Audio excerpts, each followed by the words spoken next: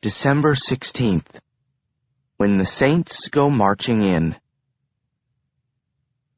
Lena was sitting on the porch when I pulled up. I insisted on driving because Link wanted to ride with us, and he couldn't risk being seen in the hearse, and I didn't want Lena to have to walk in alone. I didn't even want her to go, but there was no talking her out of it. She looked like she was ready for battle. She was wearing a black turtleneck sweater, black jeans, and a black vest with a fur-trimmed hood.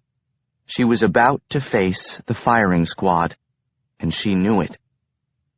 It had only been 3 days since the dance, and the DAR hadn't wasted any time. The Jackson Disciplinary Committee meeting this afternoon wasn't going to be much different than a witch trial, and you didn't have to be a caster to know that. Emily was limping around in a cast. The winter formal disaster had become the talk of the town, and Mrs. Lincoln finally had all the support she needed. Witnesses had come forward, and if you twisted everything everyone claimed they saw, heard, or remembered far enough, you could squint, slant your head just right, and try to see the logic, that Lena Duquesne was responsible. Everything was fine until she came to town. Link jumped out and opened the door for Lena. He was so riddled with guilt, he looked like he was going to puke. "Hey, Lena, how you doing?" "I'm okay." "Liar." "I don't want him to feel bad. It's not his fault." Link cleared his throat.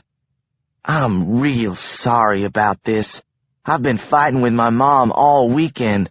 She's always been crazy, but this time, it's different." "It's not your fault, but I appreciate you trying to talk to her." "It might have made a difference if all those hags from the DAR weren't talking her other ear off.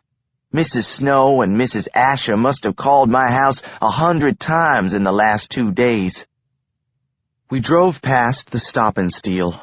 Even Fatty wasn't there. The roads were deserted, like we were driving through a ghost town.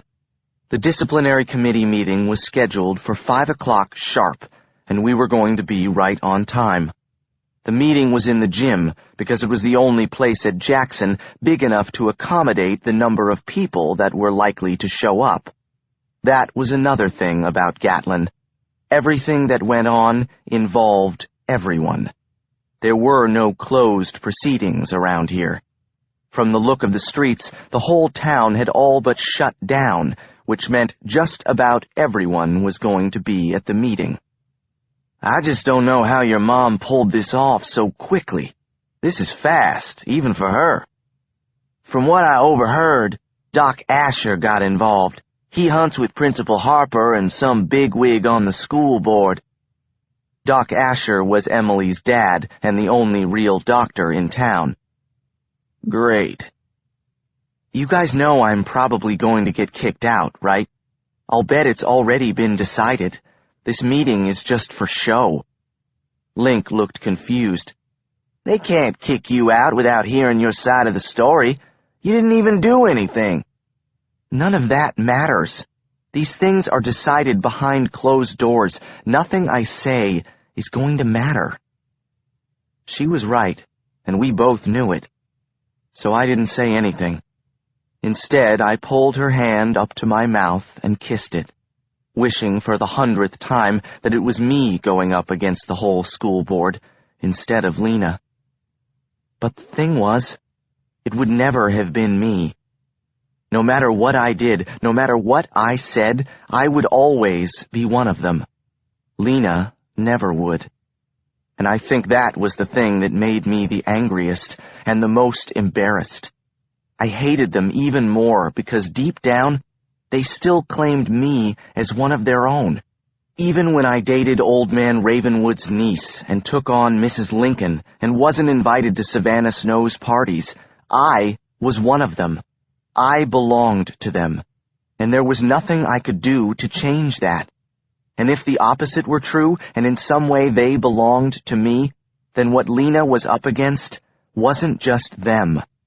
It was me. The truth was killing me.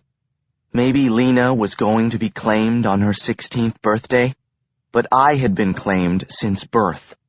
I had no more control over my fate than she did. Maybe none of us did. I pulled the car into the parking lot. It was full. There was a crowd of people lined up at the main entrance, waiting to get in.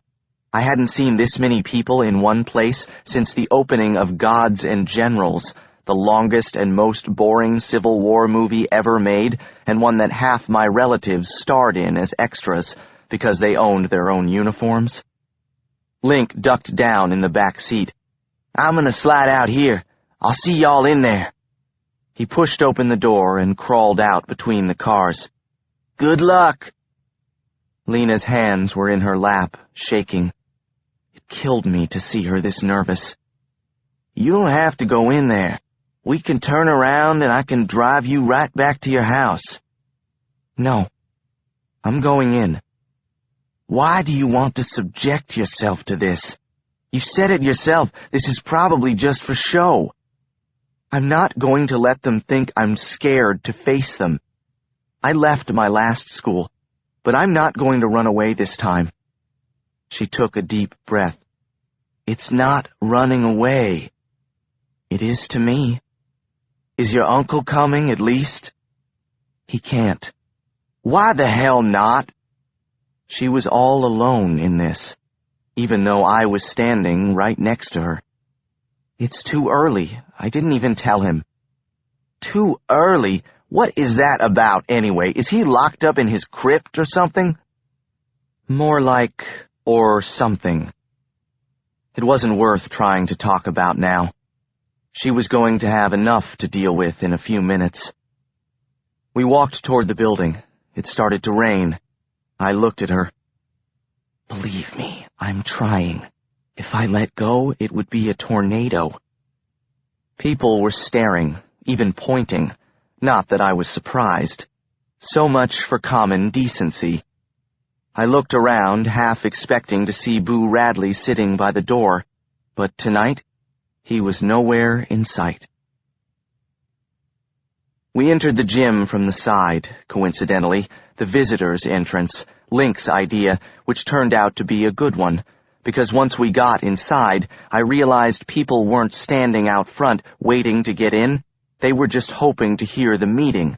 Inside, it was standing room only.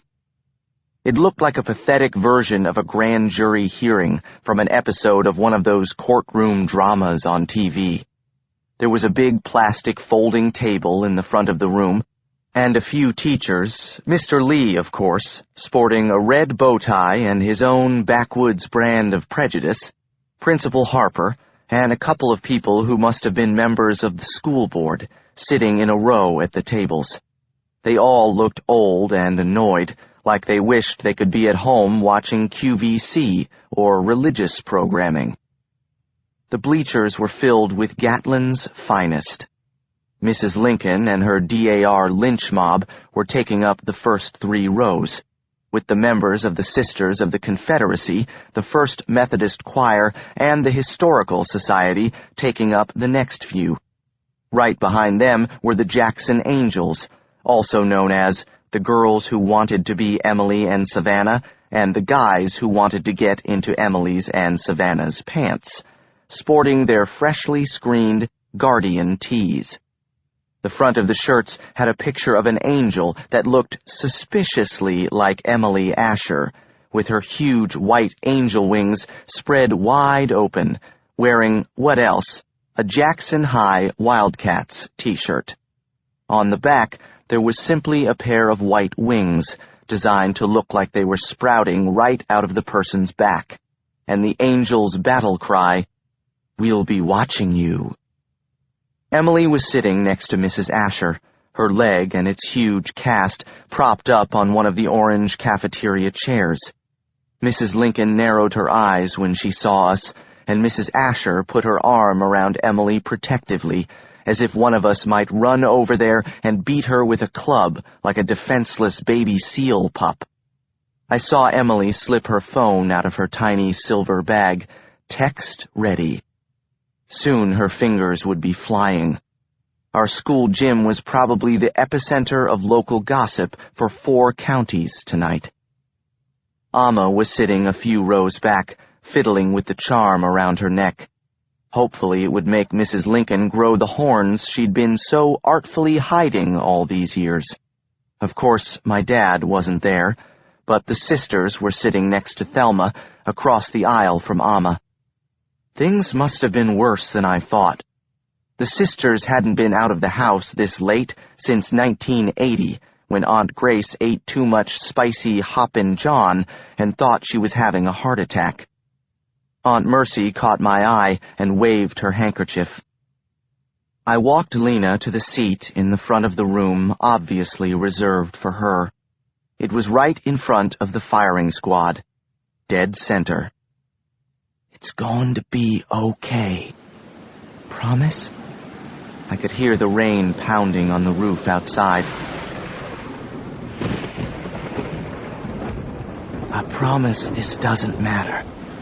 I promise these people are idiots. I promise nothing they say will ever change the way I feel about you. I'll take that as a no." The rain beat down harder on the roof. Not a good sign. I took her hand and pressed something into it. The little silver button from Lena's vest that I'd found in the beater's cracked upholstery the night we met in the rain. It looked like a piece of junk, but I had carried it in my jeans pocket ever since. "Here, it's sort of a good luck charm. At least it brought something good to me." I could see how hard she was trying not to crack. Without a word, Lena took off her chain and added it to her own collection of valuable junk. "Thanks." If she could have smiled, she would have. I made my way back toward the row where the sisters and Amma were sitting. Aunt Grace stood up, resting on her cane. "Ethan, over here. We saved you a seat, darling." "Why don't you sit down, Grace Statham?" An old blue-haired woman sitting behind the sisters hissed. Aunt Prue turned around. "Why don't you mind your own business, Sadie Honeycutt, or I will mind it for you." Aunt Grace turned to Mrs. Honeycutt and smiled. "Now you come right on over here, Ethan." I squeezed in between Aunt Mercy and Aunt Grace. "How you holding up, sweet meat?" Thelma smiled and pinched my arm. Thunder crashed outside, and the lights flickered. A few old women gasped. An uptight-looking guy sitting in the middle of the big folding table cleared his throat. "Just a little hiccup in the power is all. Why doesn't everyone kindly take their seats so we can get started? My name is Bertrand Hollingsworth, and I'm head of the school board. This meeting's been called to respond to the petition requesting the expulsion of a Jackson student, a Miss Lena Duquesne. Is that right?" Principal Harper addressed Mr. Hollingsworth from his seat at the table, the prosecution, or more accurately, Mrs. Lincoln's hangman. "Yes, sir. The petition was brought to my attention by several concerned parents, and it was signed by over 200 of Gatlin's most respected parents and citizens, and a number of Jackson's students." Of course it was. "What are the grounds for expulsion?" Mr. Harper flipped some pages on his yellow legal pad like he was reading a rap sheet. "Assault, destruction of school property, and Miss Duquesne was already on probation." "Assault? I didn't assault anyone." "It's just an accusation. They can't prove anything." I was on my feet before he even finished. "None of that's true." Another jumpy-looking guy at the other end of the table raised his voice to be heard over the rain and the 20 or 30 old women whispering about my bad manners. "Young man, have a seat. This is not a free-for-all." Mr. Hollingsworth pressed on over the din. "Do we have any witnesses to substantiate these accusations?"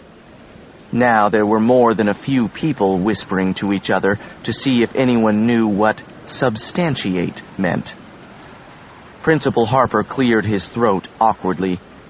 Yes, and recently I received information that indicates Miss Duquesne had similar problems at the school she previously attended. What is he talking about? How do they know anything about my old school? I don't know. What happened at your old school? Nothing. A woman from the school board flipped through some papers in front of her. I think we'd like to hear from Jackson's Parent Partnership President, Mrs. Lincoln, first. Link's mom stood up dramatically and walked down the aisle toward the Gatlin Grand Jury. She had seen a few courtroom dramas on TV herself. Good evening, ladies and gentlemen. Mrs. Lincoln, can you tell us what you know about this situation, since you are one of the original petitioners? Of course. Miss Ravenwood, Miss Duquesne, moved here several months ago, and since then there have been all sorts of problems at Jackson. First, she broke a window in the English class that came close to cutting my baby to shreds, Mrs. Snow called out. It came close to seriously injuring several children, and many of them suffered cuts from the broken glass. No one except Lena was injured, and that was an accident, Link yelled from where he was standing in the back of the room. Wesley Jefferson Lincoln, you better go home right now if you know what's good for you, Mrs. Lincoln hissed. She regained her composure, smoothing her skirt, and turned to face the disciplinary committee. Miss Duquesne's charms seem to work quite well on the weaker sex, Mrs. Lincoln said with a smile. As I was saying, she broke a window in the English classroom, which frightened the students so much that a number of civically minded young ladies took it upon themselves to form the Jackson Guardian Angels, a group whose sole purpose is to protect the students at Jackson, like a neighborhood watch. The fallen angels nodded in unison from their seats on the bleachers, like someone was pulling invisible strings attached to their heads, which, in a way, someone was. Mr. Hollingsworth was scribbling on a yellow legal pad. Was this the only incident involving Miss Duquesne? Mrs. Lincoln tried to look shocked. Heavens, no. At the winter formal, she pulled the fire alarm, ruining the dance and destroying $4,000 worth of audio equipment. As if that weren't enough, she pushed Miss Asher off of the stage, causing her to break her leg, which I've been told on good authority will take months to heal. Lena stared straight ahead, refusing to look at anyone. Thank you, Mrs. Lincoln. Link's mom turned and smiled at Lena. Not a genuine smile, or even a sarcastic smile, but an I'm going to ruin your life and enjoy doing it smile. Mrs. Lincoln walked back to her seat. Then she stopped and looked right at Lena. I almost forgot. There is one last thing. She pulled some loose papers from her purse. I have records from Miss Duquesne's previous school in Virginia, although it might be more accurate to call it an institution. I wasn't in an institution. It was a private school. As Principal Harper mentioned, this is not the first time Miss Duquesne has had violent episodes. Lena's voice in my head was bordering on hysterical. I tried to reassure her. Don't worry. But I was worried. Mrs. Lincoln wouldn't be saying this here if she couldn't prove it somehow. Miss Duquesne is a very disturbed girl. She suffers from a mental illness. Let me see. Mrs. Lincoln ran her finger down the page as if she was looking for something. I waited to hear the diagnosis for the mental illness Mrs. Lincoln thought Lena suffered from, the state of being different. Ah, yes, here it is. It appears Miss Duquesne suffers from bipolar disorder, which Dr. Asher can tell you is a very serious mental condition. These people who suffer from this affliction are prone to violence and unpredictable behavior. These things run in families. Her mother was afflicted as well. This can't be happening. The rain hammered down on the roof. The wind picked up, lashing the door of the gym. In fact, her mother murdered her father 14 years ago. The entire room gasped. Game, set, match. Everyone started talking at once. "Ladies and gentlemen, please." Principal Harper tried to calm everyone down, but it was like taking a match to dry brush. Once the fire got started, there was no stopping it.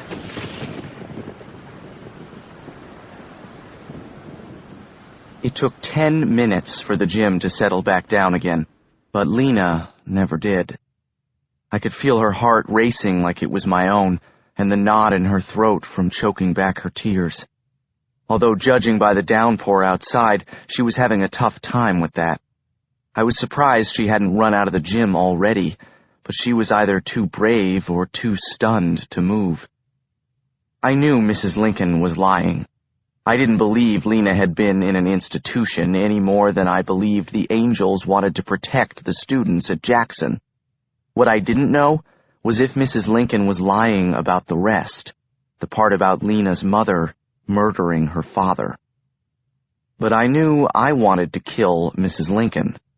I'd known Link's mom my whole life, but lately I hadn't even been able to think of her like that anymore. She didn't seem like the woman who ripped the cable box out of the wall or lectured us for hours on the virtues of abstinence. This didn't seem like one of her annoying yet ultimately innocent causes. This seemed more vindictive and more personal. I just couldn't figure out why she hated Lena so much. Mr. Hollingsworth tried to regain control. "All right, everyone, let's settle down. Mrs. Lincoln, thank you for taking the time to be here tonight. I'd like to review those documents, if you don't mind." I stood up again. "This whole thing is ridiculous. Why don't you just set her on fire and see if she burns?" Mr. Hollingsworth tried to gain control of the meeting, which was bordering on becoming an episode of Jerry Springer. "Mr. Waite, have a seat or you will be asked to leave. There will be no more outbursts during this meeting. I have reviewed the witnesses' written accounts of what happened, and it seems this matter is quite straightforward, and there is only one sensible thing to do." There was a crash, and the huge metal doors in the back of the room flew open. A gust of wind blew in, along with sheets of rain. And something else. Macon Ravenwood strode casually into the gym, dressed in a black cashmere overcoat and sharp-looking gray pinstripe suit, with Marion Ashcroft on his arm. Marion was carrying a small checkered umbrella just large enough to shield her from the downpour. Macon didn't have an umbrella, but he was still bone dry. Boo lumbered in behind them, his black hair wet and standing on end, making it obvious he was more wolf than dog. Lena turned around in her orange plastic chair, and for a second, she looked as vulnerable as she felt. I could see the relief in her eyes, and I could see how hard she was trying to stay in her seat to keep from throwing herself sobbing into his arms. Macon's eyes flickered in her direction, and she settled back in her chair. He walked down the aisle toward the members of the school board. "I'm so sorry we are late. The weather is just treacherous out there tonight. Don't let me interrupt. You were just about to do something sensible, if I heard correctly."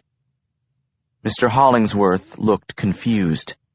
Actually, most of the people in the gym looked confused. None of them had ever seen Macon Ravenwood in the flesh. "Excuse me, sir. I don't know who you think you are, but we are in the middle of proceedings, and you can't bring that dog in here. Only service animals are permitted on school grounds." "I understand completely. It just so happens that Boo Radley is my seeing-eye dog." I couldn't help but smile. I guess, technically, that was true. Boo shook his huge body, water from his soaking wet fur showering everyone sitting close to the aisle. "Well, Mr. Ravenwood. Macon Ravenwood." There was another audible gasp from the bleachers, followed by the buzz of whispering moving down the rows.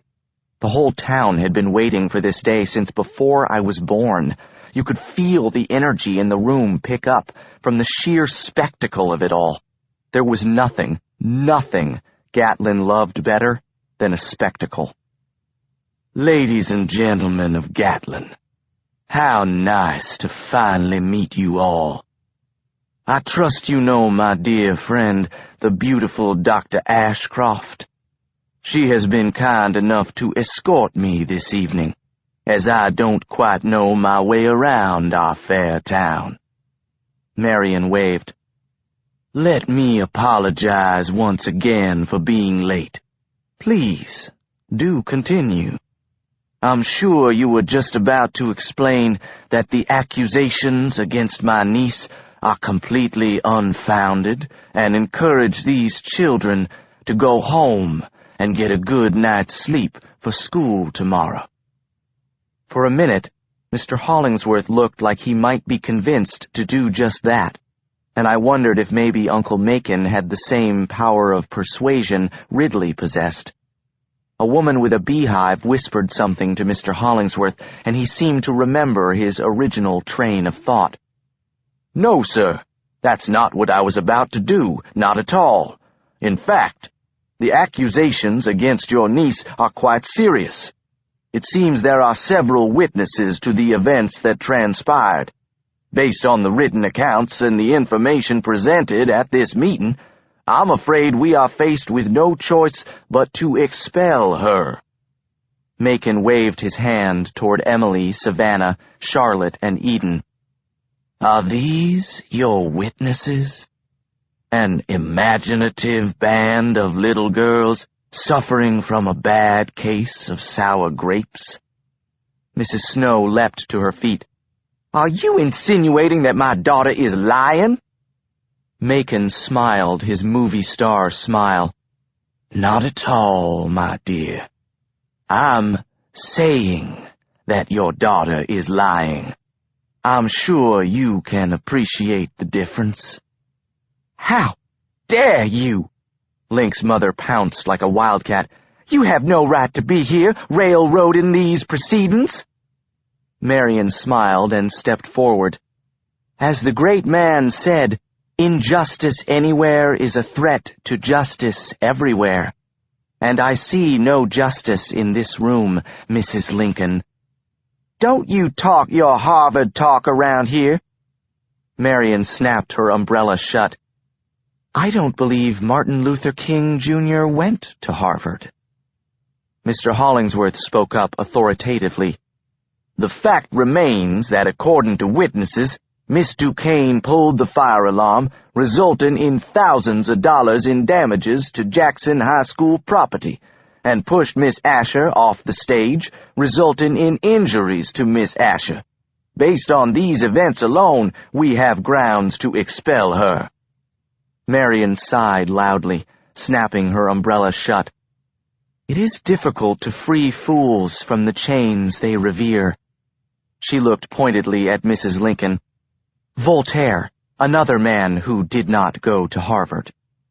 Macon remained calm, which seemed to aggravate everyone even more. "Mr. Hollingsworth. Mr. Hollingsworth, It would be a shame for you to continue on this course of action. You see, it's illegal to prevent a minor from attending school in the great state of South Carolina. Education is compulsory.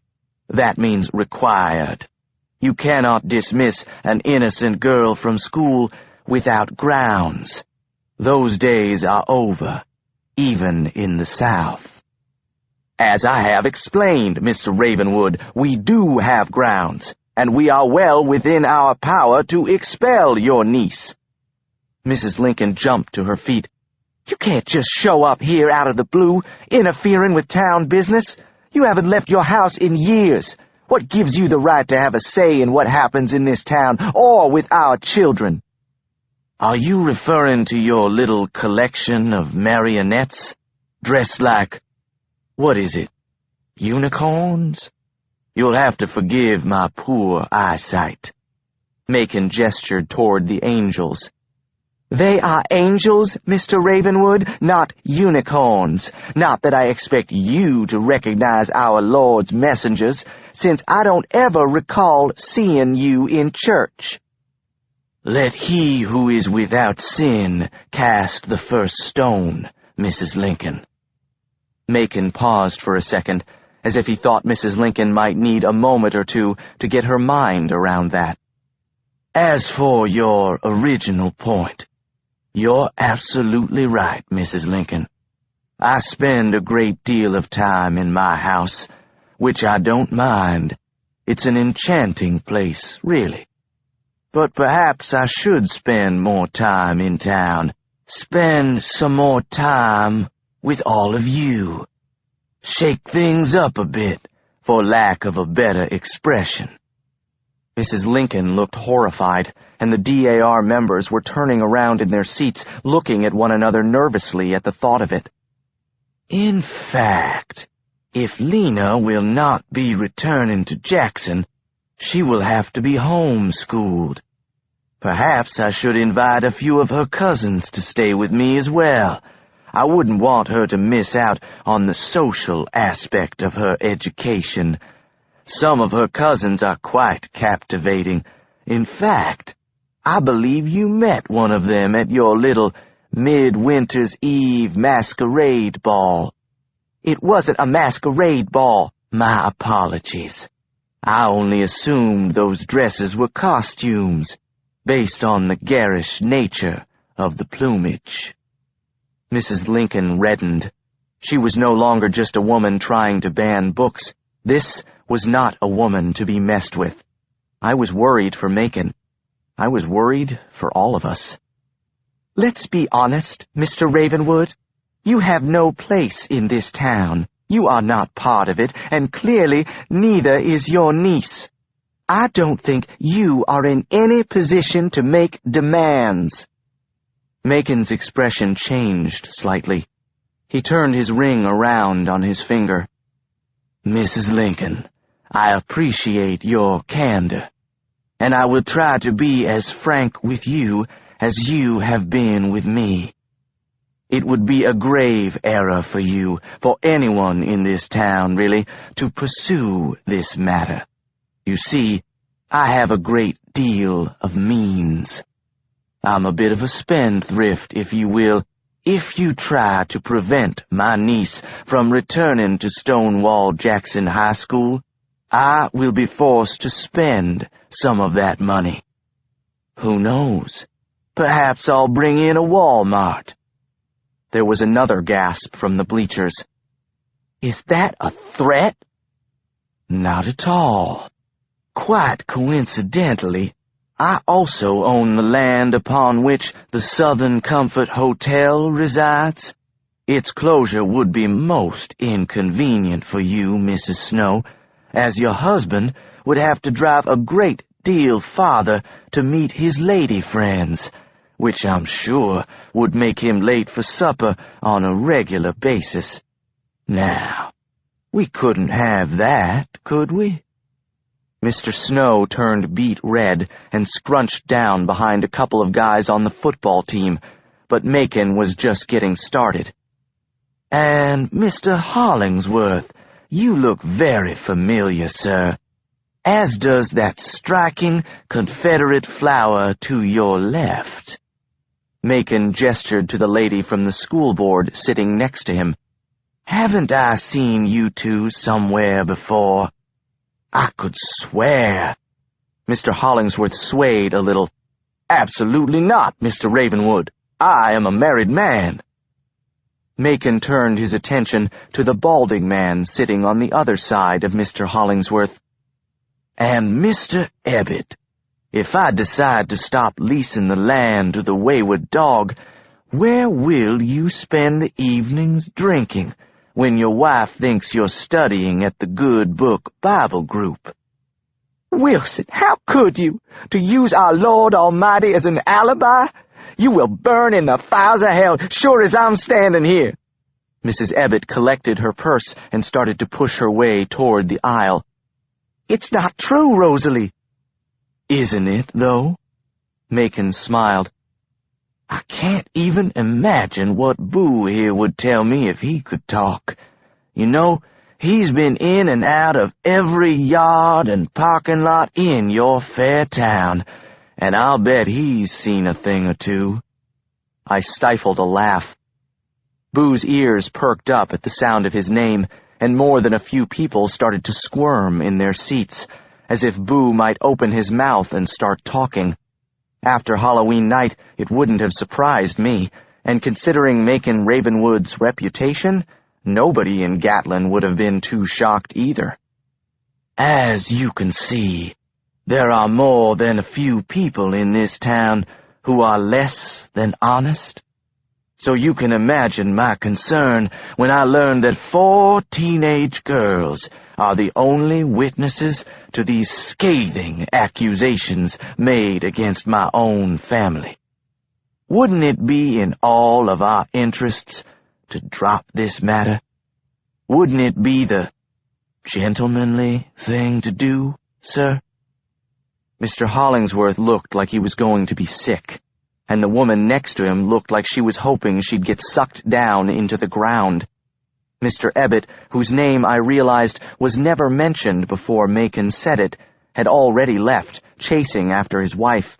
The remaining members of the tribunal looked scared to death, as if any minute now Macon Ravenwood, or his dog, might start telling the whole town their dirty little secrets. "I think you might be right, Mr. Ravenwood. Perhaps we need to investigate these accusations further before pursuing this matter. There may, in fact, be inconsistencies." "A wise choice, Mr. Hollingsworth. A very wise choice." Macon walked toward the tiny table where Lena was sitting and offered his arm. "Come now, Lena. It's late. You have school tomorrow." Lena stood up, standing even straighter than usual. The rain faded to a gentle patter. Marion tied a scarf around her hair, and the 3 of them walked back up the aisle, Boo trailing behind them. They didn't look at anyone else in the room. Mrs. Lincoln was on her feet. "Her mother is a murderer!" she screamed, pointing at Lena. Macon spun around and their eyes met. There was something about his expression. It was the same expression he'd had when I showed him Genevieve's locket. Boo growled menacingly.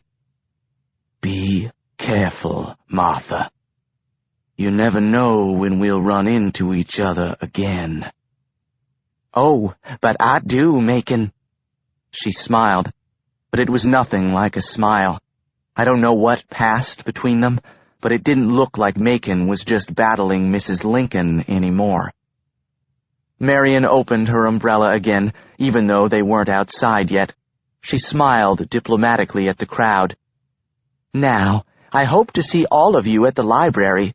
Don't forget, we're open till 6 o'clock on the weekdays." She nodded to the room. "Without libraries, what have we? We have no past and no future. Just ask Ray Bradbury, or go to Charlotte and read it for yourself on the wall of the public library."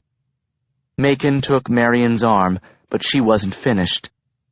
"And he didn't go to Harvard either, Mrs. Lincoln. He didn't even go to college. With that, they were gone. December 19th. White Christmas. After the disciplinary committee meeting, I don't think anyone believed Lena would show up at school the next day.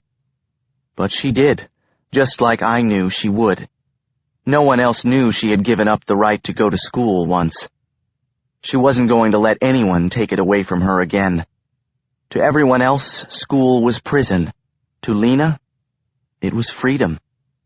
Only it didn't matter because that was the day Lena became a ghost at Jackson. Nobody looked at her, spoke to her, sat near her at any table, bleacher, or desk. By Thursday, half the kids at school were wearing the Jackson Angels t-shirt, with those white wings on their backs. The way they looked at her, it seemed half the teachers wished they could wear them too. On Friday, I turned in my basketball jersey. It just didn't feel like we were all on the same team anymore. Coach was furious. After all the hollering died down, he just shook his head. "You're crazy, Wade. Look at the season you're having, and you're throwing it away on some girl?" I could hear it in his voice. Some girl. Old Man Ravenwood's niece. Still, nobody said an unkind word to either one of us, at least not to our faces. If Mrs. Lincoln had put the fear of God into them, Macon Ravenwood had given people in Gatlin a reason to fear something even worse. The truth. As I watched the numbers on Lena's wall and hand get smaller and smaller, the possibility became more real. What if we couldn't stop it? What if Lena had been right all along, and after her birthday the girl I knew disappeared? Like she had never been here at all. All we had was the Book of Moons, and more, there was one thought I was trying to keep out of Lena's head, and mine. I wasn't sure the book was enough.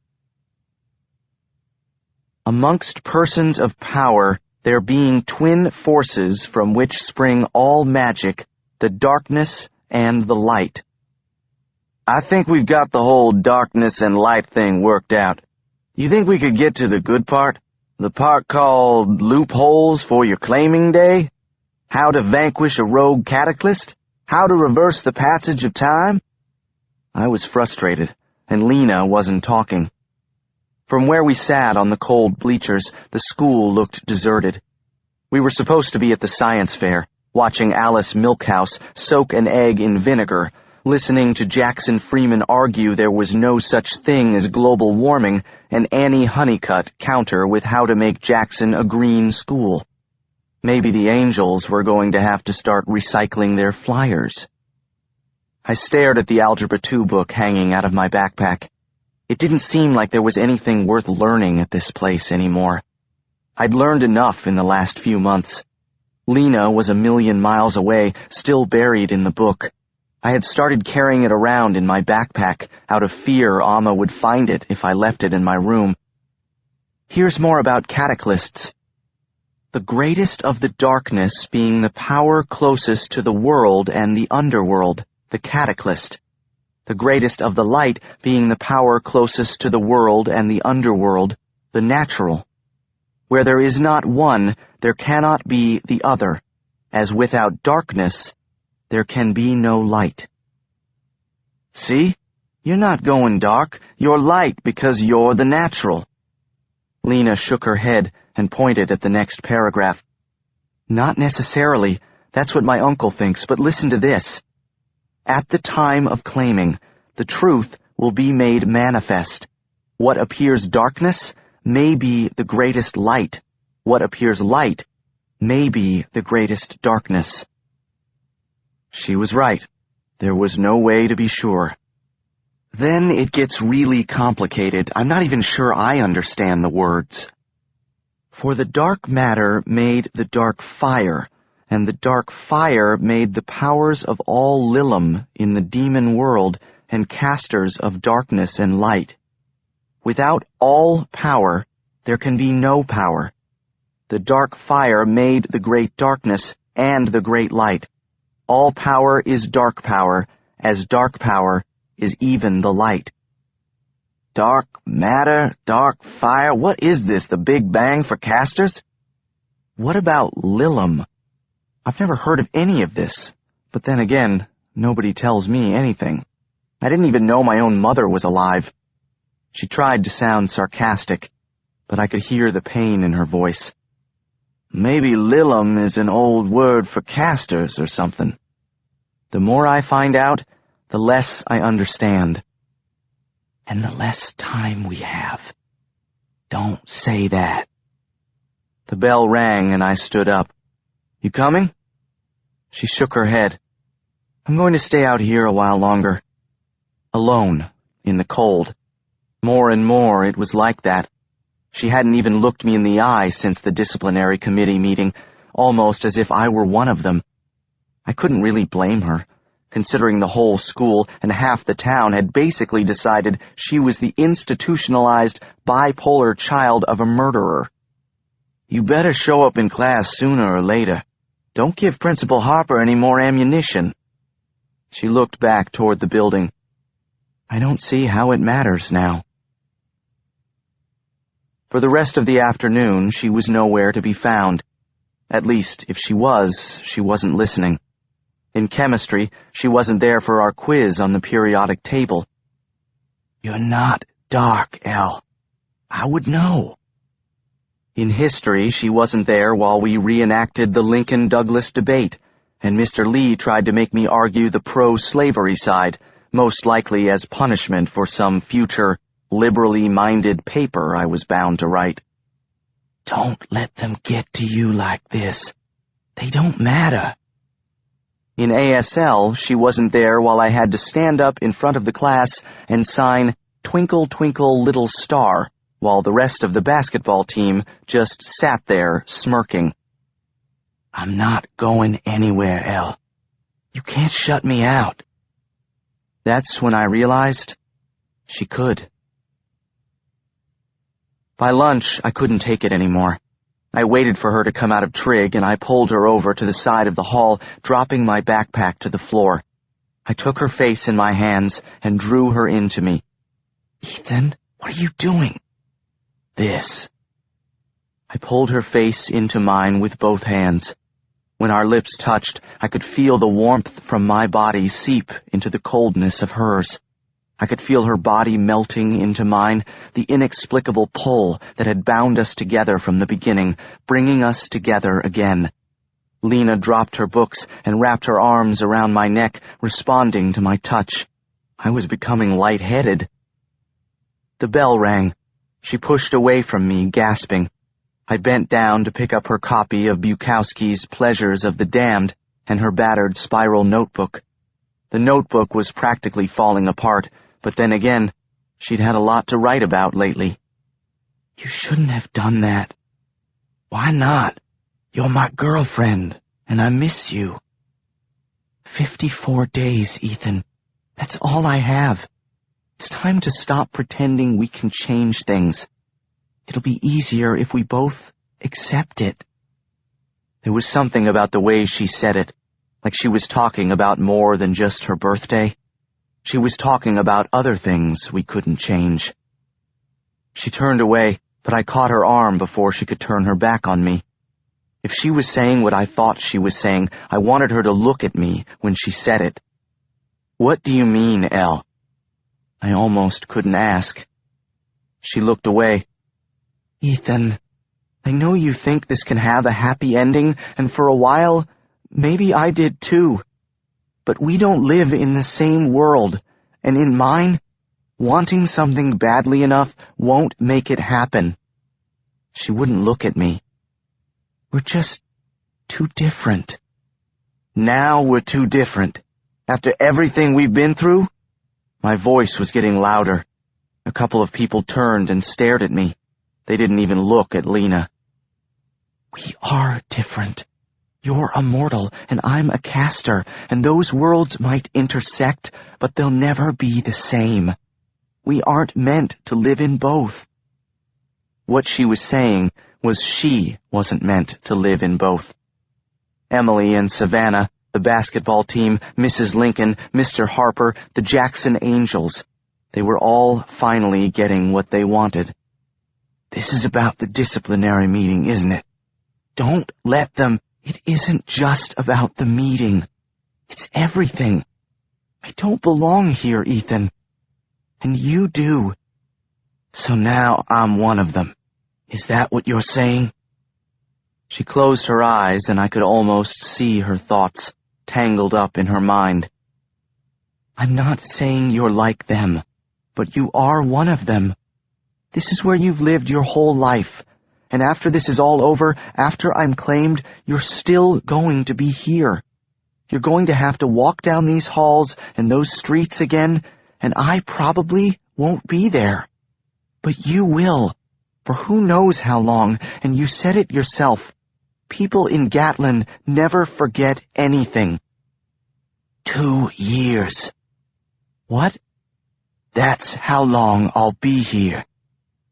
2 years is a long time to be invisible. Trust me, I know. For a minute, neither of us said anything. She just stood there, pulling shreds of paper from the wire spine of her notebook. "I'm tired of fighting it. I'm tired of trying to pretend I'm normal." "You can't give up. Not now. Not after everything. You can't let them win." "They already have. They won the day I broke the window in English." There was something about her voice that told me she was giving up on more than just Jackson. "Are you breaking up with me?" I was holding my breath. "Please, don't make this harder. It's not what I want either." "Then don't do it." I couldn't breathe. I couldn't think. It was like time had stopped again, the way it had at Thanksgiving dinner. Only this time, it wasn't magic. It was the opposite of magic. "I just think things will be easier this way. It doesn't change the way I feel about you." She looked up at me, her big green eyes sparkling with tears. Then she turned and fled down a hallway that was so quiet you could have heard a pencil drop. "Merry Christmas, Lena." But there was nothing to hear. She was gone, and that wasn't something I would have been ready for. Not in 53 days, not in 53 years, not in 53 centuries. 53 minutes later, I sat alone, staring out the window, which was a statement right there, considering how crowded the lunchroom was. Gatlin was gray. The clouds had drifted in. I wouldn't call it a storm, exactly. It hadn't snowed in years. If we were lucky, we got a flurry or two, maybe once a year. But it hadn't snowed a single day since I was 12. I wished it would snow. I wished I could hit rewind and be back in the hallway with Lena. I wished I could tell her I didn't care if everyone in this town hated me, because it didn't matter. I was lost before I found her in my dreams, and she found me that day in the rain. I knew it seemed like I was always the one trying to save Lena, but the truth was, she had saved me, and I wasn't ready for her to stop now. "Hey, man." Link slid onto the bench across from me at the empty table. "Where's Lena? I wanted to thank her." "For what?" Link pulled a piece of folded notebook paper out of his pocket. "She wrote me a song. Pretty cool, huh?" I couldn't even look at it. She was talking to Link, just not to me. Link grabbed a slice of my untouched pizza. "Listen, I got a favor to ask you." "Sure. What do you need?" "Ridley and I are going up to New York after break. If anyone asks, I'm at church camp in Savannah, far as you know." "There's no church camp in Savannah." "Yeah, but my mom doesn't know that. I told her I signed up because they have some kind of Baptist rock band." "And she believed that." "She's been acting a little weird lately. But what do I care? She said I could go." "It doesn't matter what your mom said. You can't go. There are things you don't know about Ridley. She's dangerous. Stuff could happen to you." His eyes lit up. I had never seen Link like this. Then again, I hadn't seen him too much lately. I'd been spending all my time with Lena, or thinking about Lena, the book, her birthday. The stuff my world revolved around now. Or did, until an hour ago. "That's what I'm hoping. Besides, I got it bad for that girl. She really does something to me, you know?" He took the last slice of pizza off my tray. For a second, I considered telling Link everything, just like the old days, about Lena and her family, Ridley, Genevieve, and Ethan Carter-Waite. Link had known everything in the beginning, but I didn't know if he would believe the rest, or if he could. Some things were just asking too much, even from your best friend.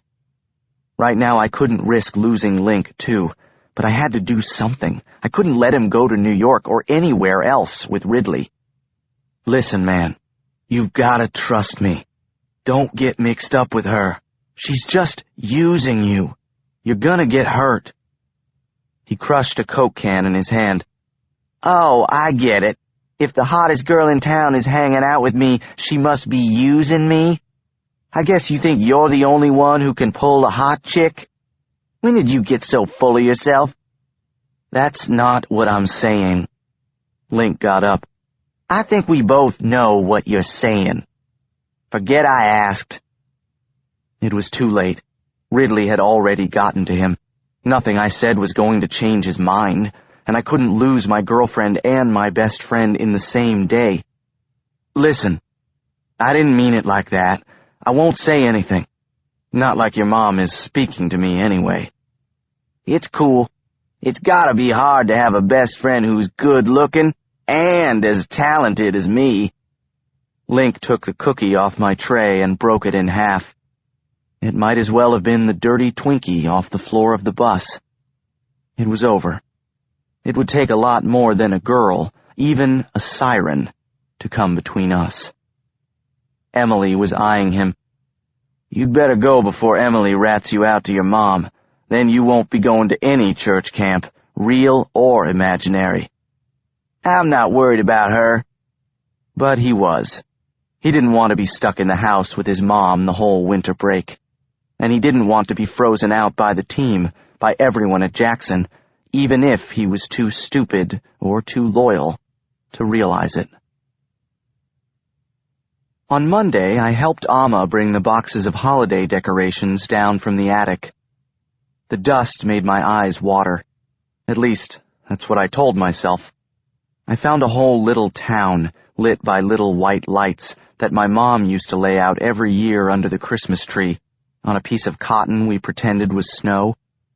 The houses were her grandmother's, and she had loved them so much that I had loved them, even though they were made of flimsy cardboard, glue, and glitter, and half the time they fell over when I tried to stand them up. "Old things are better than new things, because they've got stories in them, Ethan." She would hold up an old tin car and say, "Imagine my great-grandmother playing with this same car, arranging this same town under her tree, just like we are now." I hadn't seen the town since... when? Since I'd seen my mom, at least. It looked smaller than before, the cardboard more warped and tattered. I couldn't find the people in any of the boxes or even the animals. The town looked lonely, and it made me sad. Somehow the magic was gone, without her. I found myself reaching for Lena in spite of everything. "Everything's missing. The boxes are there, but it's all wrong.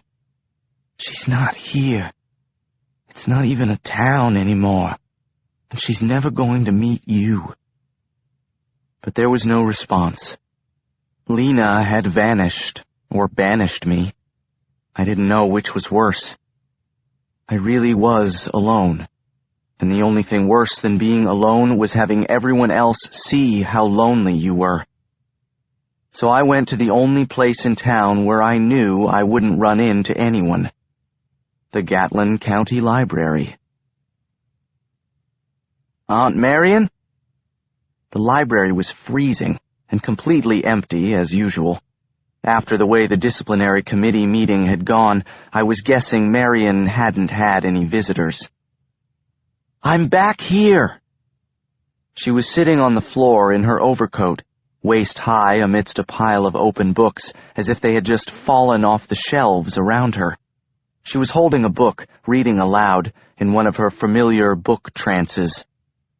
"We see him come, and know him ours, who with his sunshine and his showers turns all the patient ground to flowers. The darling of the world is come." She closed the book. "Robert Herrick. It's a Christmas carol, sung for the king at Whitehall Palace." She sounded as far away as Lena had been lately, and I felt now. "Sorry, don't know the guy." It was so cold I could see her breath when she spoke. "Who does it remind you of? Turning the ground to flowers, the darling of the world." "You mean Lena? I bet Mrs. Lincoln would have something to say about that." I sat down next to Marion, scattering books in the aisle. "Mrs. Lincoln, what a sad creature." She shook her head and pulled out another book. "Dickens thinks Christmas is a time for people to open their shut-up hearts freely and to think of people below them as if they really were fellow passengers to the grave, and not another race of creatures." "Is the heater broken? Do you want me to call Gatlin Electric?" "I never turned it on. I guess I got distracted." She tossed the book back onto the pile surrounding her. "Pity Dickens never came to Gatlin. We've got more than our share of shut-up hearts around here." I picked up a book.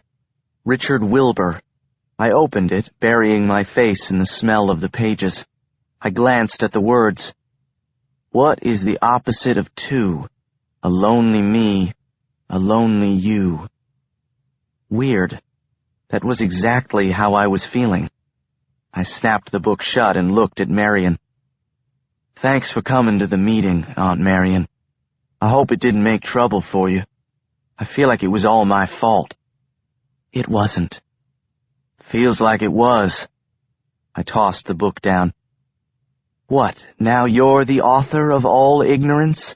You taught Mrs. Lincoln to hate and Mr. Hollingsworth to fear?" We both just sat there, surrounded by a mountain of books. She reached over and squeezed my hand. "This battle didn't start with you, Ethan. It won't end with you either, I'm afraid. Or me, for that matter." Her face grew serious. "When I walked in this morning, these books were in a pile on the floor. I don't know how they got there or why.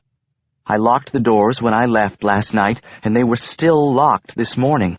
All I know is, I sat down to look through them, and every single book, every one of them, had some kind of message for me about this moment, in this town, right now. About Lena, you, even me." I shook my head. "It's a coincidence. Books are like that." She plucked a random book out of the pile and handed it to me. "You try. Open it." I took the book from her hand. "What is it?" "Shakespeare, Julius Caesar." I opened it and began to read. "Men at some time are masters of their fates. The fault, dear Brutus, is not in our stars, but in ourselves, that we are underlings." "What does that have to do with me?" Marion peered at me over her glasses. "I'm just the librarian. I can only give you the books. I can't give you the answers." But she smiled all the same. "The thing about fate is, are you the master of your fate, or are the stars?" "Are you talking about Lena or Julius Caesar? Because I hate to break it to you, but I never read the play." "You tell me." We spent the rest of the hour going through the pile, taking turns reading to each other. Finally, I knew why I had come. "Aunt Marion, I think I need to go back into the archive. Today? Don't you have things you need to be doing? Holiday shopping, at least? I don't shop. Spoken wisely. As for myself, I do like Christmas on the whole. In its clumsy way, it does approach peace and goodwill. But it is clumsier every year. More Dickens? E.M. Forster. I sighed. I can't explain it. I think I need to be with my mom. I know. I miss her too. I hadn't really thought about what I would say to Marion about how I was feeling, about the town and how everything was wrong. Now the words seemed stuck in my throat, like another person was stumbling through them. I just thought, if I could be around her books, maybe I could feel how it was before. Maybe I could talk to her. I tried to go to the graveyard once, but it didn't make me feel like she was there, in the ground. I stared at a random speck on the carpet. I know. I still can't think about her being there. It doesn't make sense. Why would you stick someone you love in a lonely old hole in the dirt, where it's cold and dirty and full of bugs? That can't be how it ends, after everything she was. I tried not to think about it, her body turning into bone and mud and dust down there. I hated the idea that she had to go through it alone, like I was going through everything alone now. How do you want it to end? Marion laid her hand on my shoulder. I don't know. Somebody should build her a monument or something. Like the general? Your mom would have had a good laugh about that. Marion pulled her arm around me. I know what you mean. She's not there. She's here. She held out her hand and I pulled her up. We held hands all the way back to the archive, as if I was still a kid she was babysitting while my mom was at work in the back. She pulled out a thick ring of keys and opened the door. She didn't follow me inside. Back in the archive, I sank into the chair in front of my mom's desk. My mom's chair. It was wooden and bore the insignia of Duke University. I think they had given it to her for graduating with honors or something like that. It wasn't comfortable, but comforting and familiar. I smelled the old varnish, the same varnish I'd probably chewed on as a baby, and right away I felt better than I had in months. I could breathe in the smell of the stacks of books wrapped in crackling plastic, the old crumbling parchment, the dust, and the cheap file cabinets. I could breathe in the particular air of the particular atmosphere of my mother's very particular planet. To me, it was the same as if I was 7 years old, sitting in her lap, burying my face in her shoulder. I wanted to go home. Without Lena, I had nowhere else to go. I picked up a small framed photograph on my mom's desk, almost hidden among the books. It was her and my father in the study at our house. Someone had taken it in black and white a long time ago, probably for the back of a book jacket on one of their early projects when my dad was still a historian and they had worked together. Back when they had funny hair and ugly pants, and you could see the happiness on their faces. It was hard to look at, but harder to put down. When I went to return it to my mom's desk next to the dusty stacks of books, one book caught my eye. I pulled it out from under an encyclopedia of Civil War weapons and a catalog of native plants of South Carolina. I didn't know what the book was. I only knew it was bookmarked with a long sprig of rosemary. I smiled. At least it wasn't a sock or a dirty pudding spoon. The Gatlin County Junior League Cookbook, Fried Chicken and Sass. It opened, by itself, to a single page. Betty Burton's buttermilk pan-fried tomatoes. My mom's favorite. The scent of rosemary rose up from the pages. I looked at the rosemary more closely. It was fresh, as if it had been plucked from a garden yesterday. My mom couldn't have put it there, but no one else would use rosemary as a bookmark. My mom's favorite recipe was bookmarked with Lena's familiar scent. Maybe the books really were trying to tell me something. "Aunt Marion, were you looking to fry up some tomatoes?" She stuck her head in the doorway. "Do you think I would touch a tomato, let alone cook one?" I stared at the rosemary in my hand. "That's what I thought. I think that was the one thing your mother and I disagreed on. Can I borrow this book, just for a few days?" "Ethan, you don't have to ask. Those are your mother's things. There isn't anything in this room she wouldn't have wanted you to have." I wanted to ask Marion about the rosemary in the cookbook, but I couldn't. I couldn't bear to show it to anyone else, or to part with it. Even though I had never, and probably would never, fry a tomato in my entire life, I stuck the book under my arm as Marion walked me to the door. "If you need me, I'm here for you. You and Lena. You know that. There's nothing I wouldn't do for you." She pushed the hair out of my eyes and gave me a smile. It wasn't my mother's smile, but it was one of my mother's favorite smiles. Marion hugged me and wrinkled her nose. "Do you smell rosemary?" I shrugged and slipped out the door into the gray day. Maybe Julius Caesar was right. Maybe it was time to confront my fate, and Lena's fate. Whether it was up to us or the stars, I couldn't just sit around and wait to find out. When I walked outside, it was snowing. I couldn't believe it. I looked up into the sky and let snow fall on my freezing face. The thick, white, powdery flakes were drifting down with no particular purpose. It wasn't a storm, not at all. It was a gift, maybe even a miracle. A white Christmas, just like the song. When I walked up to my front porch, there she was, sitting bareheaded on my front steps with her hood down. The moment I saw her, I recognized the snow for what it really was. A peace offering. Lena smiled at me. In that second, the pieces of my life that had been falling apart fell back in place. Everything that was wrong just righted itself. Maybe not everything, but enough.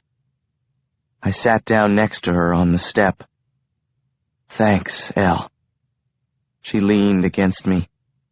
"I just wanted to make you feel better. I'm so confused, Ethan. I don't want you to get hurt. I don't know what I'd do if anything happened to you." I ran my hand through her damp hair. "Don't push me away, please. I can't stand to lose anyone else I care about." I unzipped her parka, slipping my arm around her waist, inside her jacket, and pulled her toward me.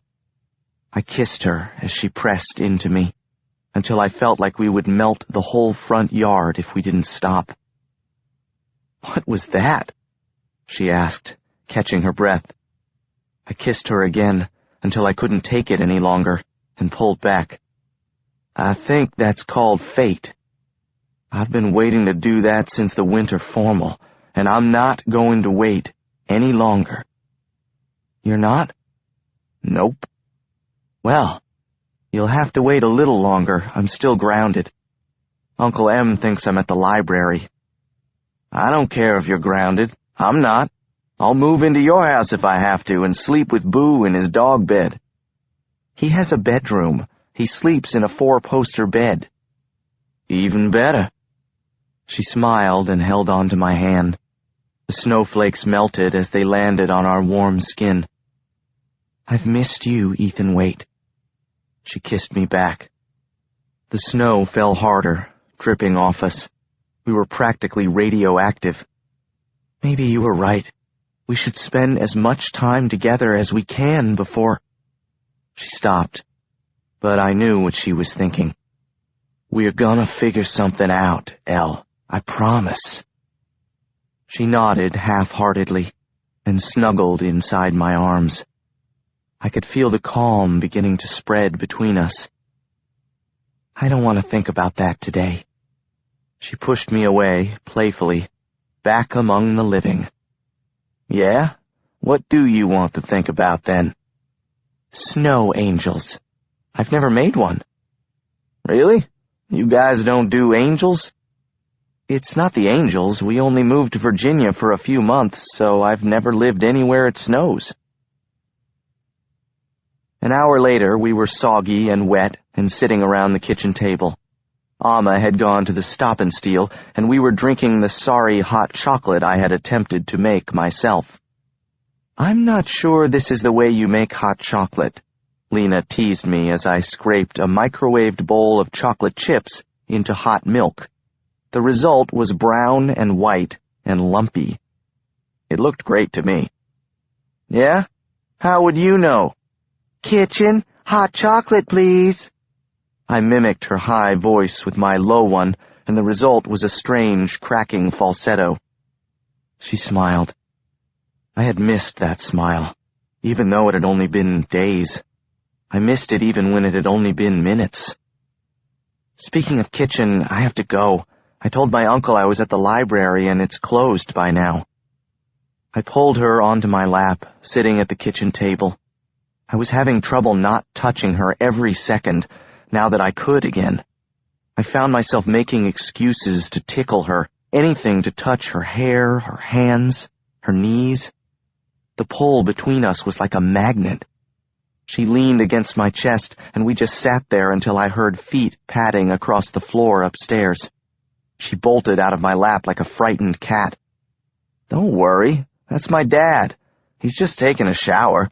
It's the only time he comes out of his study anymore. He's getting worse, isn't he?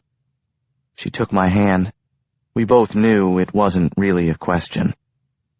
My dad wasn't like this until my mom died. He just flipped out after that. I didn't have to say the rest. She'd heard me think it enough times. About how my mom died, and we stopped cooking fried tomatoes, and we lost the little pieces of the Christmas town, and she wasn't there to stand up to Mrs. Lincoln. And nothing was ever the same again. I'm sorry. I know. Is that why you went to the library today? To look for your mom? I looked at Lena, pushing her hair out of her face. I nodded, pulling the rosemary out of my pocket and placing it carefully on the counter. Come on, I want to show you something. I pulled her out of the chair and took her hand. We slid across the old wood flooring in our damp socks and stopped at the door to the study. I looked up the stairs to my dad's bedroom. I didn't even hear the shower yet. We still had plenty of time. I tried the door handle. It's locked, Lena frowned. Do you have the key? Wait, watch what happens. We stood there, staring at the door. I felt stupid standing there, and Lena must have too because she started to giggle. Just when I was about to laugh, the door began to unbolt itself. She stopped laughing. That's not a cast. I would be able to feel it. I think I'm supposed to go in. Or we are. I stepped back and the door bolted itself again.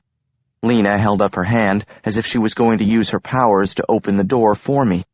I touched her back, gently. Elle, I think I need to do it. I touched the handle again. The door unbolted and swung open, and I stepped into the study for the first time in years.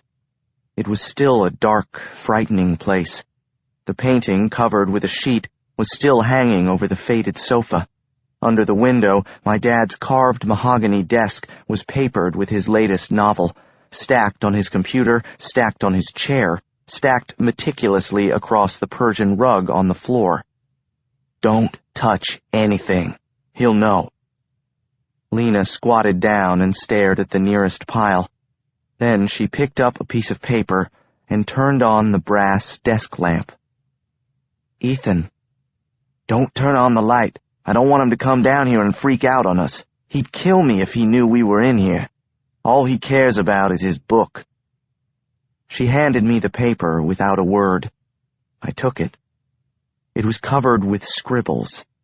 Not scribbled words, just scribbles. I grabbed a handful of the papers closest to me. They were covered with squiggly lines and shapes, and more scribbles. I picked up a piece of paper from the floor. Nothing but tiny rows of circles. I tore through the stacks of white paper littering his desk and the floor. More scribbles and shapes, pages and pages of them. Not a single word. Then I understood. There was no book.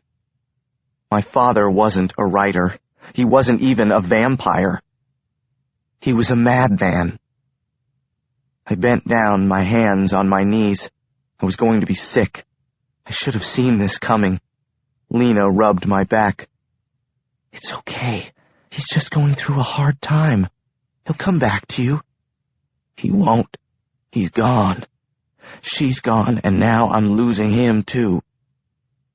What had my father been doing all this time? Avoiding me? What was the point of sleeping all day and working all night if you weren't working on the great American novel? If you were scribbling rows and rows of circles? Escaping from your only child? Did Amma know? Was everyone in on the joke but me? "It's not your fault. Don't do this to yourself." This time I was the one out of control.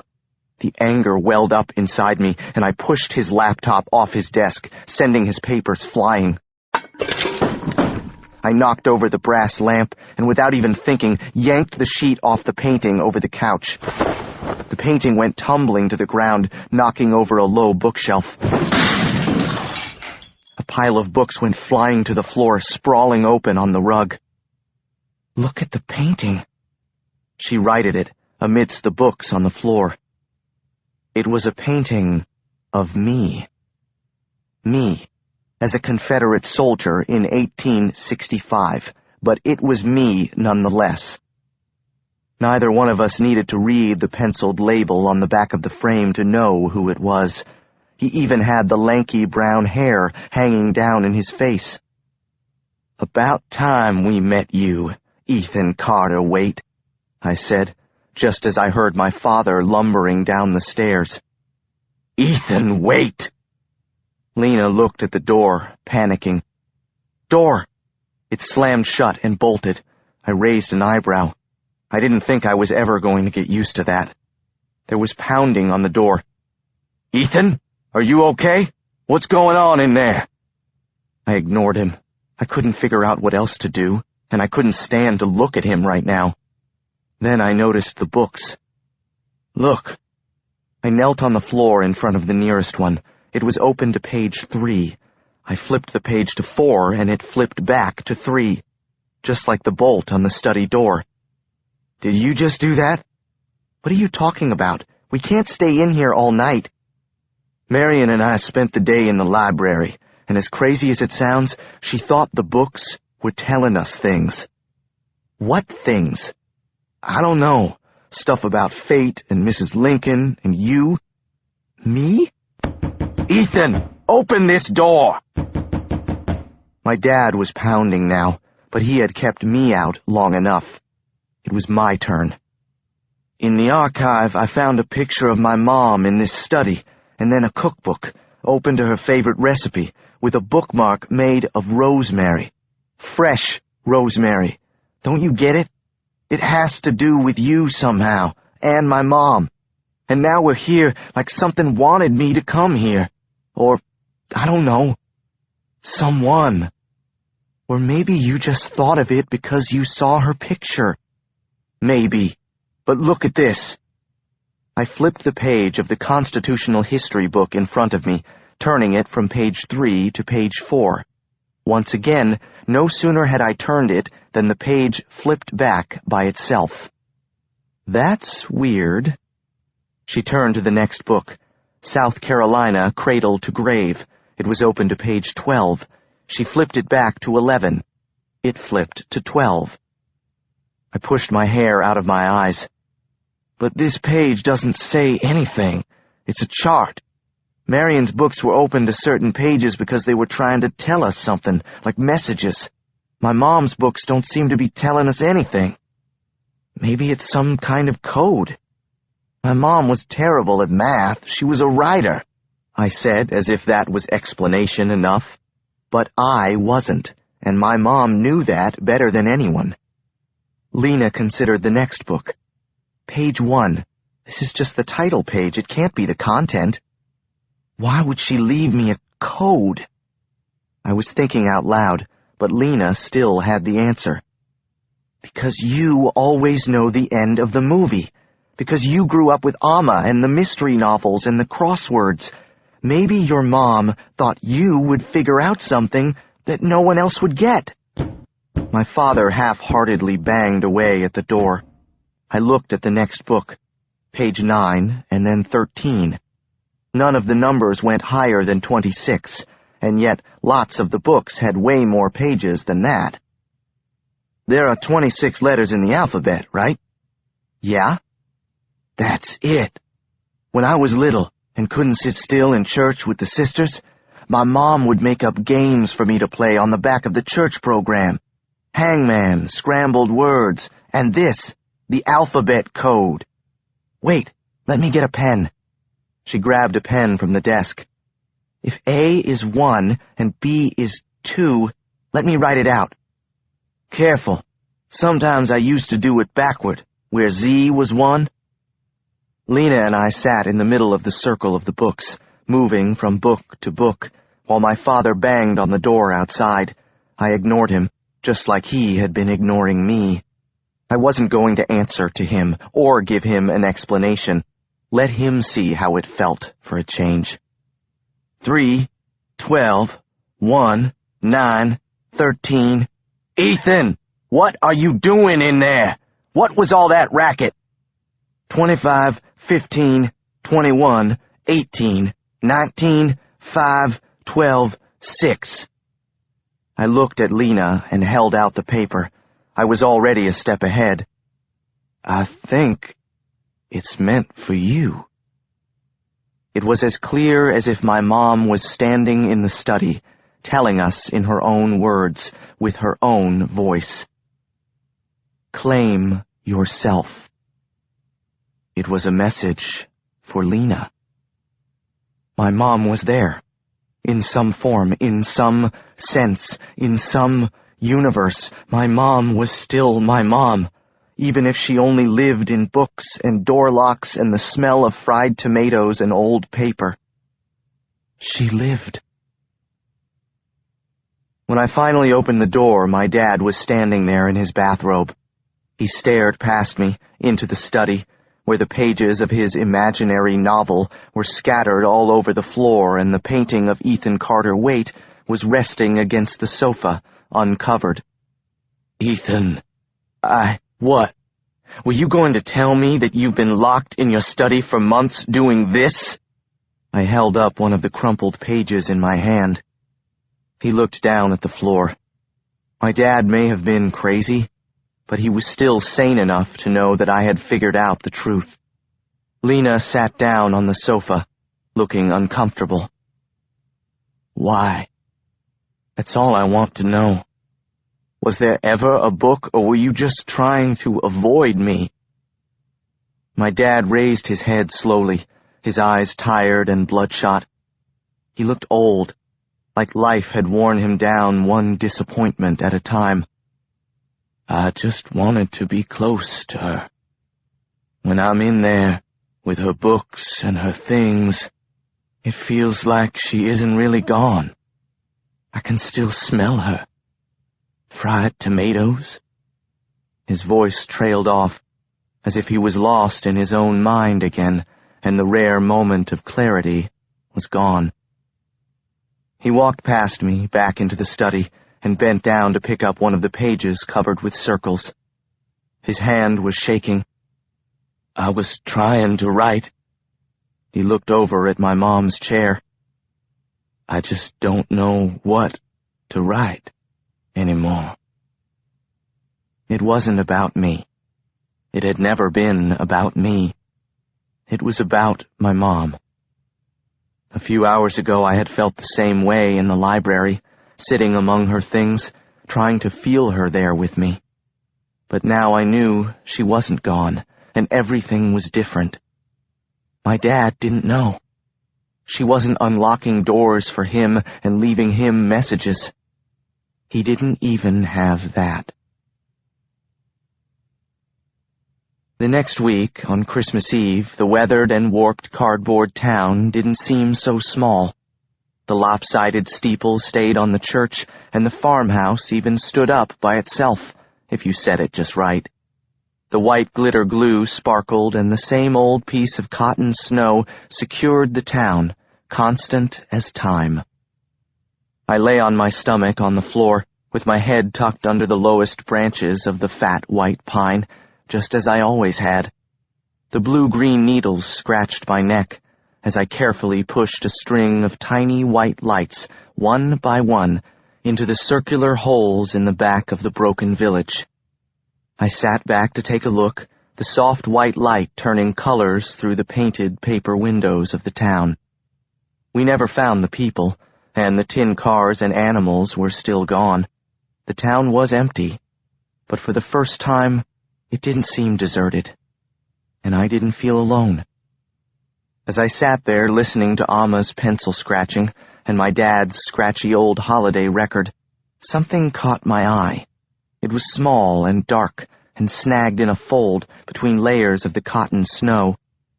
It was a star, about the size of a penny, painted silver and gold, and surrounded by a twisted halo made of what looked like a paperclip. It was from the town's pipe cleaner Christmas tree, which we hadn't been able to find in years. My mom had made it in school as a little girl in Savannah. I put it in my pocket. I'd give it to Lena next time I saw her, for her charm necklace, for safekeeping, so it didn't get lost again. So I didn't get lost again. My mom would have liked that. Would like that. Just like she would have liked Lena. Or maybe even did. Claim yourself. The answer had been in front of us all along. It was just locked away with all the books in my father's study, stuck between the pages of my mother's cookbook. Snagged a little in the dusty snow. January 12th. Promise. There was something in the air. Usually when you heard that, there wasn't really something in the air, but the closer it got to Lena's birthday, the more I had to wonder. When we came back from winter break, the halls had been tagged with spray paint, covering the lockers and walls. Only it wasn't the usual graffiti. The words didn't even look like English. You wouldn't have thought they were words at all, unless you had seen the Book of Moons. A week later, every window in our English classroom was busted out. Again, it could have been the wind, except there wasn't even a breeze. How could the wind target a single classroom, anyway? Now that I wasn't playing basketball, I had to take PE for the rest of the year, by far the worst class at Jackson. After an hour of timed sprints and rope burn from climbing a knotted rope to the gym ceiling, I got back to my locker to find the door open and my papers scattered all over the hall. My backpack was gone. Though Link found it a few hours later, dumped in a trash can outside the gym, I had learned my lesson. Jackson High was no place for the Book of Moons. From then on, we kept the book in my closet. I waited for Amma to discover it, to say something, to cover my room with salt. But she never did. I had pored over the old leather book, with and without Lena, using my mom's battered Latin dictionary for the past 6 weeks. Amma's oven mitts helped me keep the burns to a minimum. There were hundreds of casts, and only a few of them were in English. The rest were written in languages I couldn't read, and the caster language we couldn't hope to decipher. As we grew more familiar with the pages, Lena grew more restless. Claim yourself, that doesn't even mean anything. Of course it does. None of the chapters say anything about it. It's not in any description of the claiming in the book. We just have to keep looking. It's not like we're going to read it in the Cliff Notes. The Book of Moons had to have the answer, if we could just find it. We couldn't think about anything else, except the fact that a month from now, we could lose it all. At night, we stayed up late talking from our respective beds, because even now, every night seemed closer to the night that could be our last. "What are you thinking, Elle? Do you really want to know?" "I always want to know." Did I? I stared at the creased map on my wall, the thin green line connecting all the places I had read about. There they were, all the cities of my imaginary future, held together with tape and marker and pins. In 6 months, a lot had changed. There was no thin green line that could lead me to my future anymore. Just a girl. But now her voice was small, and I had to strain to hear her. "There's a part of me that wishes we'd never met." "You're kidding, right?" She didn't answer. Not right away. "It just makes everything so much harder. I thought I had a lot to lose before, but now I have you." "I know what you mean." I knocked the shade off the lamp next to my bed and stared straight into the bulb. If I stared right at it, the brightness would sting my eyes and keep me from crying. "And I could lose you." "That's not gonna happen, Elle." She was quiet. My eyes were temporarily blinded by swirls and streaks of light. I couldn't even see the blue of my bedroom ceiling, though I was staring right at it. "Promise?" "I promise." It was a promise she knew I might not be able to keep. But I made it anyway because I was going to find a way to make it true. I burned my hand as I tried to turn out the light. February 4th. The Sandman, or something like him. Lena's birthday was in a week. 7 days. 168 hours. 10,008 seconds. Claim yourself. Lena and I were exhausted, but we ditched school anyway to spend the day with the Book of Moons. I had become an expert at Amma's signature, and Miss Hester wouldn't dare to ask Lena for a note from Macon Ravenwood.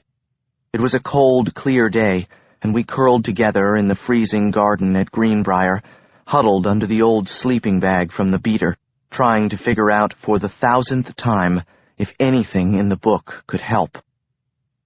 I could tell Lena was starting to give up. Her ceiling was completely covered in Sharpie, wallpapered with the words she couldn't say and thoughts she was too scared to express. Dark fire, light dark, dark matter. What matters?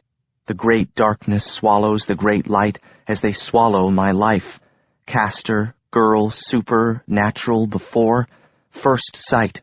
7 days. 7 days. 7 days. 7 7 7 7 7 7 7 7 7 7 7 7 7 7 7. I couldn't blame her. It did seem pretty hopeless, but I wasn't ready to give up. I never would be. Lena slumped against the old stone wall, crumbling like what little chance we had left. "This is impossible. There are too many casts. We don't even know what we're looking for." There were casts for every conceivable purpose, blinding the unfaithful, bringing forth water from the sea, binding the runes. But nothing that said, "Cast to uncurse your family from a dark binding," or "Cast to undo the act of trying to bring great-great-great-great-grandmother Genevieve's war hero back to life," or "Cast to avoid going dark at your claiming," or the one I was really looking for, "Cast to save your girlfriend, now that you finally have one, before it's too late." I turned back to the table of contents. obsecrationes, incantamina, nectentes, maledicentes, maleficia. Don't worry, El. We'll figure it out. But even as I said it, I wasn't so sure. The longer the book stayed on the top shelf of my closet, the more I felt like my room was becoming haunted. It was happening to both of us, every night. The dreams, which felt more like nightmares, were getting worse. I hadn't slept for more than a couple of hours in days. Every time I closed my eyes, every time I fell asleep, they were there, waiting. But even worse, it was the same nightmare replayed again and again in a constant loop. Every night, I lost Lena over and over again, and it was killing me. My only strategy was to stay awake.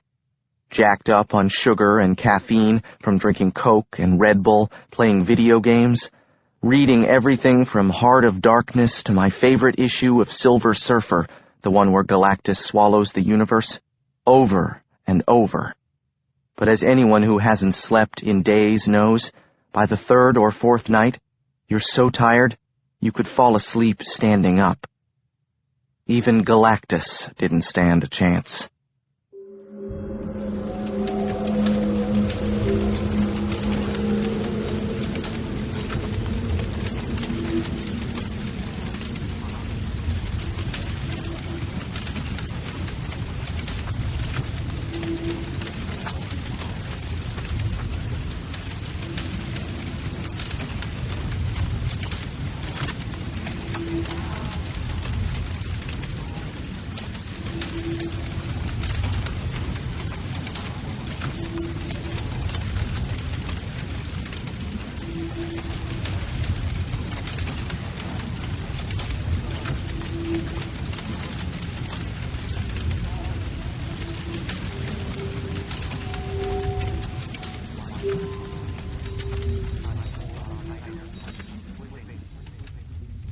I bolted upright in bed, coughing. It was so real. I could taste the smoke. But my room wasn't hot, it was cold. My window was open again. The moonlight allowed my eyes to adjust more quickly than usual to the darkness. I noticed something out of the corner of my eye. Something was moving in the shadows. There was someone in my room. Holy crap! He tried to get out before I noticed him, but he wasn't fast enough. He knew I'd seen him, so he did the only thing he could do. He turned to face me. Although I, myself, don't consider it particularly holy, who am I to correct you after such an ungraceful exit? Macon smiled his Cary Grant smile and approached the end of my bed. He was wearing a long black coat and dark slacks. He looked like he was dressed for some kind of turn-of-the-century night on the town, instead of a modern-day breaking and entering. Hello, Ethan.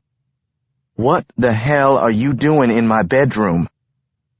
He seemed at a loss. For Macon, which just meant he didn't have an immediate and charming explanation on the tip of his tongue. It's complicated. Well, uncomplicated? Because you climbed in my window in the middle of the night, so either you're some kind of vampire or some kind of perv, or both. Which is it? Mortals, everything is so black and white to you. I'm not a hunter, nor a harmer. You would be confusing me with my brother, hunting. Blood doesn't interest me. He shuddered at the thought. Neither blood nor flesh. He lit a cigar, rolling it between his fingers. Amma was going to have a fit when she smelled that tomorrow. In fact, it all makes me a bit squeamish. I was losing my patience. I hadn't slept in days, and I was tired of everyone dodging my questions all the time. I wanted answers, and I wanted them now. I've had enough of your riddles. Answer the question, what are you doing in my room? He walked over to the cheap swivel chair next to my desk and sat down in one sweeping movement. Let's just say I was eavesdropping. I picked up the old Jackson High basketball t-shirt balled up on the floor and pulled it over my head. Eavesdropping on what, exactly? There's no one here. I was sleeping. No. Actually, you were dreaming. How do you know that? Is that one of your caster powers? I'm afraid not. I'm not a caster, not technically. My breath caught in my throat. Macon Ravenwood never left his house during the day. He could make himself appear out of nowhere, watch people through the eyes of his wolf that masqueraded as a dog, and nearly squeeze the life out of a dark caster without flinching. If he wasn't a caster, then there was only one explanation. So you are a vampire. I most certainly am not. He looked annoyed. That's such a common phrase, such a cliché, and so unflattering. There are no such things as vampires. I suppose you believe in werewolves and aliens, too. I blame television. He inhaled deeply from his cigar. I hate to disappoint you. I'm an incubus. I'm sure it was just a matter of time before Amarie told you herself, since she seems so intent on revealing all my secrets. An incubus? I didn't even know if I should be scared. I must have looked confused because Macon felt compelled to elaborate. By nature, gentlemen like myself do have certain powers, but those powers are only relative to our strength, which we must replenish regularly. There was something disturbing about the way he said replenish. What do you mean by replenish? We feed, for lack of a better word, on mortals to replenish our strength. The room started to sway, or maybe Macon was swaying. Ethan, sit down. You look absolutely pallid. Macon strode over and guided me to the edge of the bed. As I said, I use the word feed for lack of a better term. Only a blood incubus feeds on mortal blood, and I am not a blood incubus. Although we are both Lilim, those who dwell in the absolute darkness, I am something entirely more evolved. I take something you mortals have in abundance, something you don't even need. What? Dreams. Fragmented bits and pieces, ideas, desires, fears, memories. Nothing you miss. The words came rolling out of his mouth as if he was speaking a charm. I found myself struggling to process them, trying to understand what he was saying. My mind felt like it was wrapped in thick wool. But then, I understood. I could feel the pieces clicking together like a puzzle in my mind. The dreams. You've been taking part of them? Sucking them out of my head? That's the reason I can't remember the whole dream? He smiled and stubbed his cigar out on an empty Coke can on my desk. Guilty as charged. Except for the sucking. Not the most polite phraseology. If you're the one sucking, stealing my dreams, then you know the rest. You know what happens in the end. You can tell us, so we can stop it. I'm afraid not. I selected the bits and pieces I took, rather intentionally. Why don't you want us to know what happens? If we know the rest of the dream, maybe we can stop it from happening. It seems you know too much already. Not that I understand it completely myself. Stop talking in riddles for once. You keep saying I can protect Lena, that I have power. Why don't you tell me what the hell is really going on, Mr. Ravenwood, because I'm tired, and I'm sick of being jerked around. I can't tell you what I don't know, son. You're a bit of a mystery. I'm not your son. Melchizedek Ravenwood! Amma's voice rang out like a bell. Macon started losing his composure. How dare you come into this house without my permission? She was standing in her bathrobe holding a long rope of beads. If I didn't know better, I'd have thought it was a necklace. Amma shook the beaded charm angrily in her fist. We have an agreement. This house is off limits. You find somewhere else to do your dirty business. It's not that simple, Amarie. The boy is seeing things in his dreams, things that are dangerous for both of them. Amma's eyes were wild. Are you feeding off of my boy? Is that what you're saying? Is that supposed to make me feel better? Calm down. Don't be so literal. I am merely doing what is necessary to protect them both. I know what you do and what you are, Melchizedek, and you will deal with the devil in due time. Don't you bring that evil into my house. I made a choice long ago, Amarie. I fought what I was destined to be. I fight it every night of my life, but I am not dark. Not as long as I have the child to concern me.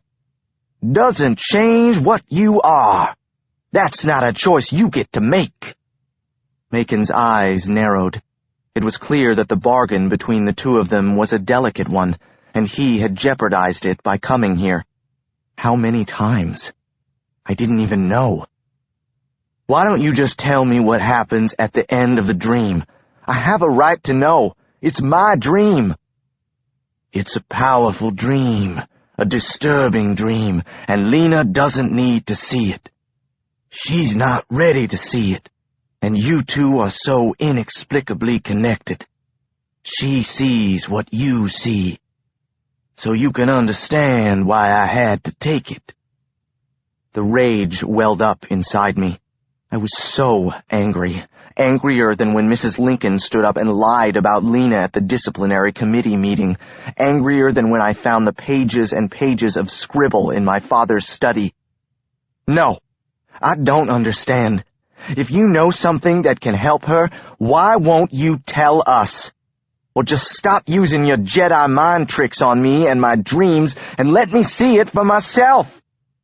I am only trying to protect her.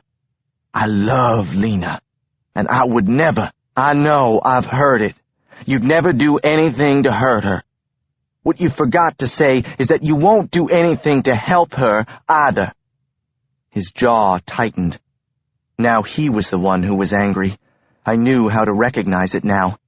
But he didn't break character, not even for a minute. I am trying to protect her, Ethan, and you as well. I know you care for Lena, and you do offer her some sort of protection, but there are things you don't see right now, things that are beyond any of our control. One day, you will understand. You and Lena are just too different. A species apart, just like the other Ethan wrote to Genevieve. I understood all right. Nothing had changed in over 100 years. His eyes softened. I thought maybe he pitied me, but it was something else. Ultimately, it will be your burden to bear. It's always the mortal who bears it. Trust me. I know. I don't trust you, and you're wrong. We aren't too different. Mortals. I envy you. You think you can change things, stop the universe, undo what was done long before you came along. You are such beautiful creatures. He was talking to me, but it didn't feel like he was talking about me anymore. I apologize for the intrusion. I'll leave you to your sleep. Just stay out of my room, Mr. Ravenwood, and out of my head. He turned toward the door, which surprised me. I expected him to leave the way he had arrived. "One more thing. Does Lena know what you are?" He smiled. "Of course. We have no secrets between us." I didn't smile back. There were more than a few secrets between them, even if this wasn't one of them, and both Macon and I knew it. He turned away from me with a swirl of his overcoat and was gone. Just like that. February 5th. The Battle of Honey Hill. The next morning I woke up with a pounding headache. I did not, as so often happens in stories, think that the whole thing had never happened.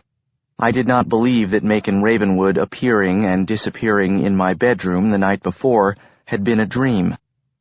Every morning for months after my mom's accident, I had woken up believing it had all been a bad dream. I would never make that mistake again. This time around, I knew if it seemed like everything had changed, it was because it had. If it seemed like things were getting weirder and weirder, it was because they were. If it seemed like Lena and I were running out of time, it was because we were. 6 days and counting. Things didn't look good for us. That was all there was to say. So, of course, we didn't say it. At school, we did what we always did. We held hands in the hallway, we kissed by the back lockers until our lips ached and I felt close to being electrocuted. We stayed in our bubble, enjoyed what we tried to pretend were our ordinary lives, or what little we had left of them. And we talked, all day long, through every minute of every class, even the ones we didn't have together. Lena told me about Barbados, where the water and the sky met in a thin blue line until you couldn't tell which was which, while I was supposed to be making a clay rope bowl in ceramics. Lena told me about her grandma, who let her drink 7-Up using red licorice as a straw, while we wrote our in-class Dr. Jekyll and Mr. Hyde essays in English, and Savannah Snow smacked her gum. Lena told me about Macon, who, despite everything, had been there for every birthday, wherever she'd been, since she could remember. That night, after staying up for hour after hour with the Book of Moons, we watched the sunrise, even though she was at Ravenwood and I was at home. "Ethan, I'm here. I'm scared." "I know. You should try to get some sleep, Elle." "I don't want to waste time sleeping." "Me neither." But we both knew that wasn't it. Neither one of us felt much like dreaming. The night of the claiming being the night of greatest weakness, when the darkness within enjoins the darkness without, and the person of power opens to the great darkness, so stripped of protections, bindings, and casts of shield and immunity. Death, at the hour of claiming, is most final and eternal. Lena shut the book. "I can't read any more of this." "No kidding. No wonder your uncle is so worried all the time." "It's not enough that I could turn into some kind of evil demon. I could also suffer eternal death. Add that to the list under impending doom." "Got it. Demon, death, doom." We were in the garden at Greenbrier again. Lena handed me the book and flopped on her back, staring up at the sky. I hoped she was playing with the clouds instead of thinking about how little we had figured out during these afternoons with the book. But I didn't ask her to help me as I paged through it, wearing Amma's old garden gloves that were way too small. There were thousands of pages in the Book of Moons, and some pages contained more than one cast. There was no rhyme or reason to the way it was organized, at least none that I could see. The table of contents had turned out to be some kind of hoax that only loosely corresponded to some of what could actually be found inside. I turned the pages, hoping I would stumble across something, but most of the pages just looked like gibberish. I stared at the words I couldn't understand. Hiddargen vod hin sid argoch, datoduch I colum, troiluch a thrauch ev. Buruch I rumen chun, vele kafkan vod, hin ruin de chai amdano, hin ruin I gesio. Something jumped out at me, a word I recognized from a quote tacked on the wall of my parents' study. Pete et invenies, seek and you shall find. Invenies, find. Ut invenias quod abest, expedi nodum, torque et convolve, helice hoc vinculum, ut inveniam, quod desidero, quod peto. I tore through the pages of my mom's Latin dictionary, scrawling the words in the back as I translated them. The words of the cast stared back at me. To find what is missing, unravel the tie, twist and wind. Cast this bind, so I may find that which I yearn for, that which I seek. I found something. Lena sat up, peering over my shoulder. What are you talking about? She sounded less than convinced. I held my chicken scratch handwriting up for her to read. I translated this. It seems like you use it to find something. Lena leaned closer, checking my translation. Her eyes widened. It's a locator cast. That sounds like something we can use to find the answer, so we can figure out how to undo the curse. Lena pulled the book into her lap, staring at the page. She pointed to the other cast above it. That's the same cast in Welsh, I think. But can it help us? I don't know. We don't even really know what we're looking for. She frowned, suddenly less enthusiastic. Besides, spoken casting isn't as easy as it looks, and I've never done it before. Things can go wrong. Was she kidding? Things can go wrong? Things worse than turning into a dark caster on your 16th birthday? I grabbed the book out of her hands, burning the daisies off the tips of the gloves. Why did we dig up a grave to find this thing and waste weeks trying to figure out what it says if we aren't even going to try? I held the book up until one of the gloves started to smoke. Lena shook her head. Give me that.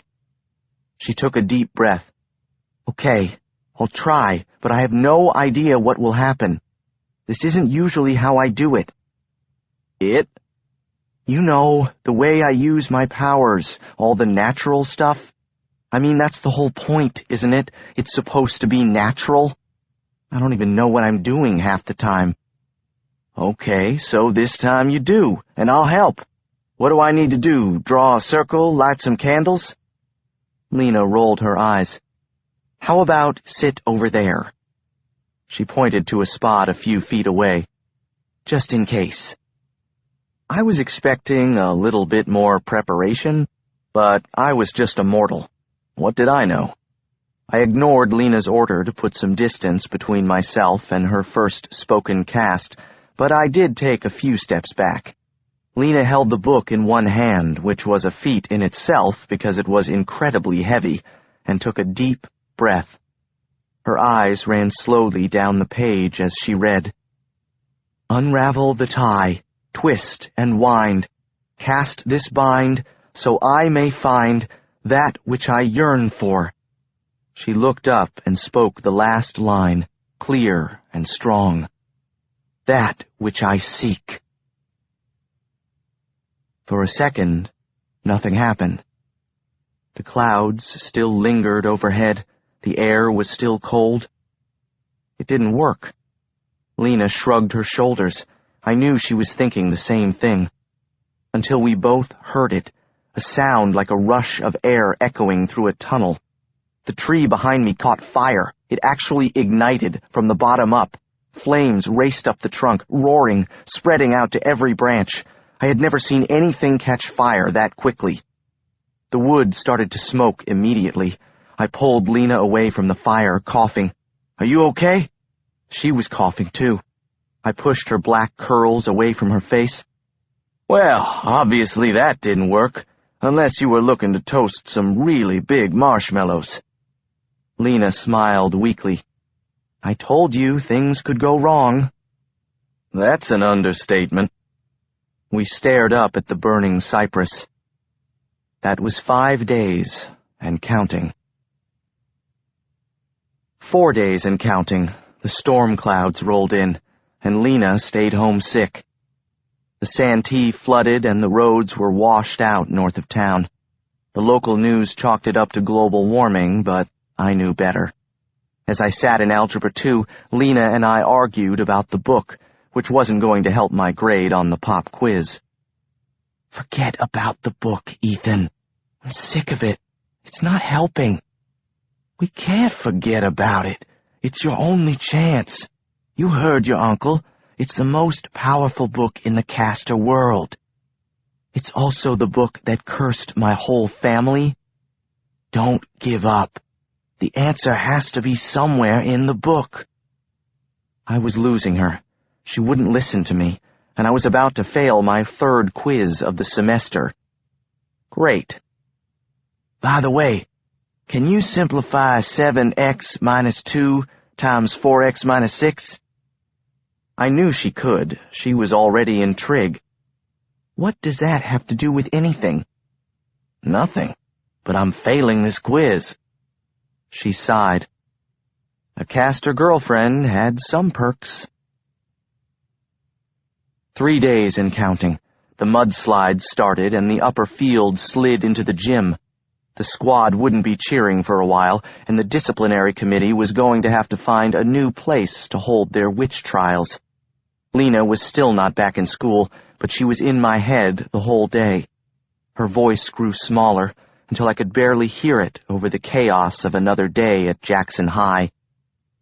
I sat alone in the lunchroom. I couldn't eat. For the first time since I met Lena, I looked at everyone around me and felt a pang of, I don't know, something. What was it? Jealousy? Their lives were so simple, so easy. Their problems were mortal-sized, tiny, the way mine used to be. I caught Emily looking at me. Savannah bounced into Emily's lap, and with Savannah came the familiar snarl. It wasn't jealousy. I wouldn't trade Lena for any of this.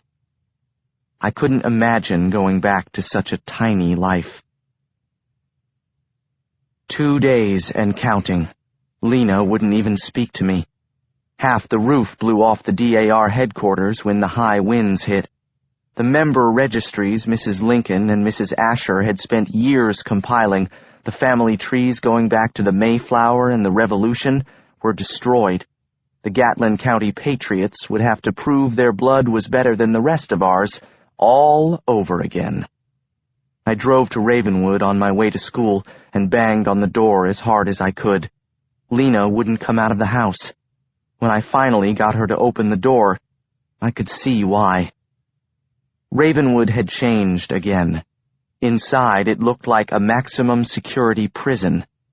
The windows had bars and the walls were smooth concrete, except for in the front hallway where they were orange and padded.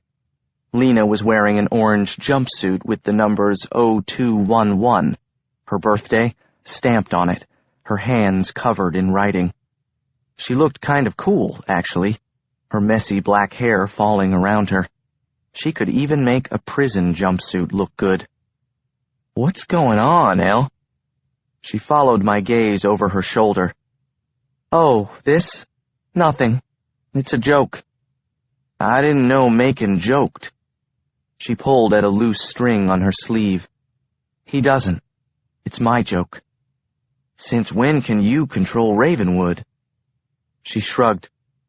I just woke up yesterday and this is what it looked like. It must have been on my mind. The house just listened, I guess. Let's get out of here. Prison is only making you more depressed. I could be Ridley in 2 days. It's pretty depressing. She shook her head sadly and sat down on the edge of the veranda. I sat down next to her. She didn't look at me, but instead stared down at her prison-issue white sneakers. I wondered how she knew what prison sneakers looked like. Shoelaces. You got that part wrong.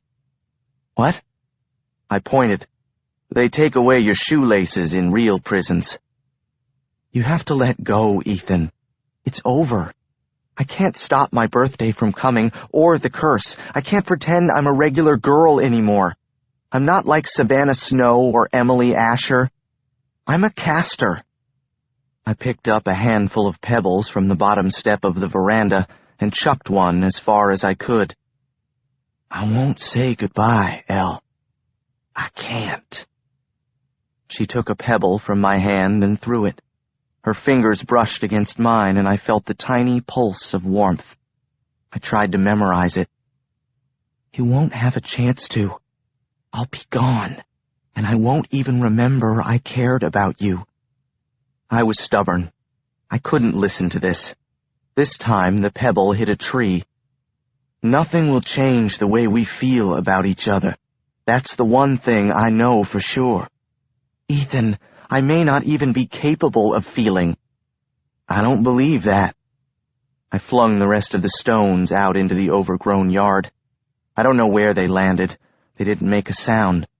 But I stared out that way as hard as I could, swallowing the lump in my throat. Lena reached out toward me, then hesitated. She put her hand down without so much as a touch.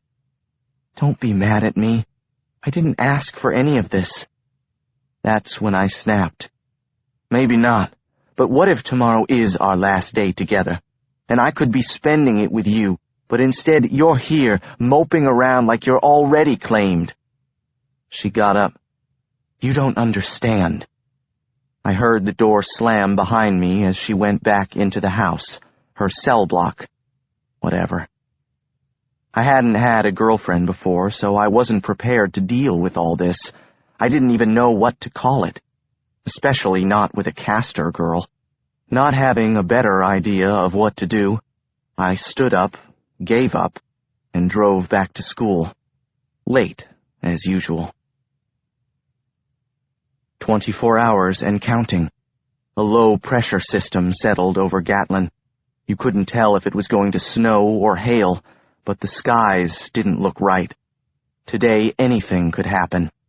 I looked out the window during history and saw what looked like some kind of funeral procession, only for a funeral that hadn't happened yet. It was Macon Ravenwood's hearse, followed by 7 black Lincoln town cars. They drove past Jackson High as they made their way through town and out to Ravenwood. Nobody was listening to Mr. Lee drone on about the upcoming reenactment of the Battle of Honey Hill, not the most well-known of Civil War battles, but it was the one the people of Gatlin County were most proud of.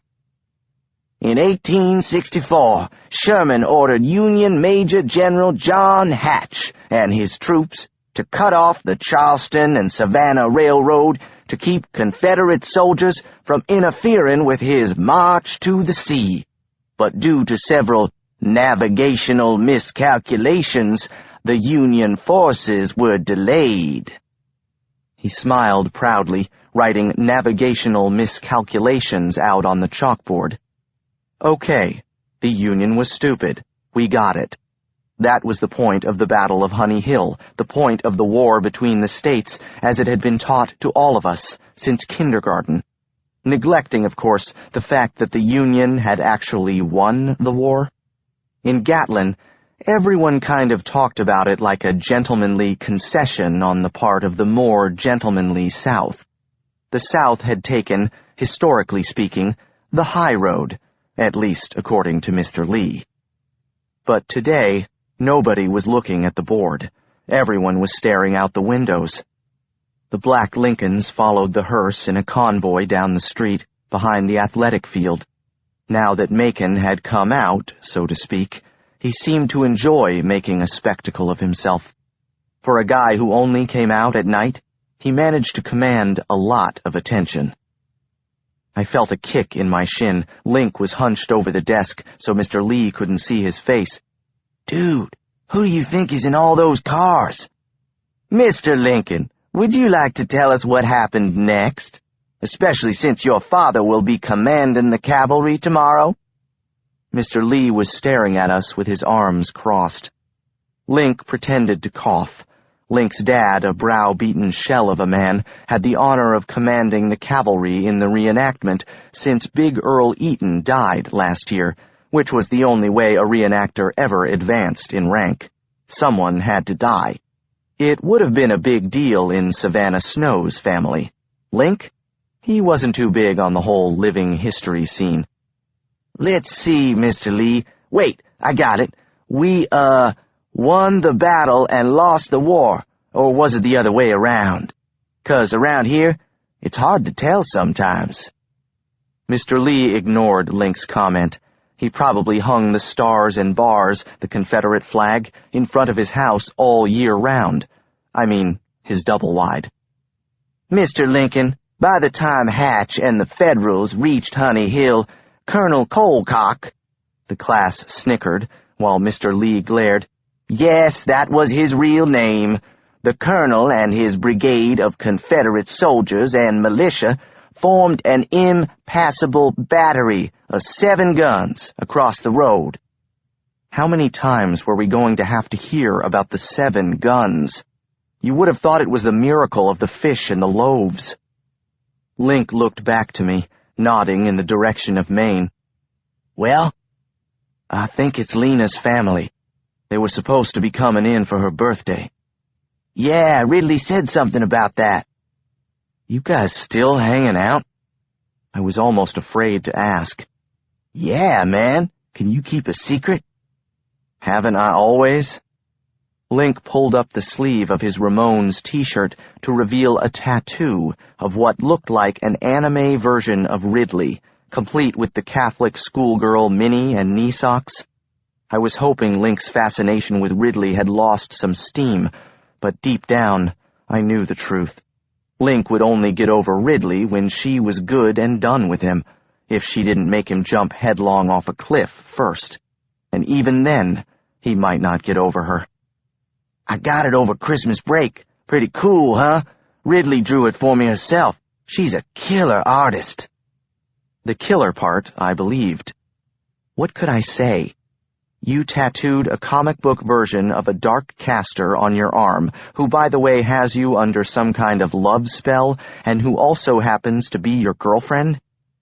Your mom is gonna freak when she sees that. "She's not gonna see it. My sleeve covers it, and we have a new privacy rule in my house. She has to knock." Before she barges in and does whatever she wants? "Yeah, well, at least she knocks first." "I hope so, for your sake." "Anyway, Ridley and I have a surprise for Lena. Don't tell Rid I told you, she'll kill me. But we're throwing Lena a party tomorrow, in that big field at Ravenwood." "That better be a joke." "Surprise." He actually looked excited, as if this party was ever going to happen, as if Lena would ever go, or Macon would ever let her. What were you thinking? Lena would hate that. She and Ridley don't even speak. "That's on Lena, man. She should get over it. They're family." I knew he was under the influence, a Ridley-fied zombie, but he was still pissing me off. "You don't know what you're talking about. Just stay out of it. Trust me." He opened a Slim Jim and took a bite. "Whatever, man. We were just trying to do something nice for Lena. It's not like she has that many people willing to throw her a party." "All the more reason not to have one. No one would come." He grinned and stuffed the rest of the Slim Jim into his mouth. "Everyone will come. Everyone's already coming. At least, that's what Rid says." Ridley. Of course. She'd have the whole damn town following her around like the Pied Piper at the suck of her first lollipop. That didn't seem to be Link's understanding of the situation. "My band, the Holy Rollers, are gonna play for the very first time ever." "The what?" "My new band. I started it, at church camp." I didn't want to know anything else about what had happened over winter break. I was just happy he had made it back in one piece. Mr. Lee banged on the blackboard for emphasis, drawing a big number 8 in chalk. In the end, Hatch could not move the Confederates and withdrew his forces, with a count of 89 dead and 629 wounded. The Confederates won the battle, only losing 8 men. And that, Mr. Lee pounded proudly on the number 8, is why you all will be joining me at the living history reenactment of the Battle of Honey Hill tomorrow. Living history. That's what people like Mr. Lee called Civil War reenactments, and they weren't kidding. Every detail was accurate, from the uniforms to the ammunition to the position of the soldiers on the battlefield. Link grinned at me, all Slim Jim. Don't tell Lena. We want her to be surprised. It's like her birthday present from the two of us. I just stared at him. I thought about Lena in her dark mood and her orange prison jumpsuit. Then Link's no doubt terrible band, a Jackson High party, Emily Asher and Savannah Snow, the Fallen Angels, Ridley, and Ravenwood, not to mention Honey Hill blowing up in the distance. All under the disapproving eye of Macon, Lena's other crazy relatives, and the mother who was trying to kill her, and the dog that allowed Macon to see every move we made. The bell rang. Surprise wouldn't even begin to describe how she would feel, and I was the one who'd have to tell her. Don't forget to sign in when you arrive at the reenactment. You don't get credit if you don't sign in. And remember to stay inside the ropes of the safe zone. Getting shot won't get you an A in this class, Mr. Lee called as we filed out the door.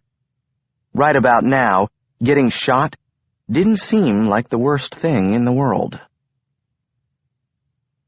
Civil War reenactments are a seriously strange phenomenon, and the reenactment of the Battle of Honey Hill was no exception. Who would actually be interested in dressing up in what looked like really sweaty wool Halloween costumes? Who wanted to run around shooting antique firearms so unstable they had been known to blow people's limbs off when fired? Which is, by the way, how Big Earl Eaton had died. Who cared about recreating battles that happened in a war that took place almost 150 years ago, and that, in fact, the South didn't actually win? Who would do that? In Gatlin, and most of the South, the answer would be your doctor, your lawyer, your preacher, the guy who fixes your car, and the one who delivers your mail, most likely your dad, all your uncles and cousins, your history teacher, especially if you happen to have Mr. Lee, and most definitely the guy who owns the gun shop over in town. Come the second week of February, rain or shine, Gatlin thought about, talked about, and fussed about nothing but the reenactment of the Battle of Honey Hill. Honey Hill was our battle. I don't know how they decided that, but I'm pretty sure it had something to do with the 7 guns. People in town spent weeks preparing for Honey Hill.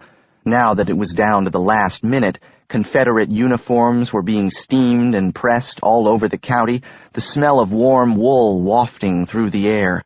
Whitworth rifles were cleaned and swords polished, and half the men in town had spent last weekend at Buford Radford's place making homemade ammunition, because his wife didn't mind the smell. The widows were busy washing sheets and freezing pies for the hundreds of tourists descending on the town to witness living history. The members of the DAR had spent weeks preparing for their version of the reenactment, the Southern Heritage Tours, and their daughters had spent 2 Saturdays baking pound cakes to serve after the tours. This was particularly amusing because the DAR members, including Mrs. Lincoln, conducted these tours in period dress. They squeezed into girdles and layers of petticoats that made them look like sausages about to burst from their casings. And they weren't the only ones. Their daughters, including Savannah and Emily, the future generation of the DAR, had to putter around the historic plantation houses dressed like characters from Little House on the Prairie. The tour had always started at the DAR headquarters, since it was the second oldest house in Gatlin. I wondered if the roof would be fixed in time. I couldn't help imagining all those women wandering around the Gatlin Historical Society, pointing out starburst quilt patterns above the hundreds of Castor scrolls and documents awaiting the next bank holiday below. But the DAR weren't the only ones to get into the act. The war between the states was often referred to as the First Modern War, but if you took a walk around Gatlin the week before the reenactment, there was nothing modern-looking about it. Every Civil War relic in town was on display, from horse-drawn wagons to howitzers, which any preschooler in town could tell you were artillery cannons resting on a set of old wagon wheels. The sisters even dragged out their original Confederate flag and tacked it up on their front door after I refused to hang it on the porch for them. Even though it was all for show, that's where I drew the line.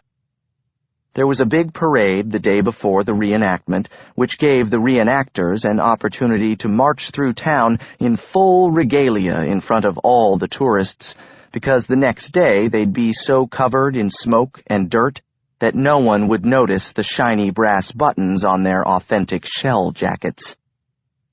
After the parade, there was a huge festival, with a pig pick, a kissing booth, and an old-fashioned pie sale. Amma spent days baking. Outside of the county fair, this was her biggest pie show, and her biggest opportunity to claim victory over her enemies. Her pies were always bestsellers, which drove Mrs. Lincoln and Mrs. Snow crazy. Amma's primary motivation for all that baking in the first place. There was nothing she liked better than showing up the women of the DAR and rubbing their noses in their second-rate pies. So every year, when the second week of February rolled around, life as we knew it ceased to exist, and we all found ourselves back at the Battle of Honey Hill, circa 1864. This year was no exception, with one peculiar addition. This year, as pickups pulled into town towing double-barreled cannons and horse trailers, any self-respecting cavalry reenactor owned his own horse, different preparations were also underway for a different battle. Only this one didn't begin at the second oldest house in Gatlin, but the oldest. There were howitzers, and then there were howitzers. This battle wasn't concerned with guns and horses, but that didn't make it any less of a battle. To be honest, it was the only real battle in town. As for the 8 casualties of Honey Hill, I couldn't really compare. I was only worried about one, because if I lost her, I would be lost too. So forget the Battle of Honey Hill. To me, this felt more like D-Day. February 11th. Sweet 16. Leave me alone. I told all of you, there's nothing you can do. Lena's voice woke me from a few hours of fitful sleep. I pulled on my jeans and a gray t-shirt without even stopping to think about it. About anything other than this. Day 1. We could stop waiting for the end to come. The end was here. Not with a bang but a whimper, not with a bang but a whimper, not with a bang but a whimper. Lena was losing it, and it was barely daylight. The book. Damn, I'd forgotten it. I ran back up into my room 2 stairs at a time.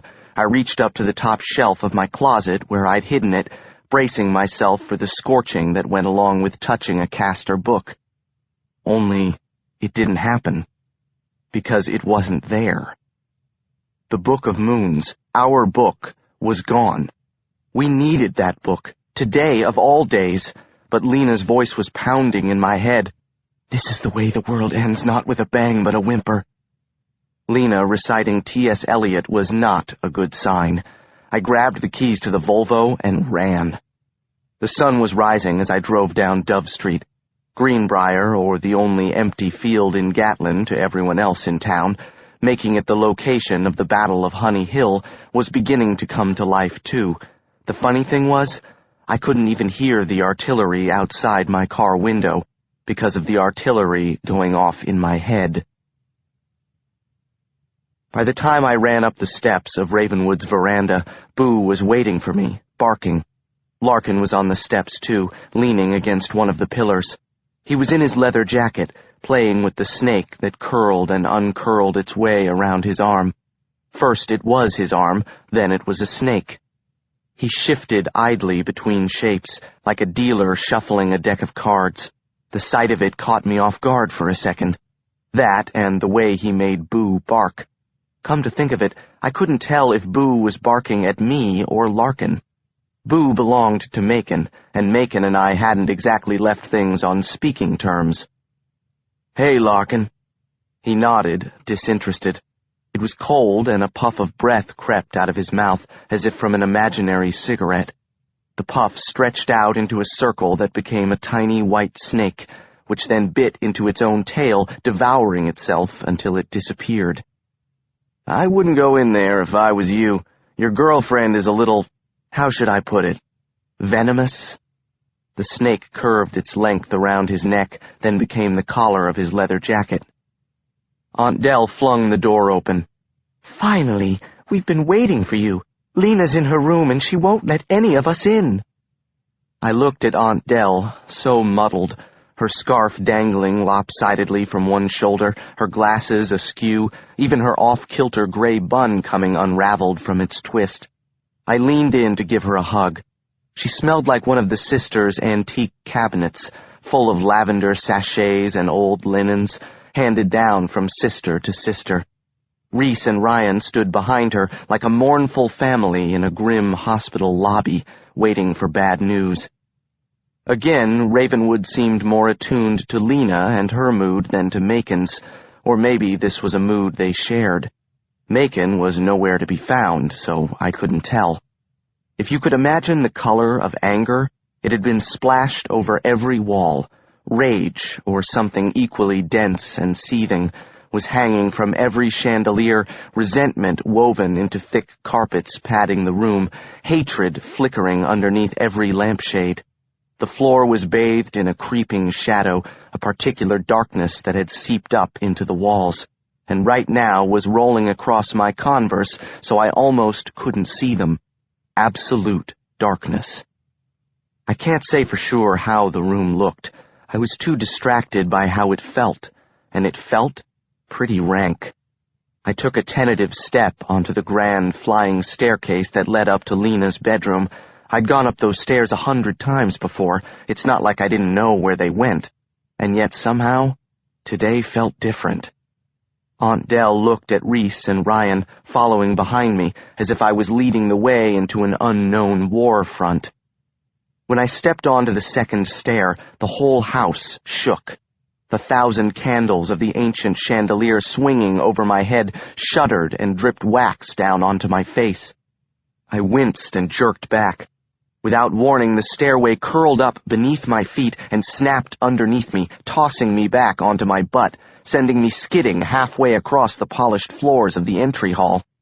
Reese and Aunt Dell made it out of the way, but I took poor Ryan with me, like a bowling ball hitting the pins at county line lanes. I stood up and shouted up the stairs, "Lena Duquesne, if you sick those stairs on me again, I'm gonna report you to the disciplinary committee myself." I took a step onto the first stair, and then the second. Nothing happened. "I will call Mr. Hollingsworth and personally testify that you're a dangerous lunatic." I double-jumped the stairs all the way up to the first landing. "Because if you do that to me again, you will be. You hear me?" Then I heard it, her voice uncurling in my mind. "You don't understand. I know you're scared, Elle, but shutting everyone out isn't going to make things any better. Go away." "No." "I mean it, Ethan. Go away. I don't want anything to happen to you." "I can't." Now I was standing at her bedroom door, leaning my cheek against the cold white wood of the paneling. I wanted to be with her, as close to her as I could get without having another heart attack. And if this was as near as she would let me get, it was enough for me, for now. "Are you there, Ethan?" "I'm right here." I'm afraid. I know, Elle. I don't want you to get hurt. I won't. Ethan, I don't want to leave you. You won't. What if I do? I'll wait for you. Even if I'm dark? Even if you're very, very dark. She pulled the door open and pulled me inside. Music was blasting. I knew the song. This was an angry, almost metal version of it, but I recognized it all the same. 16 moons, 16 years, 16 of your deepest fears, 16 times you dreamed my tears, falling, falling through the years. It looked like she had been crying all night. She probably had. When I touched her face, I saw it was still striped with tears. I held her in my arms, and we swayed while the song played on. 16 moons, 16 years, sound of thunder in your ears, 16 miles before she nears, 16 feet, what 16 fears. Over her shoulder, I could see her room was in shambles. The plaster on her walls was cracked and falling, and her dresser was overturned, the way a thief tosses a room during a break-in. Her windows were shattered. Without the glass, the small metal panes looked like prison bars from some ancient castle. The prisoner clung to me as the melody wrapped around us. Still, the music didn't stop. 16 moons, 16 years, 16 times you dreamed my fears, 16 will try to bind the spheres, 16 screams but just one hears. The last time I was here, the ceiling had been almost completely covered in words detailing Lena's innermost thoughts. But now, every surface of the room was covered in her distinctive black handwriting. The edges of the ceiling now read, "Loneliness is holding the one you love when you know you might never hold him again." The walls, "Even lost in the darkness, my heart will find you." The door jams, "The soul dies at the hand of the one who carries it." The mirrors, "If I could find a place to run away, hidden safely, I would be there today." Even the dresser was marred with phrases. "The darkest daylight finds me here. Those who wait are always watching." And the one that seemed to say it all, "How do you escape from yourself?" I could see her story in the words, hear it in the music. 16 moons, 16 years, the flaming moon, the hour nears, in these pages darkness clears, powers bind what fire sears. Then the electric guitar slowed, and I heard a new verse, the end of the song. Finally, something had an ending. I tried to put the earth and fire and water and wind dreams out of my head as I listened. 16 moon, 16 year, now has come the day you fear. Claim will be claim, shed blood, shed tear. Moon or sun, destroy, revere.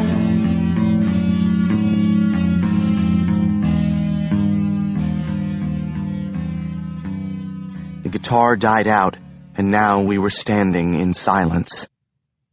"What do you think?" She put her hand on my lips. She couldn't bear to talk about it. She was as raw as I had ever seen her. A cold breeze was blowing past her, surrounding her, and exhaling out through the open door behind me. I didn't know if her cheeks were red from the cold or from her tears, and I didn't ask. We fell onto her bed and curled into one ball until it would have been hard to sort out whose limbs were whose. We weren't kissing, but it was like we were. We were closer than I'd ever realized two people could be. I guess this was what it felt like to love someone and feel like you had lost them, even when you were still holding them in your arms. Lena was shivering. I could feel every rib, every bone in her body, and her movements seemed involuntary. I untangled my arm from around her neck and twisted so I could grab the pieced quilt from the foot of her bed and pull it up over us. She burrowed into my chest, and I pulled the quilt higher. Now it was over our heads, and we were in a dark little cave together, the two of us. The cave became warm with our breath. I kissed her cold mouth, and she kissed me back. The current between us intensified, and she nuzzled her way into the hollow of my neck. "Do you think we can stay like this forever, Ethan?" "We can do whatever you want. It's your birthday." I felt her stiffen in my arms. "Don't remind me, but I brought you a present." She held up the cover to let just a crack of light in. "You did? I told you not to." "Since when did I ever listen to anything you say? Besides, Link says if a girl says not to get her a birthday present, that means get me a birthday present and make sure it's jewelry." "That's not true of all girls." "Okay, forget it." She let the quilt drop, then snuggled back into my arms. "Is it?" "What?" "Jewelry. I thought you didn't want a present." "Just curious." I smiled to myself and pulled down the quilt. The cold air hit us both at the same time, and I quickly pulled a small box out of my jeans and dove back under the covers. I lifted the quilt up so she could see the box. "Put it down, it's too cold." I let it fall, and we were surrounded by darkness again. The box began to glow with green light, and I could make out Lena's slender fingertips as she pulled off the silver ribbon. The glow spread, warm and bright, until her face was softly lit across from mine. "That's a new one." I smiled at her in the green light. "I know. It's been happening ever since I woke up this morning. Whatever I think just sort of happens." "Not bad." She stared at the box wistfully, as if she was waiting as long as she could to open it. It occurred to me that this was possibly the only present Lena would get today, aside from the surprise party I was holding off telling her about until the last minute. "Surprise party?" "Whoops." "You'd better be joking." "Tell that to Ridley and Link." "Yeah, the surprise is there isn't going to be a party." "Just open the box." She glared at me and opened the box, and more light came pouring out, even though the gift had nothing to do with that.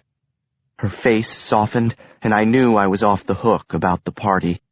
It was that thing, about girls and jewelry. Who knew? Link was right, after all. She held up a necklace, delicate and shining, with a ring hanging from the chain. It was a carved gold circle, 3 strands of gold, sort of rose-colored and yellow and white, all braided into a wreath. "Ethan, I love it." She kissed me about 100 times, and I started talking even while she was kissing me, because I felt like I had to tell her before she put it on, before something happened. "It belonged to my mom. I got it out of her old jewelry box." "Are you sure about this?" she asked. I nodded. I couldn't pretend like it wasn't a big deal. Lena knew how I felt about my mom. It was a big deal, and I felt relieved that we both could admit it. "It's not rare or anything, like a diamond or whatever, but it's valuable to me. I think she'd be okay with me giving it to you because, you know." "What?" You're gonna make me spell it out?" My voice sounded weird, all shaky. "I hate to break it to you, but you're not that great at spelling." She knew I was squirming, but she was going to make me say it. I preferred our silent mode of communication. It made talking, real talking, a lot easier for a guy like me. I brushed her hair off of the back of her neck and attached the necklace at the clasp. It hung around her neck, sparkling in the light, right above the one she never took off. Because you're really special to me. How special? I think you're wearing the answer around your neck. I'm wearing a lot of things around my neck. I touched her charm necklace. It all looked like junk, and most of it was, the most important junk in the world. And now it had become my junk, too.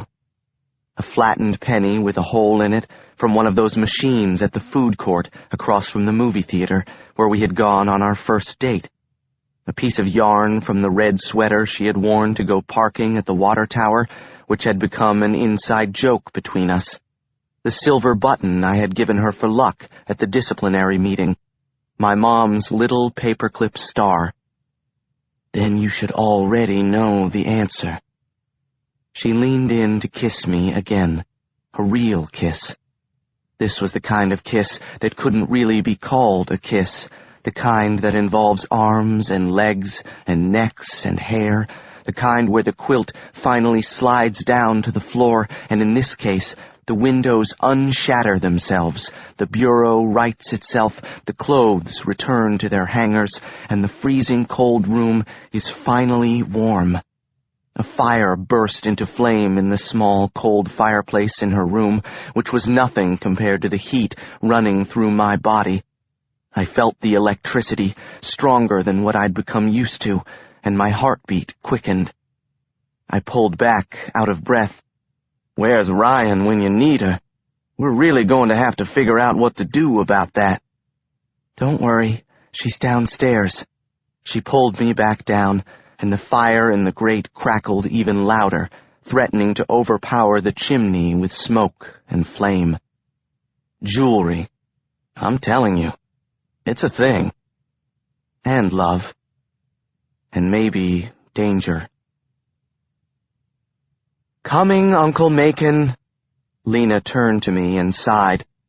"I guess we can't put it off any longer. We have to go down there and see my family."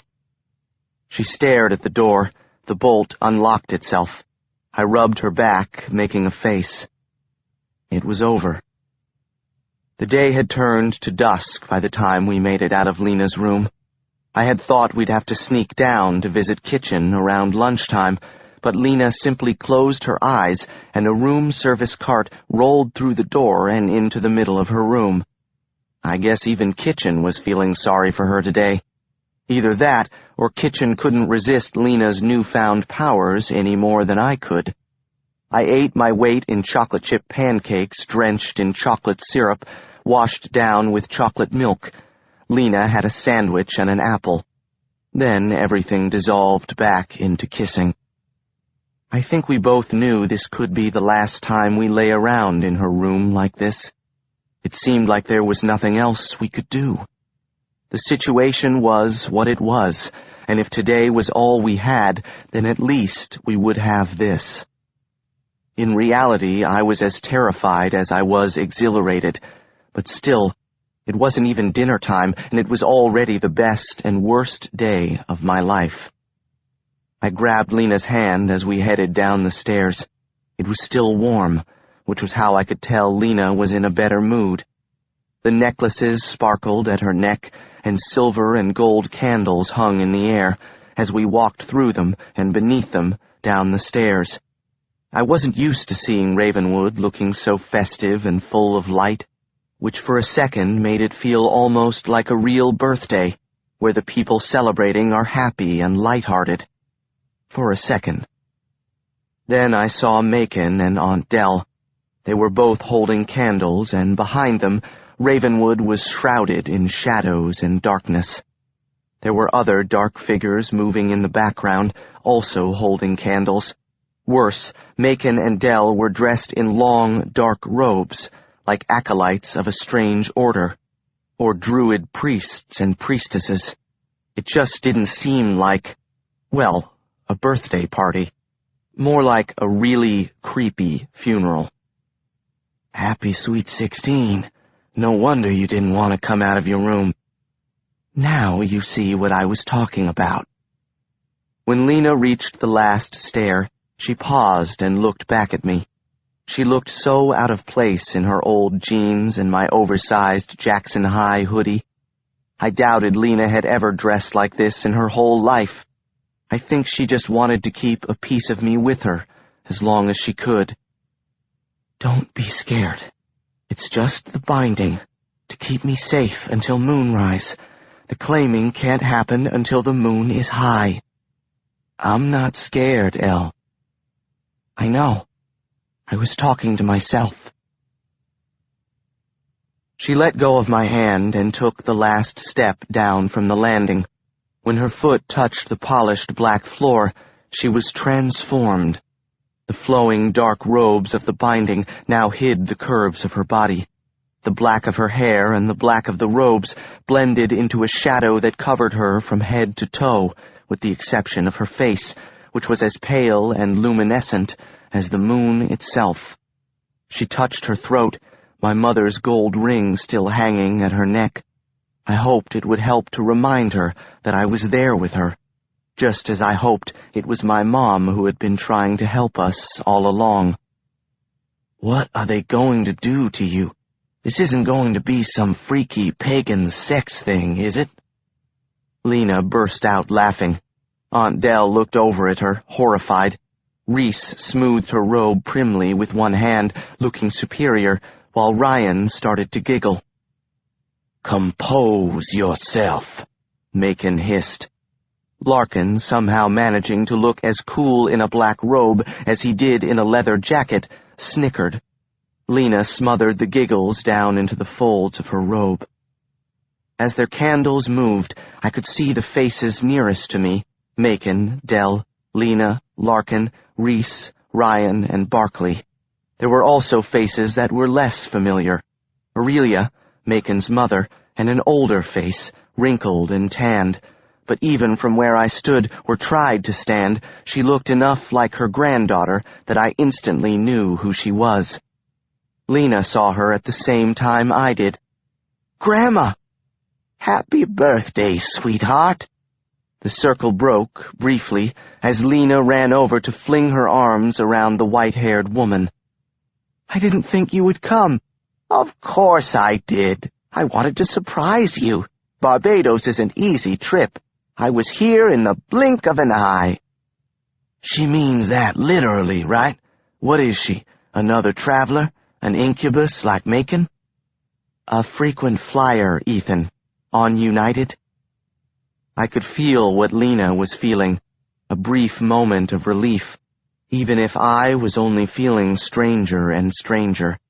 Okay, so my dad was certifiable, and my mom was dead, sort of, and the woman who raised me knew a thing or two about voodoo. I was okay with all of that.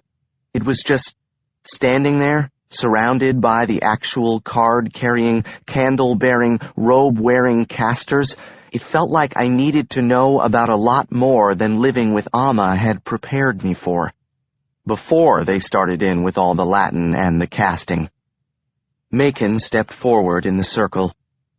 Too late. He held his candle high. "Cur luna hac vinctum convenimus." Aunt Dell stepped up next to him. Her candle flickered as she raised it, translating, "Why on this moon do we come together for the binding?" The circle responded, holding high their candles as they chanted, "Sextus decima luna, sextus decimo anno, illa capietur." Lena answered them in English. Her candle flared up until the flames almost seemed like they would burn her face. "On the 16th moon, the 16th year, she will be claimed." Lena stood in the center of the circle with her head high. The candlelight was cast across her face from all directions. Her own candle began to burn into a strange green flame. "What's going on, Elle?" "Don't worry. This is just part of the binding." If this was just the binding, I was pretty sure I wasn't ready for the claiming. Macon began the chant I remembered from Halloween. What had they called it? "Sanguis sanguinis mei, tutta la tua est. Sanguis sanguinis mei, tutta la tua est. Sanguis sanguinis mei tutela tua est. Blood of my blood, protection is thine. Lena went pale. A sanguineous circle, that was it. She held the candle high over her head, closing her eyes. The green flame erupted into a massive orange-red flame, exploding from her candle to every other candle in the circle, lighting them as well. "Lena!" I shouted over the sound of the explosion, but she didn't answer. The flame sprayed up into the darkness overhead, so high I realized there couldn't be a roof, any ceiling at all in Ravenwood tonight. I threw my arm over my eyes as the fire turned hot and blinding. All I could think about was Halloween.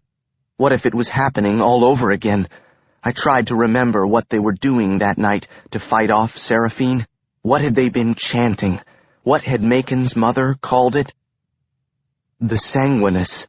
But I couldn't remember the words, didn't know the Latin, and for once I wished I had joined the Classics Club. I heard a pounding on the front door, and in an instant the flames were gone. The robes, the fire, the candles, the darkness, and the light were gone. It all just vanished. Without missing a beat, they became a regular family, standing around a regular birthday cake, singing, "What the? Happy birthday to you." The last few notes of the song ended as the pounding on the front door continued.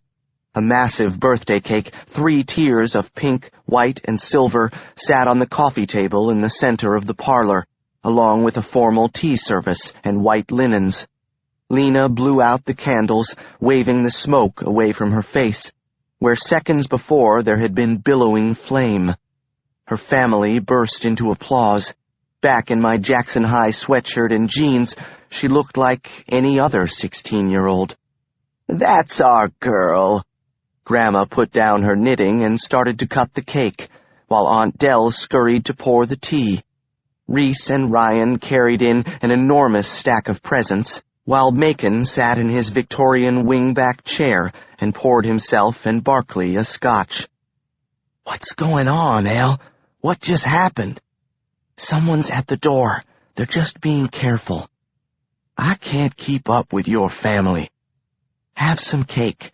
This is supposed to be a birthday party, remember?" The pounding on the door continued. Larkin looked up from his thick triangle of red velvet cake, Lena's favorite. "Isn't anyone going to get the door?" Macon brushed a crumb from his cashmere jacket, looking calmly at Larkin. "By all means, see who it is, Larkin." Macon looked at Lena and shook his head. She wouldn't be answering the door today. Lena nodded and leaned back into Grandma, smiling over cake like the doting granddaughter she really was. She patted the cushion next to her. Great. It was my turn to meet Grandma. Then I heard a familiar voice at the door, and I knew I would rather face anyone's Grandma than what was waiting outside the door right now, because it was Ridley and Link, Savannah and Emily and Eden and Charlotte with the rest of their fan club and the Jackson basketball team. None of them were wearing their daily uniform, Jackson Angels t-shirts. Then I remembered why. Emily had a smudge of dirt on her cheek. The reenactment. I realized Lena and I had missed most of it already, and now we were going to fail history. By now, it was all over, except the evening campaign and the fireworks. Funny how an F would seem like a big deal on any other day. Surprise! Surprise didn't even begin to describe it. Once again, I had allowed chaos and danger to find its way to Ravenwood. Everyone crowded into the front hall. Grandma waved from the couch. Macon sipped his scotch, composed, as always. It was only if you knew him that you knew he was about to lose it. Actually, come to think of it, why had Larkin even let them in? This can't be happening. The surprise party. I forgot all about it. Emily pushed to the front of the group. Where's the birthday girl? She held her arms out expectantly, like she was planning to give Lena a big hug. Lena recoiled, but Emily wasn't that easily deterred. Emily looped her arm through Lena's like they were long-lost friends. "We've been planning this party all week. We've got live music, and Charlotte rented these outdoor lights so everyone can see. I mean, the grounds of Ravenwood are so dark." Emily dropped her voice as if she were discussing selling contraband on the black market. "And we have some peach schnapps." "You have to see it," Charlotte drawled, practically gasping for breath between words because her jeans were so tight. "There's a laser machine. It's a rave at Ravenwood. How cool is that? It's just like one of those college parties over in Somerville." A rave?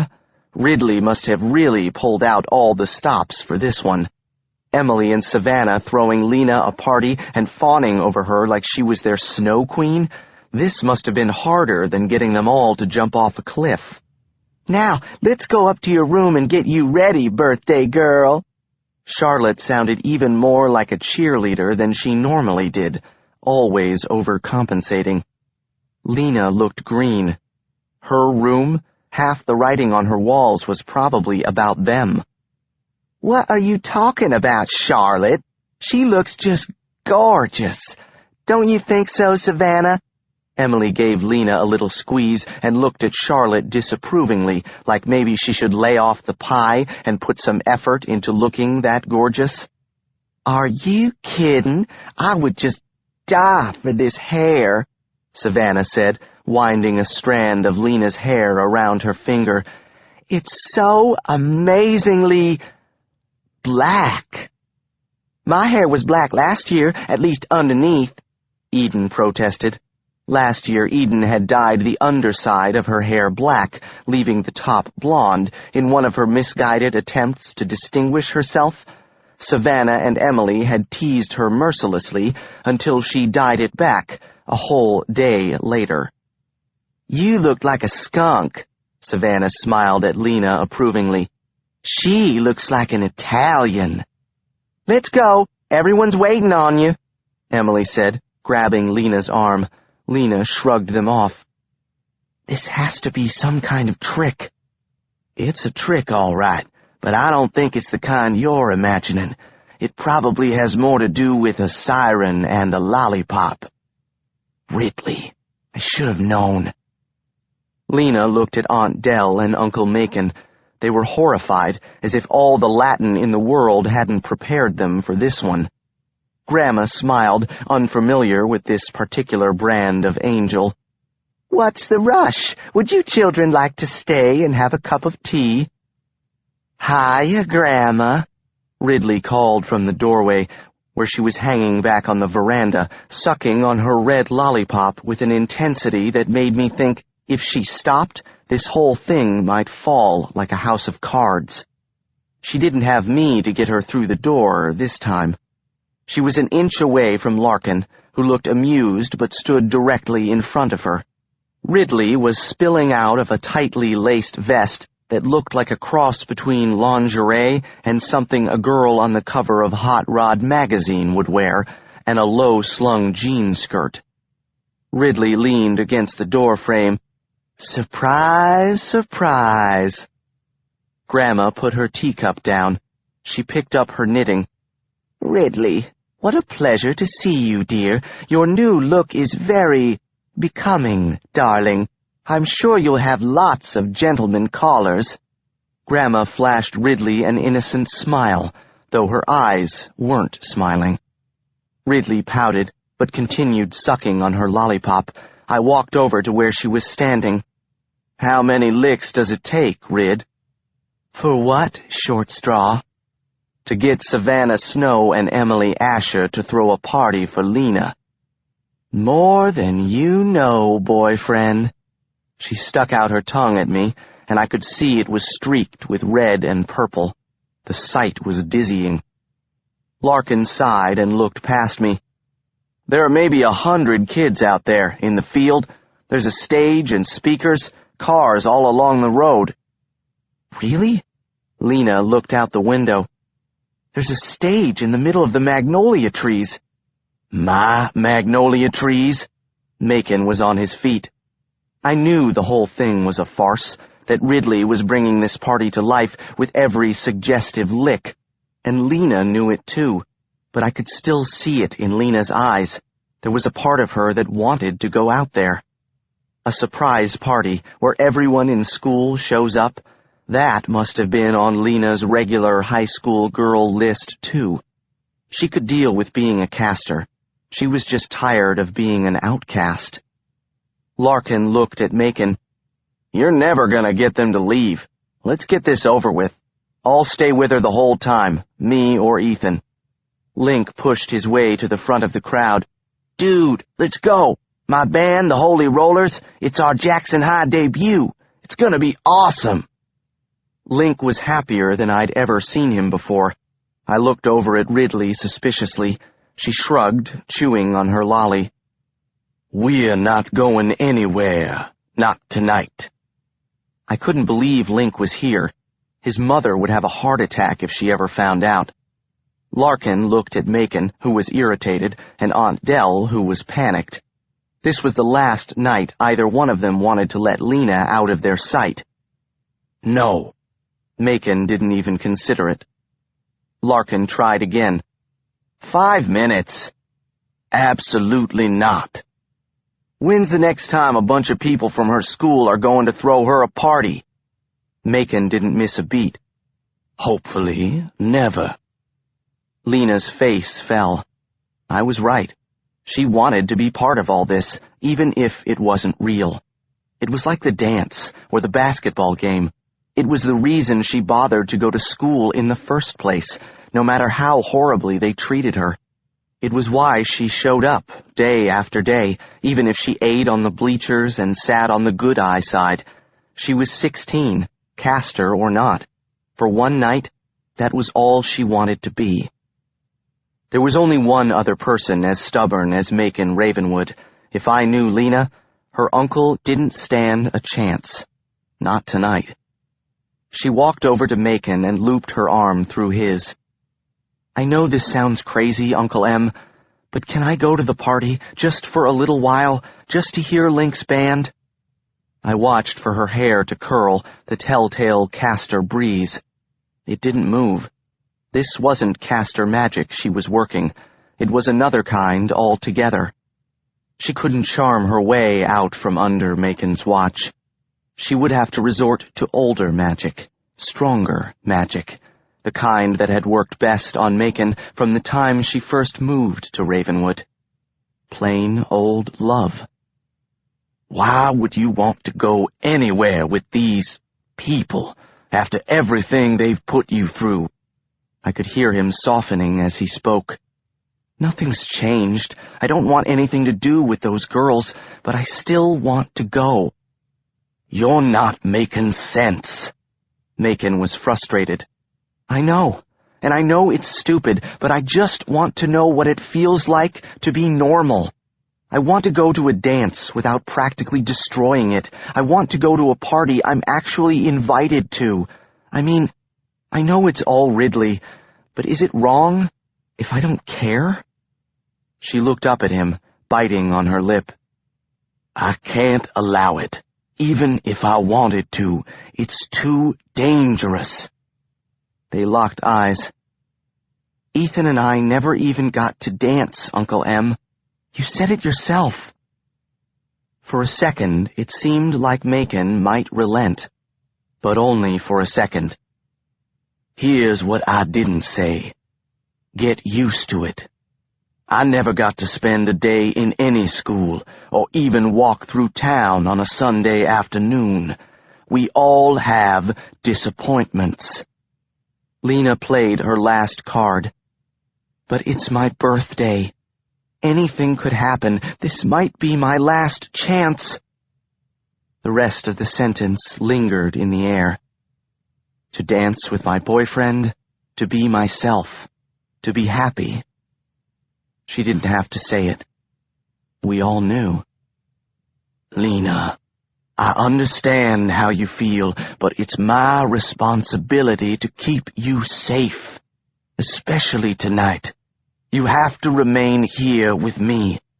The mortals will only put you in harm's way or bring you pain. You can't be normal. You weren't meant to be normal." Macon had never spoken to Lena like this. I wasn't sure if he was talking about the party or me. Lena's eyes shone, but she didn't cry. Why not? What's so wrong with wanting what they have? Did you ever stop to think they might have gotten something right? What if they have? What does it matter? You're a natural. One day you will go somewhere Ethan can never follow. And every minute you spend together now will only be a burden you will have to carry for the rest of your life. He's not a burden. Oh, yes, he is. He makes you weak, which makes him dangerous. He makes me strong, which is only dangerous to you. I stepped between them. Mr. Ravenwood, come on. Don't do this tonight. But Macon had already done it. Lena was furious. And what would you know about that? You've never been burdened with a relationship in your life, not even a friend.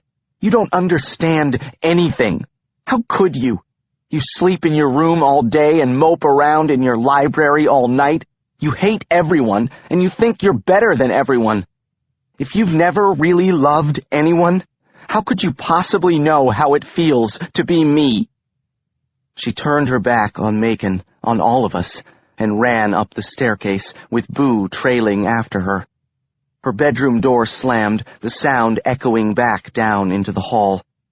Boo lay down in front of Lena's door. Macon stared after her, even though she was gone. Slowly, he turned to me. I couldn't allow it. I'm sure you understand. I knew this was possibly the most dangerous night of Lena's life, but I also knew it might be her last chance to be the girl we all loved. So I did understand. I just didn't want to be in the same room with him right now. Link edged his way to the front of the crowd of kids still standing in the hall. So, is there gonna be a party or not? Larkin grabbed his coat. It's already a party. Let's get out there. We'll celebrate for Lena. Emily pushed her way next to Larkin, and everyone else trailed after them. Ridley was still standing in the doorway. She looked at me and shrugged. I tried. Link was waiting for me by the door. Ethan, come on, man. Let's go. I looked up the staircase. Lena? I'm gonna stay here. Grandma put down her knitting.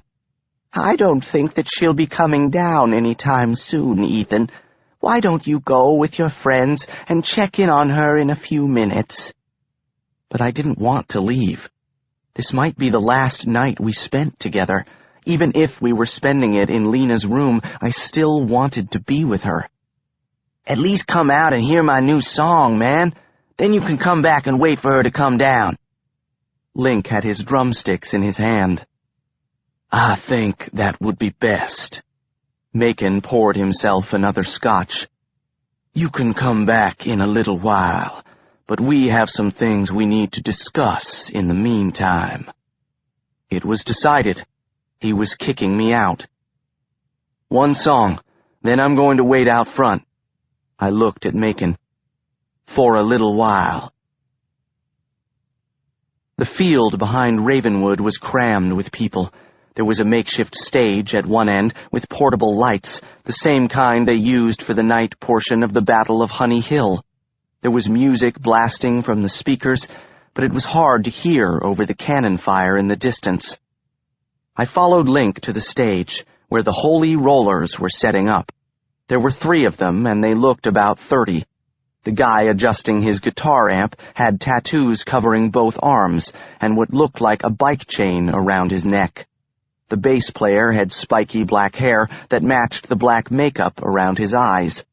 The 3rd guy had so many piercings it hurt just looking at him. Ridley hopped up, sat on the edge of the stage, and waved at Link. Wait till you hear us. We rock. I just wish Lena was here. Well, I wouldn't want to disappoint. Lena walked up behind us and wrapped her arms around my waist. Her eyes were red and teary, but in the dark, she looked just like everyone else. What happened? Did your uncle change his mind? Not exactly, but what he doesn't know won't hurt him, and I don't care if it does. He's being so awful tonight. I didn't say anything. I would never understand the relationship between Lena and Macon any more than she could understand the relationship between Amma and me. But I knew she was going to feel terrible when this was all over. She couldn't stand to hear anyone say anything bad about her uncle, not even me. For her to be the one saying it made it that much worse. Did you sneak out? Yeah, Larkin helped me. Larkin walked toward us, carrying a plastic cup. You only turned 16 once, right? This isn't a good idea, Elle. I just want one dance. Then we'll go back. Link headed for the stage. I wrote you a song for your birthday, Lena. You're gonna love it. What's it called? I asked suspiciously. 16 Moons. Remember? That weird song you could never find on your iPod? It just popped into my head last week, all in one piece. Well, Rid helped a little. He grinned. I guess you could say I had a muse. I was speechless, but Lena grabbed my hand and Link grabbed the microphone, and there was no stopping him. He adjusted the microphone stand so that the mic was in front of his mouth. Well, to be honest, it was more like inside his mouth, and it was sort of gross. Link had watched a lot of MTV over at Earl's. You had to hand it to him, since he was about to get rolled off the stage, holy or not. He was pretty brave, all things considered. He closed his eyes, sitting behind the drums, sticks poised in the air. 1, 2, 3. The lead guitarist, the surly-looking guy wearing the bike chain, hit one note on his guitar. It sounded awful, and the amps began to whine on either side of the stage. I winced. This was not going to be pretty. And then he hit another note, and another. Ladies and gentlemen, if there are any either around. Link raised an eyebrow, and a ripple of laughter moved through the crowd. I'd like to say happy birthday, Lena. And now, put your hands together for the world premiere of my new band, the Holy Rollers! Link winked at Ridley. The guy thought he was Mick Jagger. I felt bad for him and grabbed Lena's hand. It felt like I had plunged my hand into the lake in the winter when the top of the water was warm from the sun and an inch below that was pure ice. I shivered, but I wouldn't let go. I hope you're ready for this. He's going to go down in flames. We'll be back in your room in 5 minutes. Promise. She stared up at him thoughtfully. I'm not so sure about that. Ridley sat at the edge of the stage, smiling and waving like a groupie. Her hair was twisting in the breeze, pink and blonde strands beginning to loop around her shoulders. Then I heard the familiar melody, and 16 Moons was blasting out of the amps. Only this time, it wasn't like one of the songs from Link's demo tapes. They were good, really good. And the crowd went wild, like Jackson High was finally getting to have a dance after all. Only we were in a meadow in the middle of Ravenwood, the most infamous and feared plantation in Gatlin County. The energy was amazing, surging like a rave. Everyone was dancing, and half the people were singing, which was crazy since nobody had ever even heard the song before. Even Lena had to crack a smile, and we began to sway with the crowd, because you really just couldn't help it. They're playing our song. She found my hand. I was just thinking that. I know. She laced her fingers through mine, sending shivers through my body. And they're pretty good, she said, shouting over the crowd. Good? They're great, as in the greatest day of Link's life. I mean, it was crazy, the whole thing. The Holy Rollers, Link, the party. Ridley bobbing on the edge of the stage, sucking on her Ridley pop. Not the craziest thing I'd seen today, but still. So later, when Lena and I were dancing and 5 minutes came and went, and then 25, and then 55, neither one of us even noticed or cared. We were stopping time. At least, that's how it felt. We had one dance, but we had to make it last as long as we could, in case it was all we had. Larkin was in no hurry.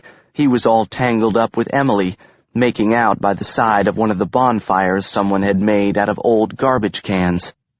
Emily was wearing Larkin's jacket, and every now and then he'd pull down the shoulder and lick her neck or something gross.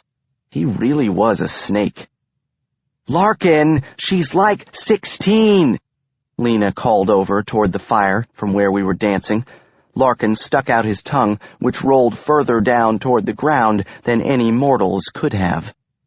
Emily didn't seem to notice. She untangled herself from Larkin, motioning to Savannah, who was dancing in a group with Charlotte and Eden behind her. "Come on, girls, let's give Lena her present." Savannah reached into her little silver bag and pulled out the little silver package that was sticking out of it, wrapped with silver ribbon. "It's just a little something." Savannah held it out. "Every girl should have one." Emily was slurring. "Metallic goes with everything." Eden could barely stop herself from ripping off the paper herself.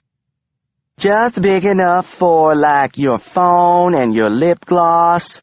Charlotte pushed it toward Lena. "Go on, open it." Lena took the package in her hands and smiled at them. "Savannah, Emily, Eden, Charlotte, you have absolutely no idea what this means to me."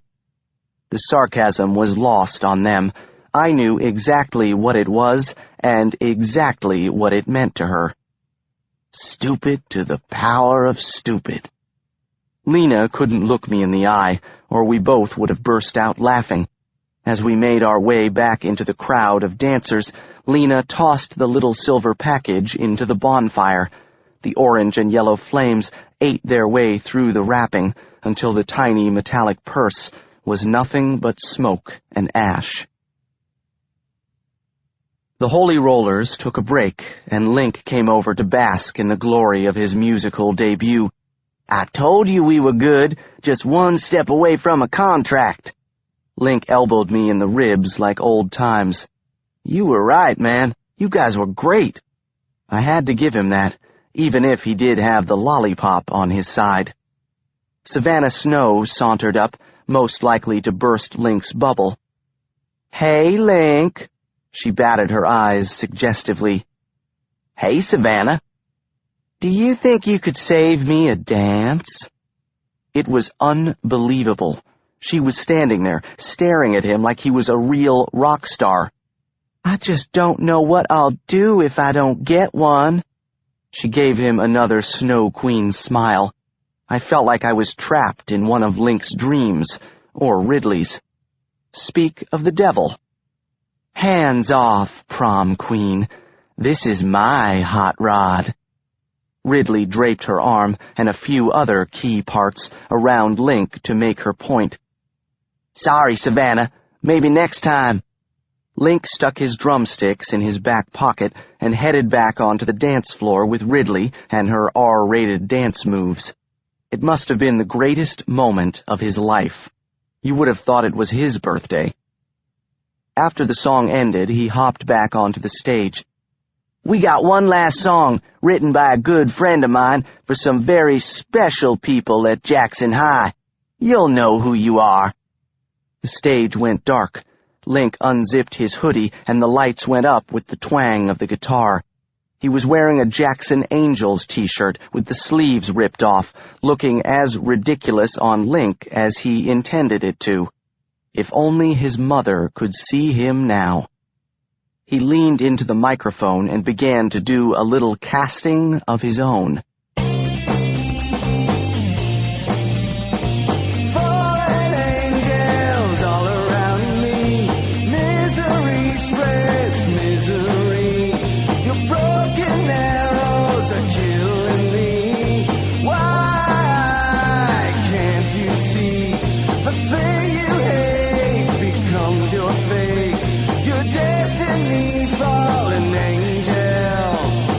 Lena's song, the one she wrote for Link. As the music swelled, every card-carrying angel swayed to the anthem targeted at them. Maybe it was all Ridley, and maybe it wasn't.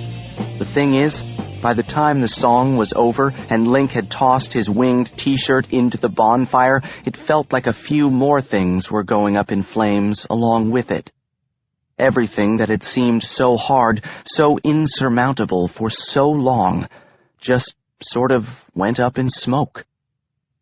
Long after the Holy Rollers had stopped playing, even when Ridley and Link were nowhere to be found, Savannah and Emily were still being nice to Lena, and the whole basketball team was suddenly speaking to me again. I looked for some small sign, a lollipop, anywhere. The lone telltale thread that could come loose to unravel the whole sweater. But there was nothing. Just the moon, the stars, the music, the lights, and the crowd. Lena and I weren't even dancing anymore, but were still clinging to each other. We swayed back and forth, the current of heat and cold and electricity and fear pulsing through my veins. As long as there was any music at all, we were in our own little bubble. We weren't alone in our cave under her covers anymore, but it was still perfect. Lena pulled back gently, the way she did when something was on her mind, and stared up at me, like she was looking at me for the first time. "What's wrong?" "Nothing. She bit her lower lip nervously and took a deep breath. "It's just, there's something I want to tell you." I tried to read her thoughts, her face, anything, because I was starting to feel like it was the week before Christmas break all over again, and we were standing in the hall at Jackson instead of in the field at Greenbrier. My arms were still around her waist, and I had to resist the urge to hold her tighter, to make sure she didn't get away. "What is it? You can tell me anything." She put her hands on my chest. "In case something happens tonight, I wanted you to know." She looked into my eyes, and I heard it as clearly as if she had whispered it in my ear, except it meant more than it ever could have if she had spoken the words aloud. She said them in the only way that had ever mattered between us, the way we had found each other from the beginning, the way we always found our way back. "I love you, Ethan."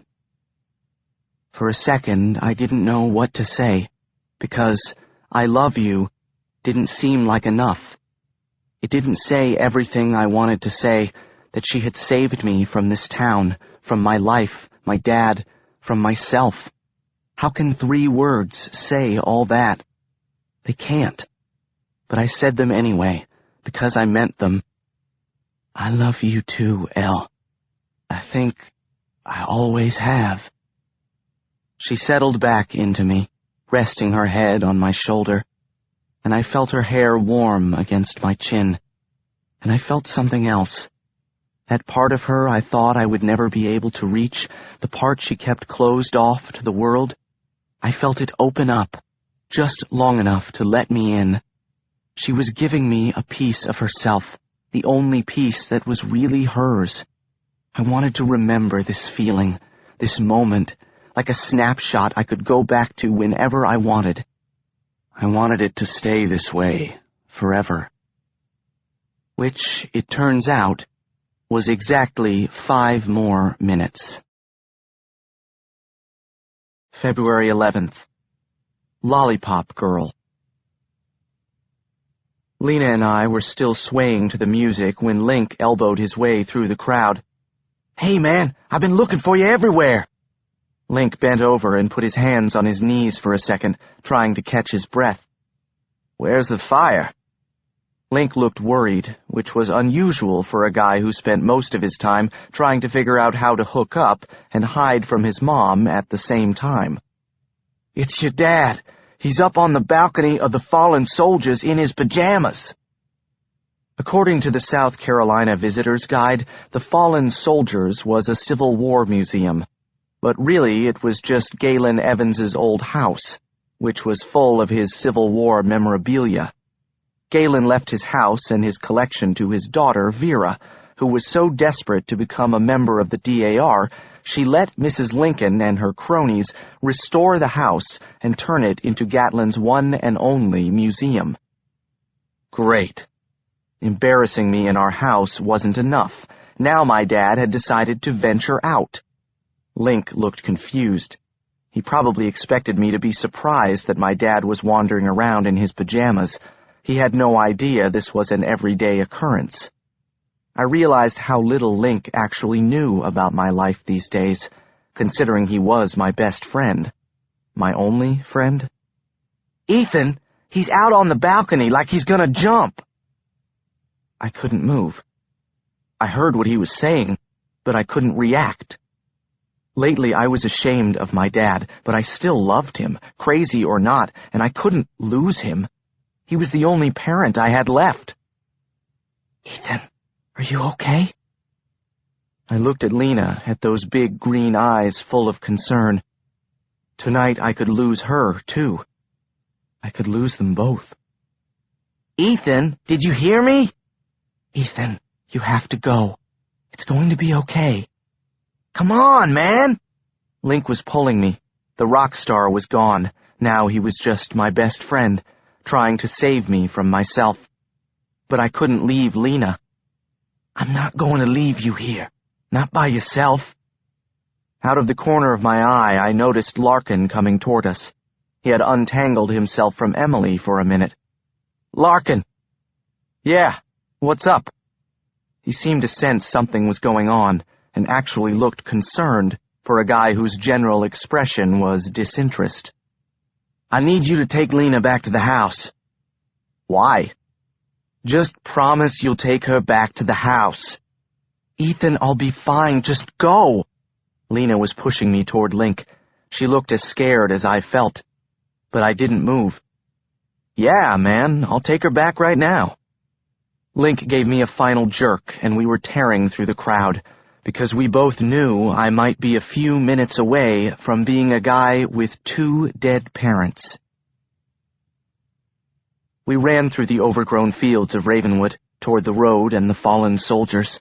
The air was already thick with smoke from the mortar, compliments of the Battle of Honey Hill, and every few seconds you could hear a round of rifle fire. The evening campaign was in full force. We were getting close to the edge of Ravenwood Plantation, where Ravenwood ended and Greenbrier began. I could see the yellow ropes that marked the safe zone glowing in the darkness. What if we were too late? The fallen soldiers was dark. Link and I took the steps 2 at a time, trying to get up the 4 flights as quickly as possible. When we got to the 3rd landing, instinctively I stopped. Link sensed it, the same way he sensed when I was going to pass him the ball when I was trying to run out the clock, and stopped alongside me. He's up here. But I couldn't move.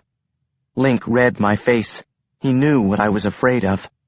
He had stood next to me at my mom's funeral, passing out all those white carnations for folks to put on her coffin, while my dad and I stared at the grave like we were dead too.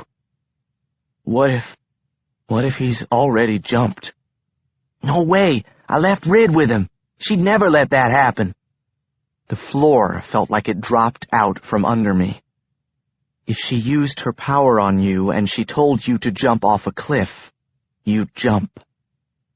I pushed past Link, up the stairs, and scanned the hallway. All the doors were shut except one. Moonlight spilled onto the perfectly stained pine floorboards. He's in there, Link said, but I already knew that. When I entered the room, it was like going back in time. The DAR had really done their job in here. There was a huge stone fireplace at one end with a long wooden mantel, lined with tapered wax candles dripping as they burned. The eyes of fallen Confederates stared back from the sepia portraits hanging on the wall, and across from the fireplace was an antique 4-poster bed. But something was out of place, disrupting the authenticity. It was a smell, musky and sweet. Too sweet. A mix of danger and innocence, even though Ridley was anything but innocent. Ridley was standing next to the open balcony doors, her blonde hair twisting in the wind. The doors were thrown open, and the dusty, billowy drapes were blowing into the room like they had been forced inside by a rush of air, like he had already jumped. "I found him," Link called to Ridley, catching his breath again. "I can see that. How's it going, Short Straw?" Ridley smiled her sickly, sweet smile. It made me want to simultaneously smile back and throw up. I walked over to the doors slowly, afraid he might not be out there. But he was, standing on the narrow ledge on the wrong side of the railing in his flannel pajamas and bare feet. "Dad, don't move!" Ducks. There were mallard ducks on his pajamas, which seemed out of place considering he might be about to jump off of a building. "Don't come any closer, Ethan, or I'll jump." He sounded lucid, determined, and clearer than he had in months. He almost sounded like my dad again. That's how I knew it wasn't really him talking, at least, not on his own. This was all Ridley, the power of persuasion in overdrive. "Dad, you don't want to do that. Let me help you." I took a few steps toward him. "Stop right there!" he shouted, holding his hand out in front of him to make his point. "You don't want his help, do you, Mitchell? You just want some peace. You just want to see Lila again." Ridley was leaning against the wall, her lollipop poised and ready. "Don't you say my mother's name, witch!" "Rid, what are you doing?" Link was standing in the doorway. "Stay out of this, Shrinky-Dink. You're way out of your league here." I stepped in front of Ridley, putting myself between her and my dad as if my body could somehow deflect her power. "Ridley, why are you doing this? He has nothing to do with Lena or me. If you want to hurt me, hurt me. Just leave my dad out of it." She threw her head back and laughed, a sultry and wicked sound. "I could care less about hurting you, Short Straw. I'm just doing my job. It's nothing personal." My blood ran cold. Her job. "You're doing this for Seraphine." "Come on, Short Straw. What did you expect? You saw how my uncle treats me. The whole family thing, not really an option for me right now." "Rid, what are you talking about? Who's Seraphine?" Link walked toward her. She looked at him. For a second, I thought I saw something pass across Ridley's face. Just a flicker, but something real. Something that looked almost like genuine emotion. But Ridley shook it off, and as quickly as it came, it was gone. "I think you want to go back to the party, don't you, Shrinky-Dink? The band is warming up for the second set. Remember, we're recording this show for your new demo. I'm going to take it around to some of the labels in New York, myself," she purred, staring intently at him. Link looked uncertain, like maybe he did want to go back to the party, but he wasn't sure. "Dad, listen to me. You don't want to do this. She's controlling you. She can influence people. It's what she does. Mom would never want you to do this." I watched for some sign that my words were registering, that he was listening, but there was nothing. He just stared into the darkness. You could hear the sound of bayonets clashing and the battle cries of middle-aged men in the distance. "Mitchell, you have nothing to live for anymore. You've lost your wife. You can't write anymore, and Ethan will be going to college in a few years. Why don't you ask him about the shoebox full of college brochures under his bed? You'll be all alone." "Shut up!" Ridley turned to face me, unwrapping a cherry lollipop. "I'm sorry about this, Short Straw. I really am. But everyone has a part to play, and this is mine.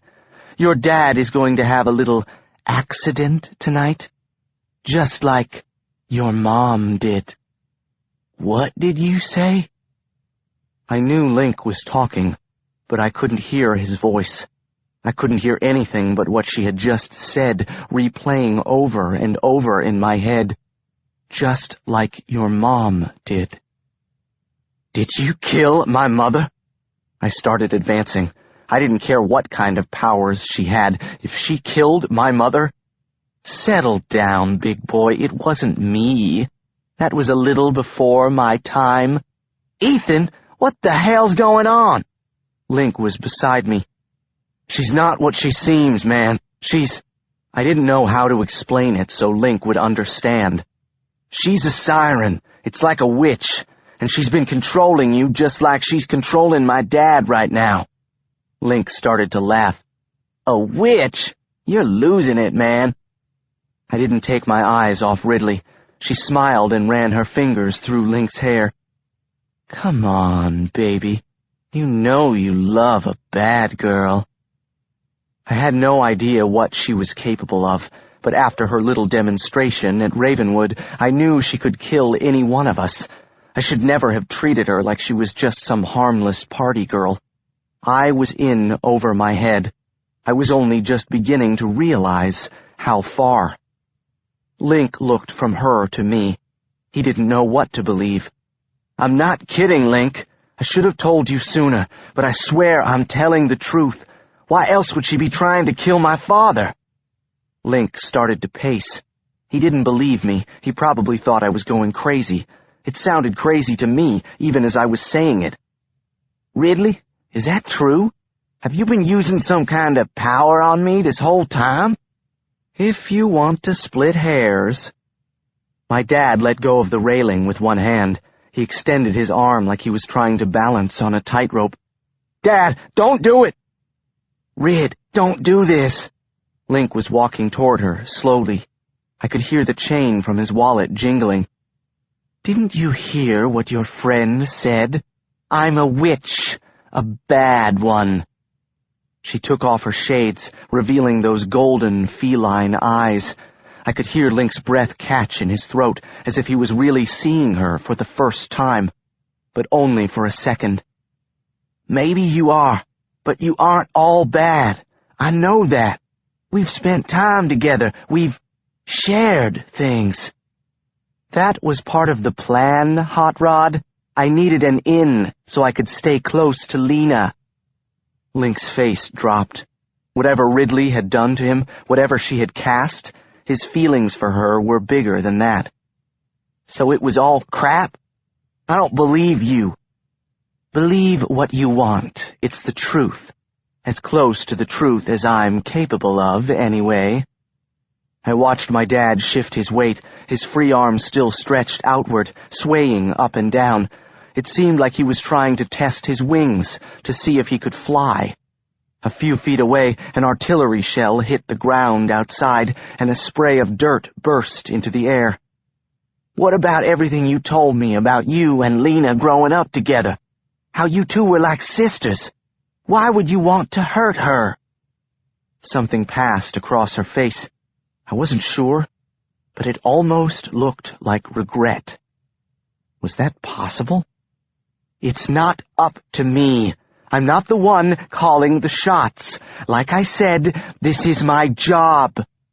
Get Ethan away from Lena. I've got nothing against this old guy, but his mind is weak. You know, one biscuit short of a picnic. She licked her lollipop. He was just an easy target. Get Ethan away from Lena. This whole thing was a diversion to separate us. I could hear Aurelia's voice as clearly as if she was still kneeling over me. It's not the house that protects her. No caster can come between them. How could I have been so stupid? It wasn't a question of whether or not I had some kind of power. It was never about me. It was about us. The power was what was between us, what had always been between us. Finding each other on Route 9 in the rain, turning the same way at the fork in the road. It didn't take a binding cast to keep us together. Now that they had managed to separate us, I was powerless. And Lena was alone, on the night she needed me with her the most. I couldn't think clearly. I was out of time, and I wasn't going to lose one more person I loved. I ran toward my dad, and even though it was just a few feet, it felt like I was running through quicksand. I saw Ridley step forward, her hair twisting in the wind like Medusa's whole head of snakes. I saw Link step forward and grab her shoulder. "Rid, don't do it!" For a split second, I had no idea what was going to happen. I saw everything in slow motion. My dad turned to look back at me. I saw him start to let go of the railing. I saw Ridley's pink and blonde strands twisting. And I saw Link standing in front of her, staring into those golden eyes, whispering something I couldn't hear. She looked at Link, and without another word, her lollipop went sailing over the railing. I watched it arc down to the ground below, exploding like shrapnel. It was over. As quickly as my father had turned away from the railing, he turned back toward it, toward me. I grabbed his shoulders and pulled him forward, over the railing and onto the balcony floor. He fell in a crumpled heap and lay there looking up at me like a frightened child. "Thank you, Ridley. I mean, whatever that was. Thanks." "I don't want your thanks," she sneered, pulling away from Link and adjusting the strap of her top. "I didn't do either of you a favor. I just didn't feel like killing him. Today." She tried to sound menacing, but she ended up just sounding childish. She twirled a pink strand of hair. "Though that's not gonna make some people too happy." She didn't have to say who, but I could see the fear in her eyes. For a second, I could see how much of her persona was just an act, smoke and mirrors. Despite everything, even now, as I tried to pull my father to his feet, I felt sort of sorry for her. Ridley could have any guy on the planet, and yet all I could see was how alone she was. She wasn't nearly as strong as Lena was, not inside. "Lena. Lena, are you okay?" "I'm fine. What's wrong?" I looked at my father. He couldn't keep his eyes open, and he was having trouble standing. "Nothing. Are you with Larkin?" "Yes, we're headed back to Ravenwood. Is your dad okay?" "He's fine. I'll explain when I get there." I slid my arm under my dad's shoulder, while Link grabbed his other side. "Stay with Larkin and get back inside with your family. You're not safe alone." Before we could even take a step, Ridley sauntered by us, back through the open balcony doors, those 10-mile legs stepping across the threshold. "Sorry, boys, I got a jet. Maybe head back to New York for a while, lay low. It's cool." She shrugged. Even though she was a monster, Link couldn't help but watch her go. "Hey, Rid." She stopped and turned to look at him, almost ruefully, like she couldn't help what she was any more than a shark could help being a shark. But if she could... "Yeah, Shrinky-Dink? You're not all bad." She looked right at him and almost smiled. "You know what they say. Maybe I'm just drawn that way." February 11th. Family reunion. Once my dad was safely in the hands of the reenactment medics, I couldn't get back to the party fast enough. I pushed past the girls from Jackson who had ditched jackets and were looking skanky in their tank tops and baby tees, gyrating to the music of the Holy Rollers, minus Link, who, to his credit, was right on my heels. It was loud, live band loud, live ammo loud, so loud that I almost didn't hear Larkin's voice calling me. "Ethan! Over here!" Larkin was standing in the trees just past the reflective yellow rope that separated the safe zone from the you-could-get-your-butt shot off if you cross this line zone. What was he doing in the woods, past the safe zone? Why wasn't he back at the house? I waved to him, and he motioned me over, disappearing behind the rise. Usually jumping that rope would have been a tough choice, but not today. I had no choice but to follow him. Link was right behind me, stumbling, but still somehow keeping up with me, just the way it used to be. "Hey, Ethan?" "Yeah? About Rid? I should have listened." "It's okay, man. You couldn't help it. I should have told you everything." "Don't sweat it. I wouldn't have believed you." The sound of gunfire echoed over our heads. We both ducked instinctively. "Hope those are blanks," Link said nervously. "Wouldn't it be crazy if my own dad shot me out here?" "With my luck lately, it wouldn't surprise me if he shot us both." We reached the top of the rise. I could see the thicket of brush, the oaks, and the smoke of the artillery field beyond us. "We're over here!" Larkin called from the other side of the thicket. By the "we," I could only assume he meant him and Lena, so I ran faster, like Lena's life depended on it, because for all I knew, maybe it did. Then I realized where we were. There was the archway to the garden at Greenbrier. Larkin and Lena were standing in the clearing just beyond the garden, in the same place where we had dug up Genevieve's grave a few weeks ago. A few feet behind them, a figure stepped out of the shadows and into the moonlight.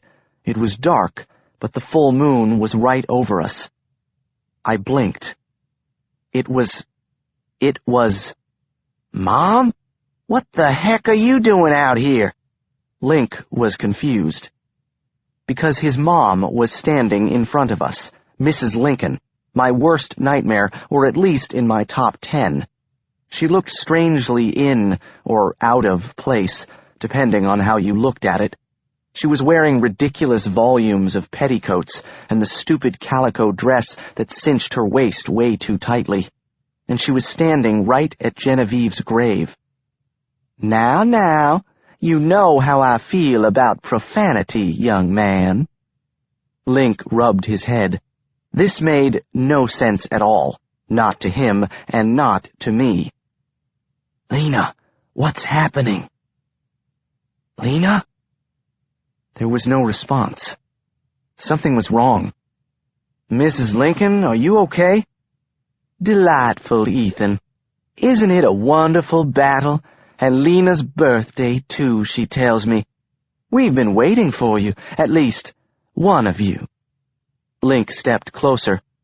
"Well, I'm here now, Mom. I'll take you home. You shouldn't be out past the safe zone. You're gonna get your head blown off. You know what a bad shot Dad is."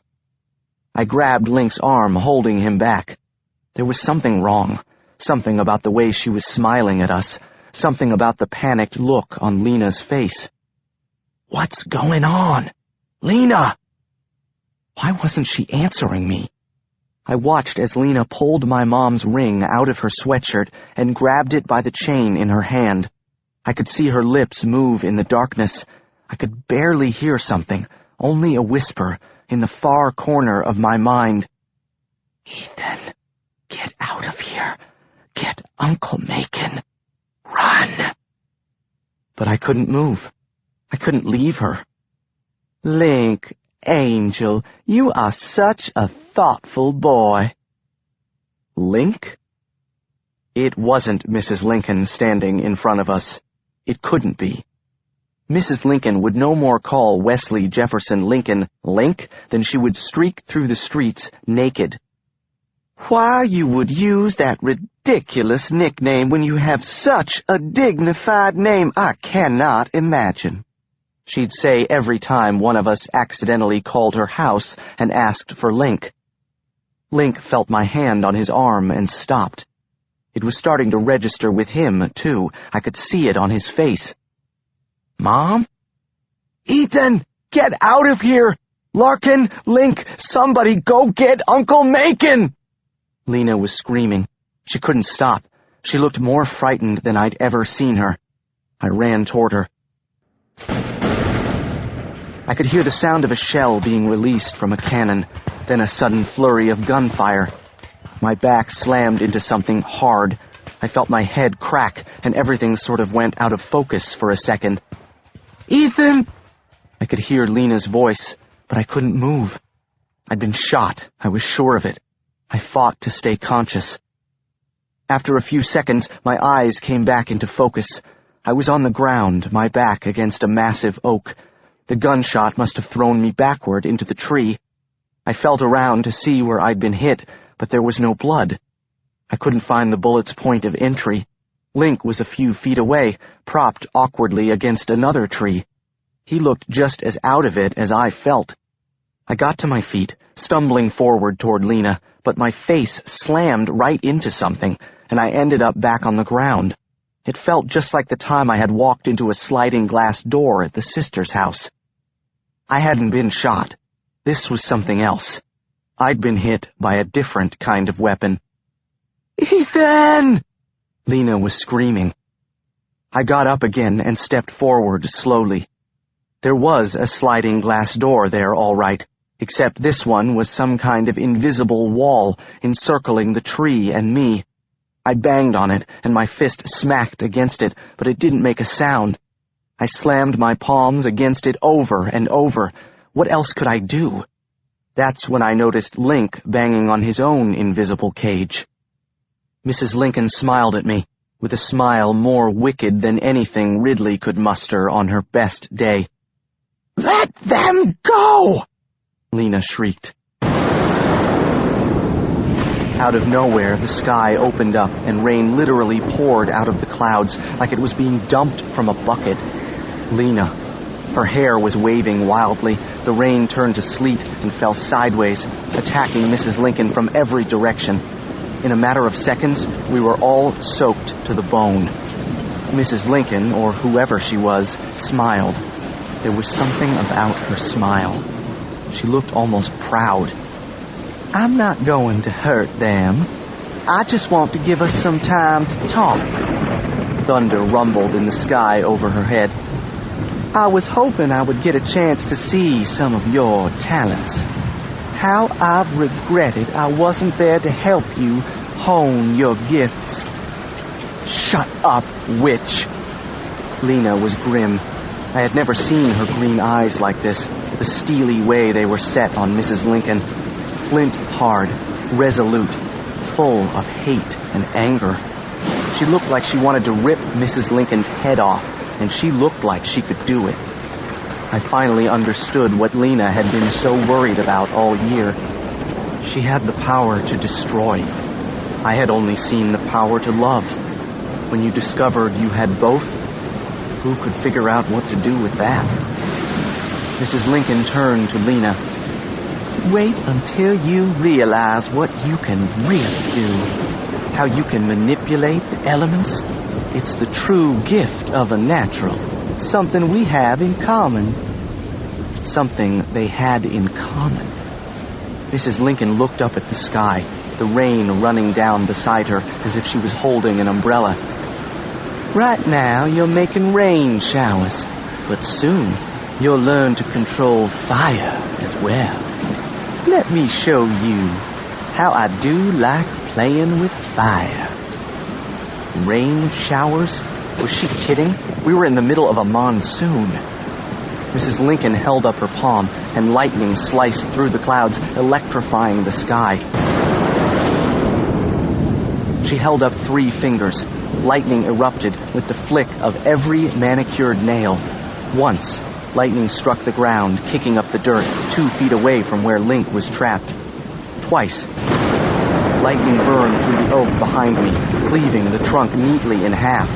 A third time, lightning struck Lena, who simply held up her own outstretched hand. The flash of electricity ricocheted off her, landing instead at Mrs. Lincoln's feet.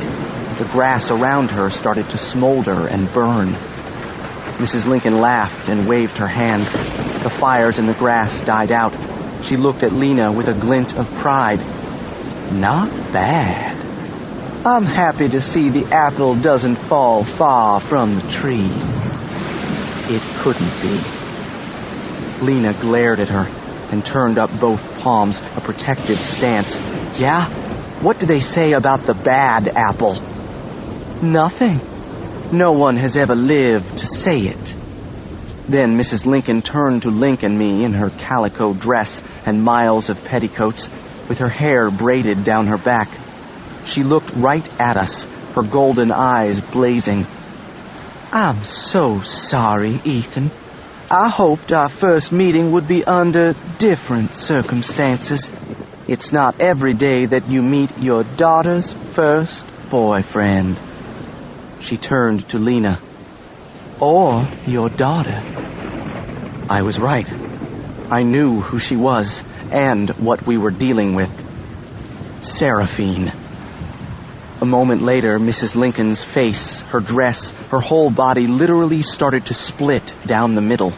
You could see the skin on either side pulling away like the crumpled wrapper of a candy bar. As her body split down the center, it started to fall like a coat being shrugged from someone's shoulders. Underneath was someone else. I don't have a mother, Lena shouted. Seraphine winced, as if she was trying to look hurt because she was Lena's mother. It was an undeniable genetic truth. She had the same long, black, curly hair as Lena, except where Lena was frighteningly beautiful, Seraphine was simply frightening. Like Lena, Seraphine had long, elegant features, but instead of Lena's beautiful green eyes, she had the same glowing yellow eyes as Ridley and Genevieve. And the eyes made all the difference. Seraphine was wearing a dark green corseted velvet dress, kind of modern and gothic and turn of the century all at the same time, and tall black motorcycle boots. She literally stepped out of Mrs. Lincoln's body, which fused back together within seconds as if someone had sewn up the seam, leaving the real Mrs. Lincoln collapsed in the grass with her hoop skirt flipped up, revealing her knee-high support hose and her petticoats. Link was in shock. Seraphine straightened, shaking free of the weight, shuddering. Mortals. That body was just insufferable. So awkward and uncomfortable, stuffing its face every 5 minutes. Disgusting creatures. Mom! Mom! Wake up! Link pounded his fists against what was obviously some kind of force field. No matter what a dragon she was, Mrs. Lincoln was Link's dragon, and it must have been hard to see her tossed aside like a piece of inconsequential human trash. Seraphine waved her hand. Link's mouth was still moving, but he wasn't making a sound. That's better. You're lucky I didn't have to spend all my time in your mother's body over the last few months. If I had, you'd be dead by now. I can't tell you the number of times I nearly killed you out of boredom at the dinner table, droning on about your stupid band. It all made sense now. The crusade against Lena, the Jackson Disciplinary Committee meeting, the lies about Lena's school records, even the weird brownies on Halloween. How long had Seraphine been masquerading as Mrs. Lincoln? In Mrs. Lincoln. I had never really understood what we were up against until now. The darkest caster living today. Ridley seemed so harmless in comparison. No wonder Lena had been dreading this day for so long. Seraphine looked back at Lena. You may think you don't have a mother, Lena, but if that's true, it's only because your grandmother and your uncle took you from me. I've always loved you. It was disconcerting how Seraphine could move so easily from one set of emotions to another, from sincerity and regret to disgust and contempt, each emotion as hollow as the next. Lena's eyes were bitter. Is that why you've been trying to kill me, Mother? Seraphine tried to look concerned, or maybe surprised. It was hard to tell because her expression looked so unnatural, so forced. Is that what they told you? I was simply trying to make contact, to talk to you. If it hadn't been for all their bindings, my attempts would never have put you in any danger, a fact they knew. Of course, I understand their concern. I am a dark caster, a cataclysm. But Lena, you know as well as anyone, I had no choice in that matter. It was decided for me. It doesn't change the way I feel about you, about my only daughter. I don't believe you, Lena spat, but she looked unsure of herself, even as she said it, like she wasn't sure what to believe. I checked my cell phone. 9:59, 2 hours until midnight. Link slumped against the tree, his head in his hands. I couldn't look away from Mrs. Lincoln, lifeless in the grass. Lena was looking at her, too. She's not, is she? I had to know, for Link's sake. Seraphine tried to look sympathetic, but I could tell she was losing interest in Link and me, which wasn't good for either of us. She'll return to her previously unappealing state soon. Nauseating woman. I'm not interested in her or the boy. I was only trying to show my daughter the true nature of mortals. How easily they can be influenced, how vindictive they are. She turned to Lena. Just a few words from Mrs. Lincoln, and look how easily this whole town turned on you. You don't belong in their world. You belong with me. Seraphine turned to Larkin. Speaking of unappealing states, Larkin, why don't you show us those baby blues? I mean, yellows? Larkin smiled and squeezed his eyes shut, reaching his arms over his head like he was stretching after a long nap. But when he opened his eyes again, something was different. He blinked wildly, and with each blink his eyes began to change.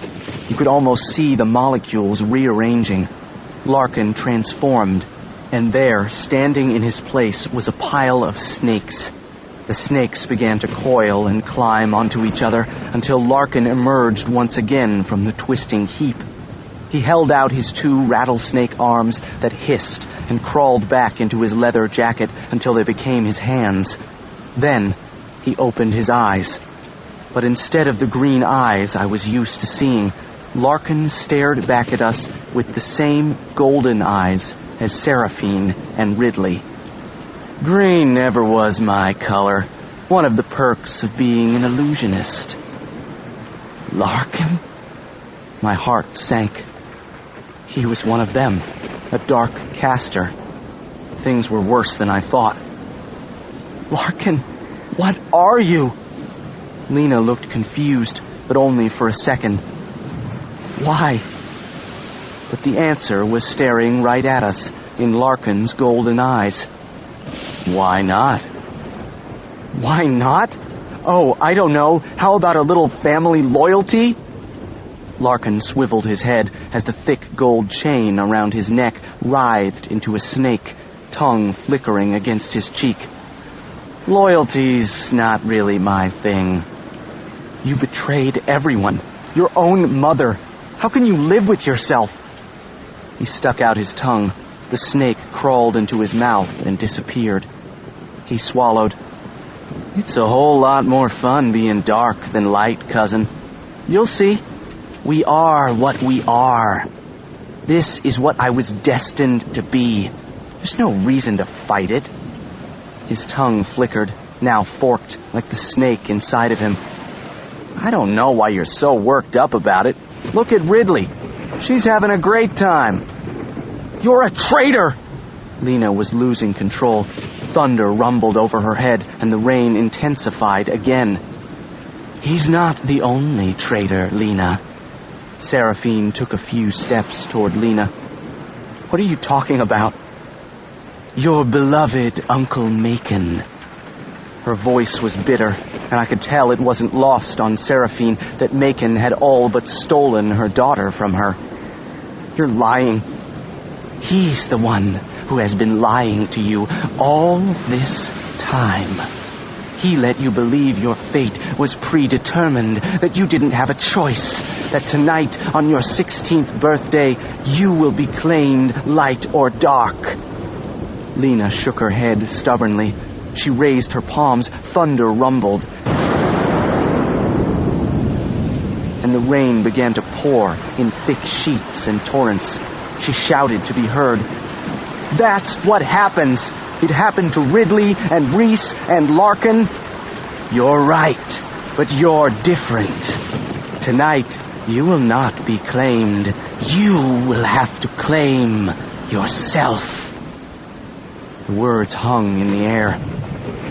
Claim yourself. Like the words themselves had the power to stop time. Lena's face was ashen. For a second, I thought she was going to pass out. "What did you say?" she whispered. "You have a choice. I'm sure your uncle didn't tell you that." "That's impossible." I could barely hear Lena's voice in the shrieking wind. "A choice afforded to you because you are my daughter, the second natural born into the Duquesne family. I may be a cataclysm now, but I was the first natural born into our family." Seraphine paused, then repeated a verse. "The first will be black, but the second may choose to turn back." "I don't understand." Lena's legs gave out from under her, and she fell to her knees in the mud and tall grass, her long black hair dripping around her. "You've always had a choice. Your uncle has always known that." "I don't believe you!" Lena threw up her arms. Clumps of earth ripped up from the ground between them, swirling into the storm. I shielded my eyes as bits of dirt and rock flew at us from every direction. I tried to shout over the storm, but Lena could barely hear me. "Lena, don't listen to her! She's dark! She doesn't care about anyone! You told me that yourself!" Why would Uncle Macon hide the truth from me? Lena looked directly at me, as if I was the only one who would know the answer. But I didn't know. There was nothing I could say. Lena slammed her foot against the ground in front of her. The ground began to tremble, then roll beneath my feet. For the first time ever, an earthquake had hit Gatlin County. Seraphine smiled. She knew Lena was losing control, and she was winning. The electrical storm in the sky flashed over our heads. "That's enough, Seraphine!" Macon's voice echoed across the field. He appeared out of nowhere. "Leave my niece alone!" Tonight, in the moonlight, he looked different. Less like a man and more like what he was. Something else. His face looked younger, leaner, ready for a fight. "Are you referring to my daughter? The daughter you stole from me?" Seraphine straightened and began to twist her fingers like a soldier checking his arsenal before a battle. "As if she ever meant anything to you," Macon said calmly. He smoothed his jacket, impeccable as usual. Boo burst out of the bushes behind him as if he'd been running to catch up. Tonight, Boo looked exactly like what he was, an enormous wolf. "Macon, I feel honored. Except I hear I missed the party. My own daughter's 16th birthday, but that's all right. There's always the claiming tonight. We've a couple hours yet, and I wouldn't miss that for the world."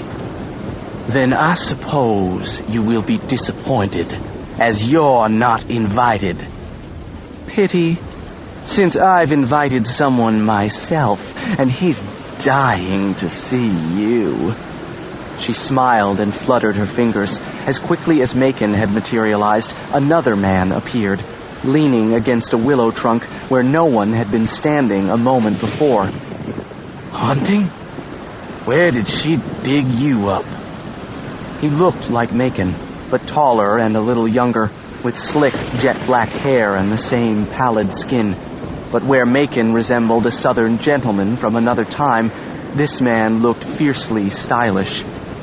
Dressed in all black, a turtleneck, jeans, and a leather bomber, he looked more like a movie star you'd see on the cover of a tabloid rag than Macon's Cary Grant. But one thing was obvious. He was an incubus, too, and not, if there was such a thing, the good kind.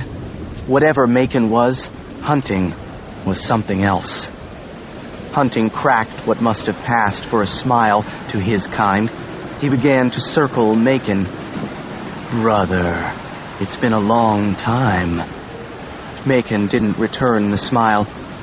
Not long enough. I'm not surprised you take up with someone like her. Hunting laughed, raunchy and loud. Who else would you expect me to take up with? A pack of light casters like you did? It's ridiculous.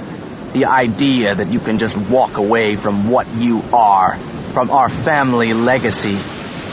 I made a choice, Hunting. A choice? Is that what you call it? Hunting laughed again, circling closer to Macon. More like a fantasy.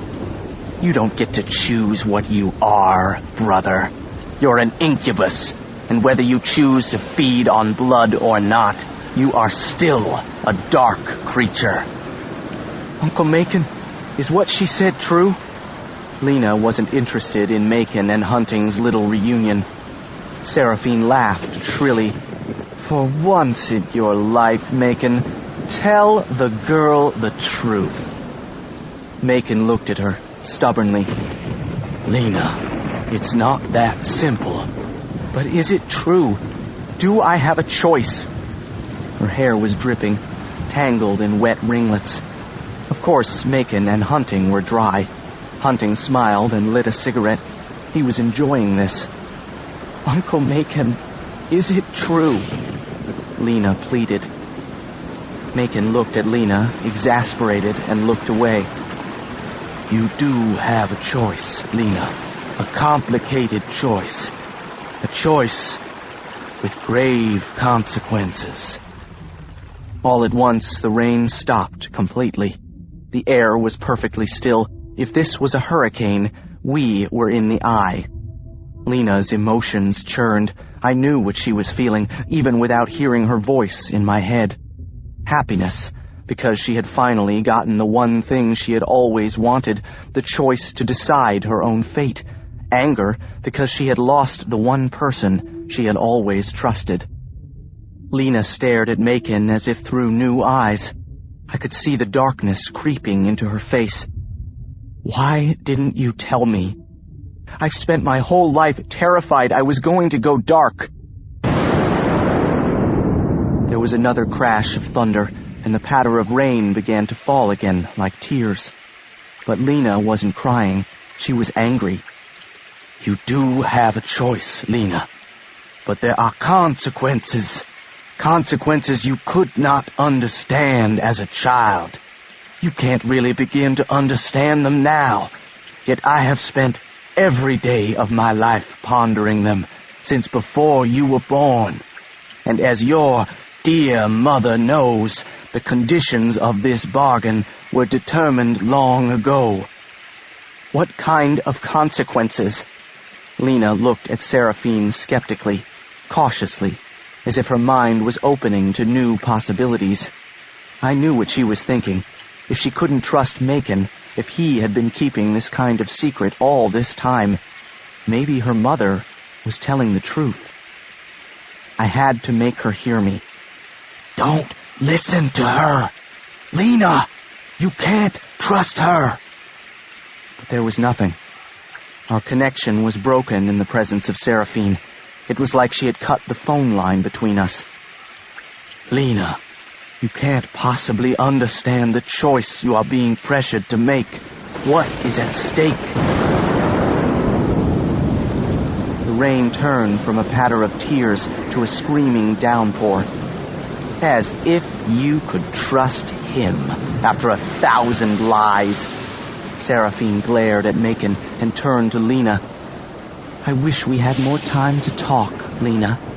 But you have to make the choice, and I am bound to explain the stakes. There are consequences. Your uncle wasn't lying about that.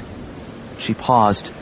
If you choose to go dark, all the light casters in our family will die. Lena went pale. Why would I ever agree to do that? Because if you choose to go light, all the dark casters and Lilam in our family will die. Seraphine turned and looked at Macon. And I do mean all. Your uncle, the man who has been like a father to you, will cease to exist. You will destroy him. Macon disappeared and materialized in front of Lena not even a second later. Lena, listen to me.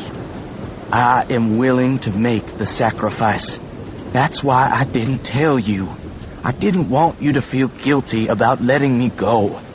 I have always known what you would choose. Make the choice.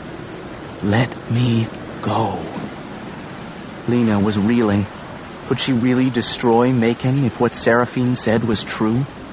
But if it was true, what other choice did she have? Macon was only one person, even though she loved him. There is something else I can offer, Seraphine added. What could you possibly have to offer that would make me want to kill Grandma, Aunt Dell, Reese, Ryan? Seraphine tentatively took a few steps toward Lena. Ethan, we have a way the two of you can be together. What are you talking about? We're already together. Seraphine cocked her head slightly and her eyes narrowed. Something passed across her golden eyes. Recognition. You don't know, do you? Seraphine turned to Macon and laughed. You didn't tell her. Well, that's not playing fair. Know what? Lena snapped. That you and Ethan can never be together. Not physically. Casters and Lilum cannot be with mortals. She smiled, relishing the moment. At least, not without killing them. February 11th. The claiming. Casters cannot be with mortals without killing them. It all made sense now. The elemental connection between us, the electricity, the shortness of breath whenever we kissed, the heart attack that had almost killed me. We couldn't be together physically. I knew it was true.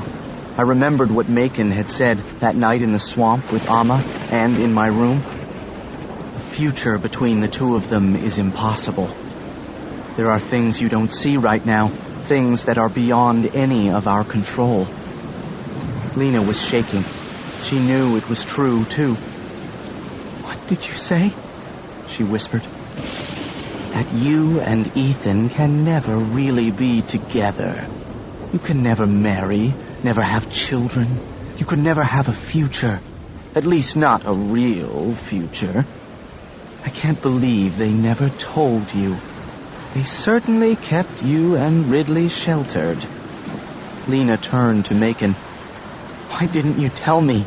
You know I love him. You had never had a boyfriend before, let alone a mortal one. None of us ever dreamed it would be an issue.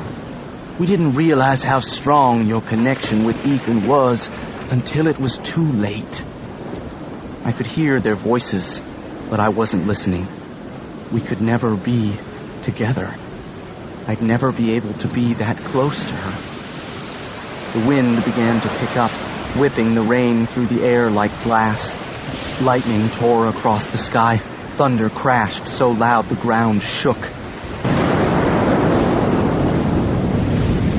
Clearly, we were no longer in the eye of the storm. I knew Lena couldn't control herself much longer.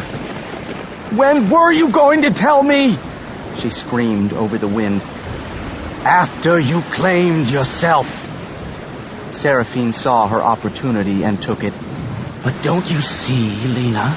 We have a way you and Ethan can spend the rest of your lives together, marry, have children, whatever you want.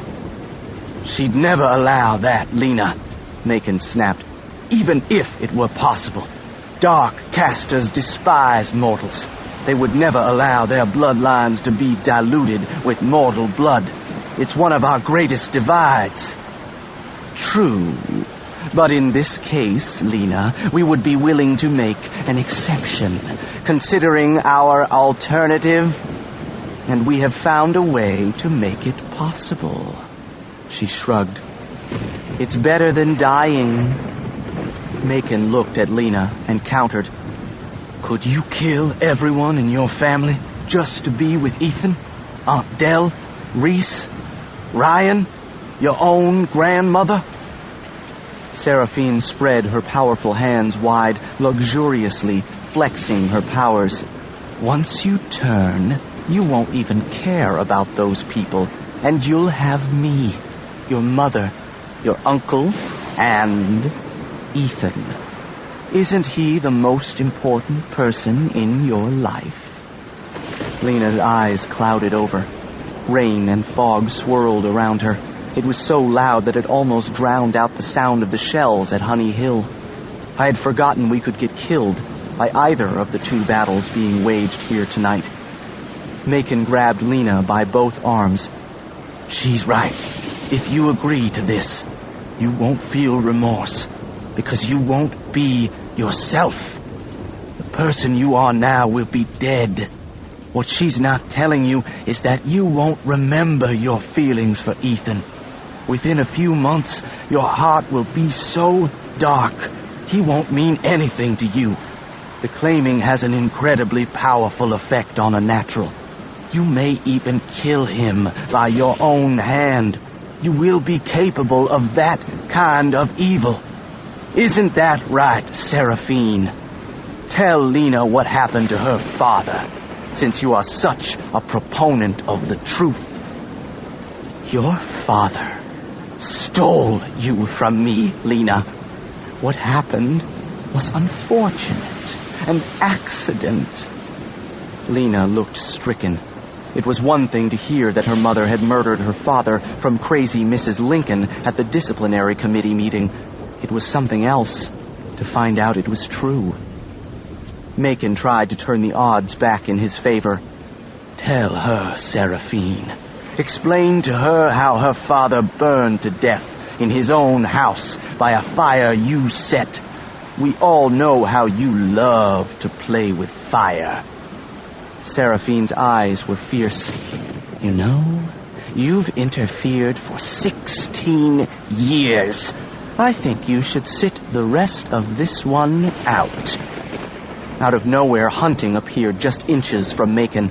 Now he looked less like a man and more like what he was, a demon. His slick black hair stood up like the hair on a wolf's back before it attacks. His ears sharpened to points, and when his mouth opened, it was the mouth of an animal. Then he just disappeared, dematerialized. Hunting reappeared in a flash on top of Macon, so quickly I wasn't even sure I had really seen it happen. Macon grabbed Hunting by the jacket and tossed him into a tree. I had never realized how strong Macon really was. Hunting went flying, but where he should have slammed against the tree, he barreled right through it, rolling to the ground on the other side. In the same moment, Macon disappeared and reappeared on top of him. Macon threw Hunting's body to the ground, the force cracking the earth open beneath them. Hunting lay on the ground, defeated. Macon turned back to look at Lena. As he turned, Hunting rose up behind him with a smile. I yelled, trying to warn Macon, but no one could hear me over the hurricane building above us. Hunting growled viciously, sinking his teeth into the back of Macon's neck like a dog in a fight. Macon screamed, a deep, guttural sound, and disappeared. He was gone. But Hunting must have hung on because he disappeared with Macon, and when they reappeared at the edge of the clearing, Hunting was still locked onto Macon's neck. What was he doing? Was he feeding? I didn't know enough to know how or if it was even possible, but whatever Hunting was taking, it seemed to be draining Macon. Lena screamed, ragged, blood-curdling screams. Hunting pushed away from Macon's body. Macon lay slumped over in the mud, rain battering down on him. Another round of canisters rang out. I flinched, rattled in the proximity of live ammo. The reenactment was moving toward us, in the direction of Greenbrier. The Confederates were making their final stand. The noise from the rounds muffled the growling. An altogether different but familiar sound. Boo Radley. He howled and leapt into the air toward Hunting, bent on defending his master. Just as the dog sprang toward Hunting, Larkin's body began to twist, spiraling into a pile of vipers in front of Boo. The vipers hissed, slithering over each other. Boo didn't realize the snakes were an illusion, that he could run right through them. He backed away, barking, his attention on the writhing snakes, which was the opportunity Hunting needed. Hunting dematerialized and appeared behind Boo, choking the dog with his supernatural strength. Boo's body jerked as he tried to fight against Hunting, but it was futile. Hunting was too strong. He tossed the dog's limp body aside, next to Macon's. Boo was still. The dog and his master lay side by side in the mud, motionless. "Uncle Macon!" Lena screamed. Hunting ran his hands through his slick hair and shook his head, invigorated. Larkin wound back through his leather jacket into his familiar human form. Between them, they looked like two drug addicts after a fix.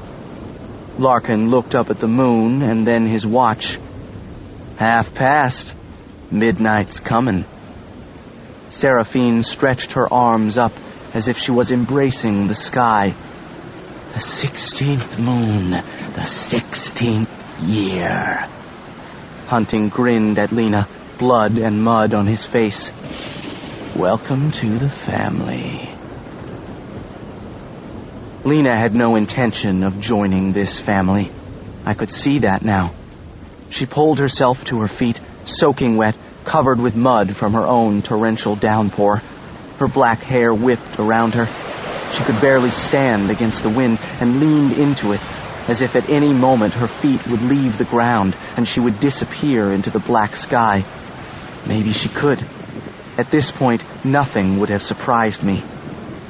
Larkin and Hunting moved silently in the shadows until they were flanking Seraphine, facing Lena. Seraphine moved closer. Lena raised a single palm. Stop. Now. Seraphine didn't stop. Lena closed her hand. A fire line shot up through the tall grass. The flames roared, separating mother and daughter. Seraphine froze in her tracks. She hadn't expected Lena to be capable of much more than what she probably considered a little wind and rain. Lena had taken her by surprise. I'll never hide anything from you, like everyone else in our family has. I've explained your options, and I've told you the truth. You may hate me, but I'm still your mother, and I can offer you the one thing they cannot. A future with the mortal. The flames shot higher. The fire spread like it had a will of its own until the flames surrounded Seraphine, Larkin, and Hunting. Lena laughed, a dark laugh like her mother's. Even from across the clearing, it made me shiver. You don't have to pretend you care about me. We all know what a bitch you are, Mother. It's the one thing I think we can all agree on. Seraphine pursed her lips and blew as if she was blowing a kiss. Only the fire blew with her, shifting its direction, racing through the weeds to surround Lena. Say it like you mean it, darling. Put some teeth into it. Lena smiled. Burning a witch? That's so cliché. If I wanted you to burn, Lena, you'd already be dead. Remember, you're not the only natural. Slowly, Lena reached forward and thrust one hand into the flames. She didn't wince, but remained completely expressionless. Then she stuck her other hand into the blaze. She lifted her hands above her head and held the fire as if it were a ball. Then she threw the flames as hard as she could, right at me. Fire smashed into the oak behind me, igniting the spray of branches faster than dry kindling. The flames raced down the trunk. I stumbled forward, trying to get out of the way. I kept moving until I reached the wall of my invisible prison. But this time, it wasn't there. I dragged my legs through the inches of mud across the field. I looked over and saw Link falling alongside me. The oak behind him was burning even brighter than my own. The flames reached into the dark sky and began to spread to the surrounding field. I raced toward Lena. I couldn't think of anything else. Link stumbled over toward his mom. Only Lena and the fire line stood between Seraphine and us. For the moment, it seemed to be enough. I touched Lena's shoulder. In the darkness, she should have jumped, but she knew it was me. She didn't even look at me. I love you, Elle. Don't say anything, Ethan. She can hear everything. I'm not sure, but I think she always could. I looked across the field, but I couldn't see Seraphine, Hunting, or Larkin beyond the flames. I knew they were there, and I knew they were probably going to try to kill us all. But I was with Lena, and for just 1 second, it was all that mattered. Ethan, go get Ryan. Uncle Macon needs help. I can't hold her much longer. I took off running before Lena could say another word. Whatever Seraphine had done to sever the connection between us, it no longer mattered. Lena was back in my heart and my head. As I ran through the uneven fields, that was all I cared about. Except for the fact that it was almost midnight. I ran faster. I love you too. Hurry. I looked at my cell, 11:25. I banged again on the door of Ravenwood and pushed frantically on the crescent moon above the lintel. Nothing happened. Larkin must have done something to seal off the threshold, not that I had any idea how. Ryan! Aunt Dell! Grandma! I had to find Ryan. Macon was hurt. Lena could be next. I couldn't predict what Seraphine would do when Lena refused her. Link stumbled onto the doorstep behind me. Ryan's not here. Is Ryan a doctor? We gotta help my mom. No, I'll explain later. Link was pacing on the veranda. Was any of that real? Think. I had to think. I was in this alone. Ravenwood was a virtual fortress tonight. No one could break in, at least no mortal, and I couldn't let Lena down. I dialed the only person I could think of who would have no problem tangling with 2 dark casters and a blood incubus in the middle of a supernatural hurricane. A person who was a sort of supernatural hurricane herself. Amma. I listened to the phone ring on the other end. No answer. Amma's probably still with my dad. 11:30. There was only one other person who could help me, and it was a long shot. I dialed the Gatlin County Library. Marion's not there either. She'd know what to do. What the hell? She never leaves that library, even after hours. Link was pacing frantically. Nothing's open. It's a freaking holiday. It's the Battle of Honey Hill, remember? Maybe we should just go down to the safe zone and look for the paramedics. I stared at him as if a bolt of lightning had just come out of his mouth and hit me in the head. It's a holiday. Nothing's open, I repeated back to him. Yeah, I just said that, so what do we do? He looked miserable. Link, you're a genius. You're a freaking genius. I know, man, but what does that have to do with anything? You got the beater? He nodded. We gotta get out of here. Link started the engine. It spluttered but caught, like it always did. The holy rollers blasted out of the speakers, and for the record, this time, they sucked. Ridley. She must seriously rock the whole siren gig. Link ripped down the gravel drive and then looked over at me sideways. Where are we going again? The library. Thought you said it was closed. The other library. Link nodded like he understood, which he didn't, but he went along with it anyway, just like old times. The beater shredded down the gravel drive like it was Monday morning and we were late to first period. Only it wasn't. It was 11:40. When we skidded to a stop in front of the Historical Society, Link didn't even try to understand. I was out of the car before he could even turn off the holy rollers. He caught up with me as I rounded the corner into the darkness behind the second oldest building in Gatlin. This isn't the library. Right. It's the DAR. Right. Which you hate. Right. My mom comes here like every day. Right. Dude, what are we doing here? I stepped up to the grating and pushed my hand through. It sliced through the metal, at least what looked like metal, leaving my arm looking like it was amputated at the wrist. Link grabbed me. Man, Ridley must have put something into my Mountain Dew, because I swear, your arm? I just saw your arm. Forget it. I'm hallucinating. I pulled my arm back out and wiggled my fingers in front of his face. Seriously, man, after all the things you've seen tonight, now you think you're hallucinating? Now? I checked my cell. 11:45. I don't have time to explain, but it's only going to get weirder from here on out. We're going down to the library, but it's not, like, a library, and you are going to be freaking most of the time, so if you want to go wait in the car, that's cool. Link was trying to absorb what I was saying as quickly as I was saying it, which was rough.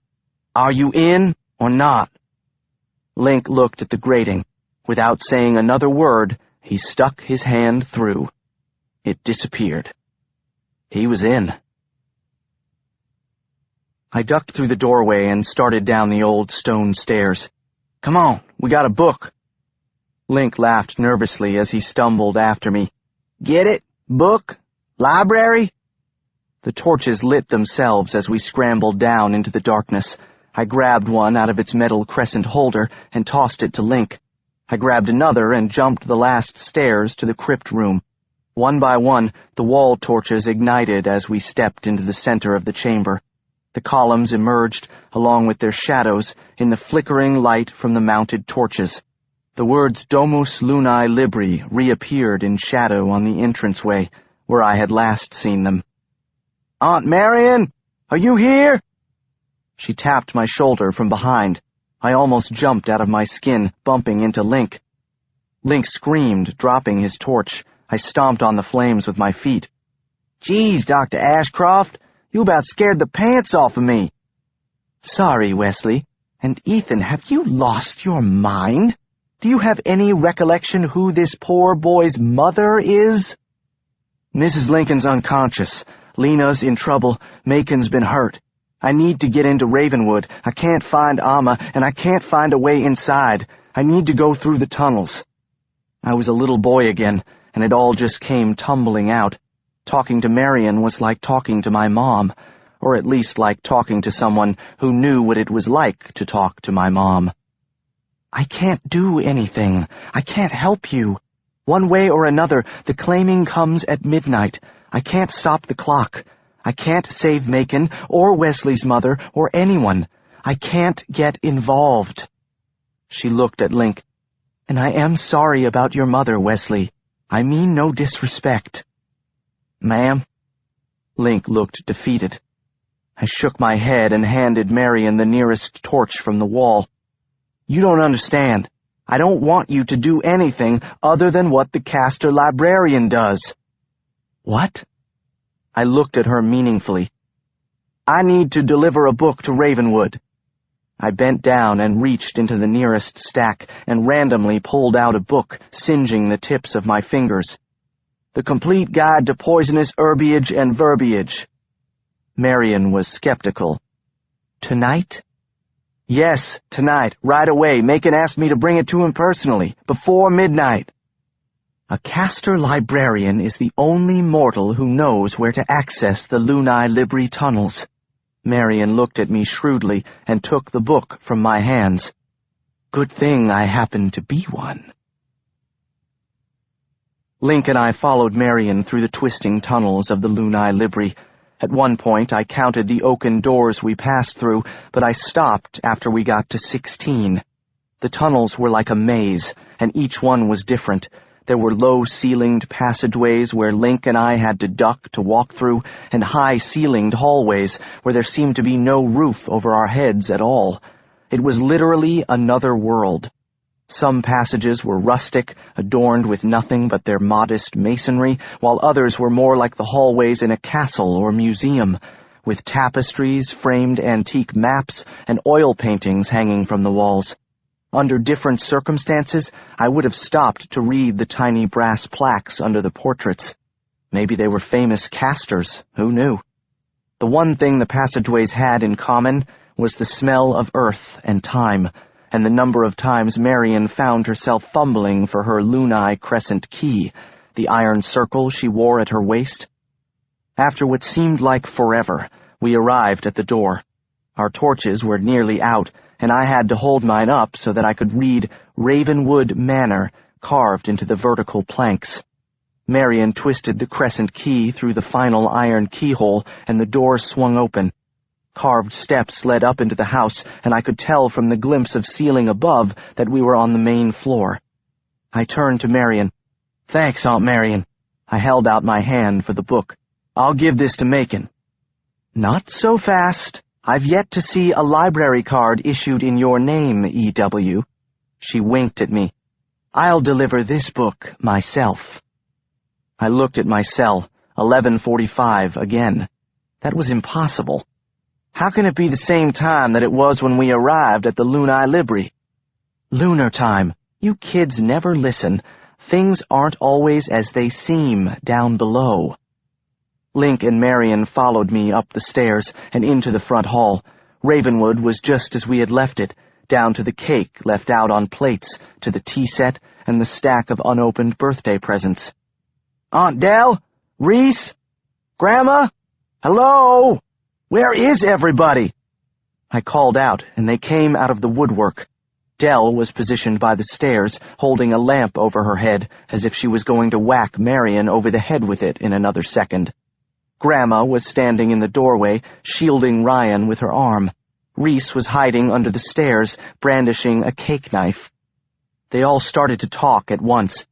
"Marion, Ethan, we were so worried. Lena has disappeared, and when we heard the bell from the tunnels, we thought it was—" "Have you seen her? Is she out there?" "Have you seen Lena? When Macon didn't come back, we began to worry. And Larkin, she didn't hurt Larkin, did she?" I looked at them in disbelief, taking the lamp out of Aunt Dell's hands and handing it to Link. "A lamp? You really thought a lamp was going to save you?" Aunt Dell shrugged. "Barkley went up to the attic to shift some weapons out of curtain rods and old solstice decorations.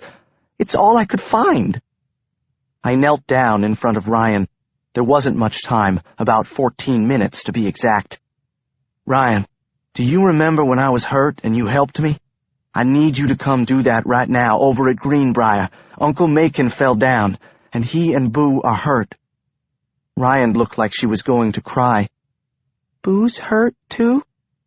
Link cleared his throat in the back of the room. "And my mom. I know she's been a pain and everything, but could she help my mom?" "And Link's mom." Grandma pushed Ryan back behind her, patting her on the cheek. She adjusted her sweater and smoothed her skirt. "Come, then. Della and I will go. Reese, stay here with your sister. Tell your father where we've gone." "Grandma, I need Ryan." "For tonight, I am Ryan, Ethan." She picked up her bag. "I'm not leaving here without Ryan." I held my ground. There was too much at stake. "We can't take an unclaimed child out there. Not on the 16th moon. She could be killed." Reese looked at me like I was an idiot. I was out of the caster loop again. Dell took my arm reassuringly. "My mother is an empath.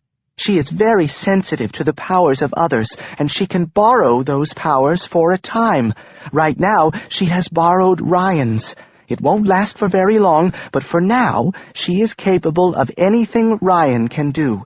And Grandma was claimed, obviously quite some time ago. So we'll go with you." I looked at my cell, 11:49.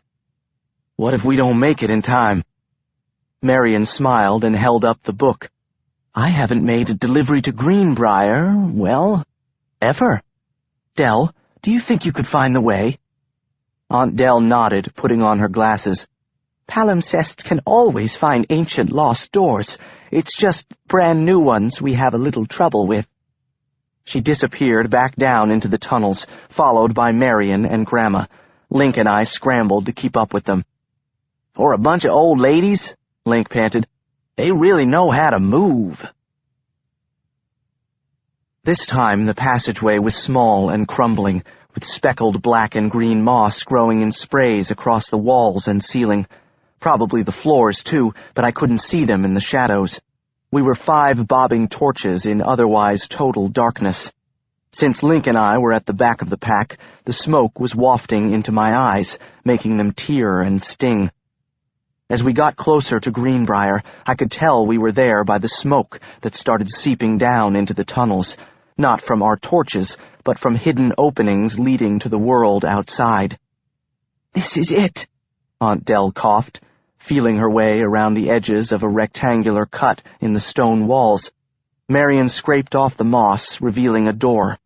The Lunai key fit perfectly, as if it had opened just days ago, rather than hundreds of thousands of days ago.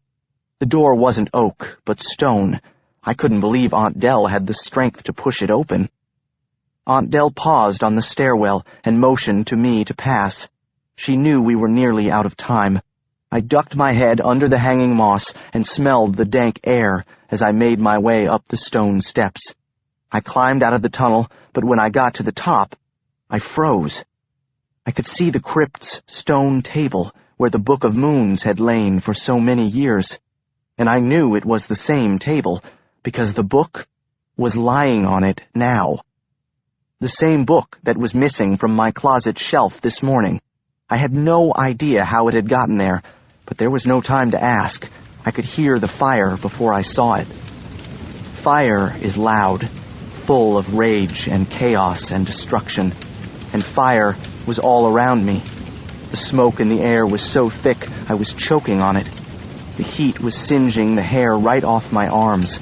It was like a vision from the locket, or worse, like the last of my nightmares, the one where Lena was consumed by fire. The feeling that I was losing her. It was happening. Lena, where are you? Help Uncle Macon. Her voice was dimming. I waved the smoke away so I could see my cell. 11:53, 7 minutes to midnight. We were out of time. Grandma grabbed my hand. Don't just stand there. We need Macon. Grandma and I ran, hand in hand, out into the fire. The long row of willows that framed the archway leading into the graveyard and the gardens was burning. The brush, the scrub oaks, the palmettos, the rosemary, the lemon trees, everything was on fire. I could hear the last few canisters in the distance. Honey Hill was wrapping up, and I knew the reenactors would be on to the fireworks soon, as if the fireworks in the safe zone could in any way compare to the fireworks going on out here. The whole garden, as well as the clearing, was burning, surrounding the crypt. Grandma and I stumbled through the smoke until we neared the burning oaks, and I found Macon lying where we had left him. Grandma leaned over him and touched his cheek with her hand. He's weak, but he'll be all right. At the same moment, Boo Radley rolled over and jumped up onto all fours. He slunk over and lay down on his belly next to his master. Macon struggled to turn his head toward Grandma. His voice was barely a whisper. Where's Lena? Ethan's going to find her. You rest. I'm going to help Mrs. Lincoln. Link was by his mom's side, and Grandma hustled in their direction without another word. I stood up, scanning the fires for Lena. I couldn't see any of them, anywhere. Not Hunting, Larkin, Seraphine, anyone. I'm up here, on top of the crypt, but I think I'm stuck. Hold on, El. I'm coming. I made my way back through the flames, trying to stick to the pathways I remembered from being in Greenbrier with Lena. The closer I got to the crypt, the hotter the flames were. My skin felt like it was peeling off, but I knew it was actually burning. I climbed on top of an unmarked gravestone, found a foothold in the crumbling stone wall, and pulled myself up as far as I could. On top of the crypt was a statue, some kind of angel, with part of her body broken off. I grabbed onto its, I don't know what, it felt something like an ankle, and pulled myself over the edge. Hurry, Ethan. I need you. That's when I found myself face to face with Seraphine, who plunged a knife into my stomach. A real knife into my real stomach. The end of the dream we had never been allowed to see. Only this part wasn't a dream. I know because it was my stomach, and I felt every inch of the blade. Surprised, Ethan?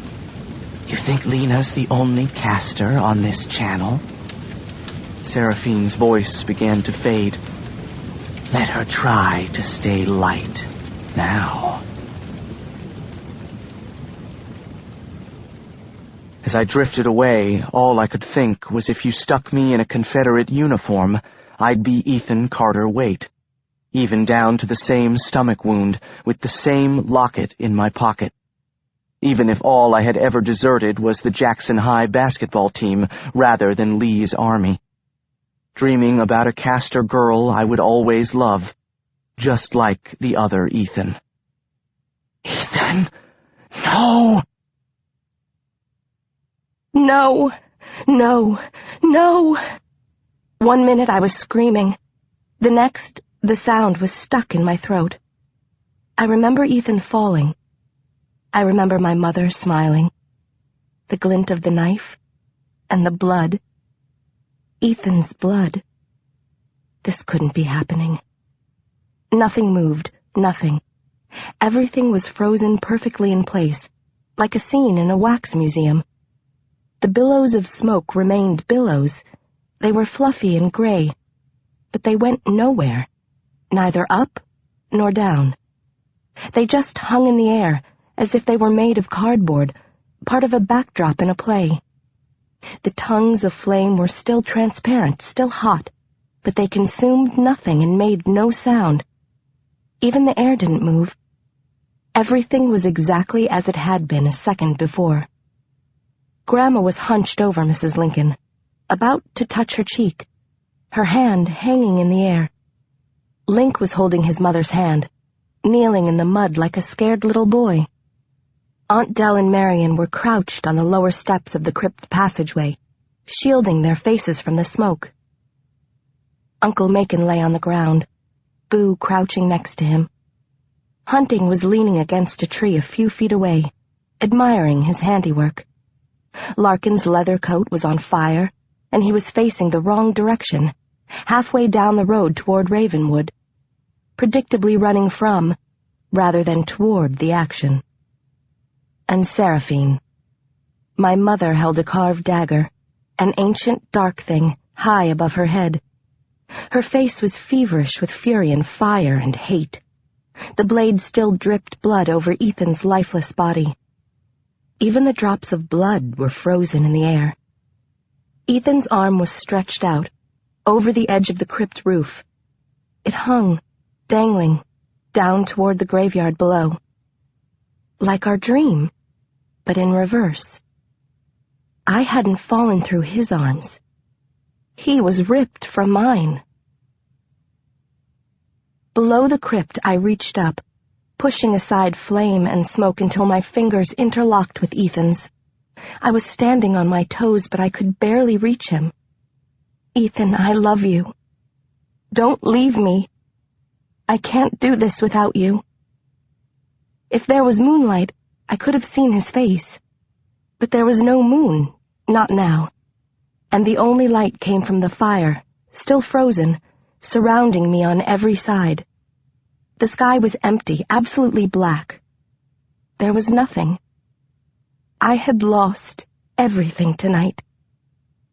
I sobbed until I couldn't breathe, and my fingers slipped through his, knowing I would never feel those fingers in my hair again. Ethan. I wanted to scream out his name even though no one would hear me, but I didn't have a scream left in me. I had nothing left, except those words. I remembered the words from the visions. I remembered every one of them. Blood of my heart, life of my life, body of my body, soul of my soul. Don't do this, Lena Duquesne. Don't you mess with that Book of Moons and start this darkness all over again. I opened my eyes. Alma stood next to me in the fire. The world around us was still frozen. I looked at Alma. Did the greats do this? No, child, this is your doing. The greats just helped me come along. How could I have done this? She sat down next to me in the dirt. You still don't know what you're capable of, do you? Melchizedek was right about that, at least. Amma, what are you talking about? I always told Ethan he might pick a hole in the sky one day, but I reckon you're the one who did that. I tried to wipe the tears off my face, but more just kept coming. When they reached my lips, I could taste the soot in my mouth. Am I dark? Not yet. Not now. Am I light? No, can't say you're that either. I looked up in the sky. The smoke covered everything, the trees, the sky, and where there should have been a moon and stars, there was only a thick black blanket of nothing. Ash and fire and smoke, and nothing. Amma? Yes? Where's the moon? Well, if you don't know, child, I sure don't. One minute I was looking up at your 16th moon, and you was standing under it, staring up at the stars like only God in heaven could help you, palms raised like you was holding up the sky. Then nothing. Just this. What about the claiming? She paused, considering. Well, I don't know what happens when there's no moon on your birthday on the 16th year at midnight. It's never happened before, far as I know. Seems to me there can't be a claiming if there's no 16th moon. I should have felt relief, joy, confusion. But all I could feel was pain. Is it over then? Don't know. She held out her hand and pulled me up until we were both standing. Her hand was warm and strong, and I felt clear-headed, like we both knew what I was going to do, just as, I suspect, Ivy had known what Genevieve would do on this spot more than 100 years ago. As we opened the cracked cover of the book, I knew immediately which page to turn to, as if I had known all along. You know it's not natural, and you know there's bound to be consequences. I know. And you know there's no guarantee it'll work. It didn't turn out so well the last time, but I can tell you this. I've got my great-great-aunt Ivy downtown with the greats, and they'll help us if they can. Amma, please. I don't have a choice. She looked into my eyes. Finally, she nodded. Now, I know there's nothing I can say that'll keep you from doing it, because you love my boy. And because I love my boy, I'm going to help you. I looked at her, and I understood. Which is why you brought the Book of Moons here tonight.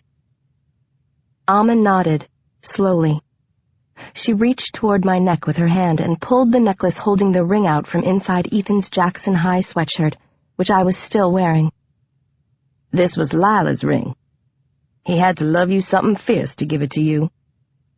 Ethan, I love you. Love is a powerful thing, Lena Duquesne. A mother's love. That's not something to be trifled with. Seems to me Lila's been trying to help out as best she could. She ripped the ring off my neck. Where the chain broke, I could feel a mark cutting into my skin. She slipped the ring on my middle finger. Lila would have liked you.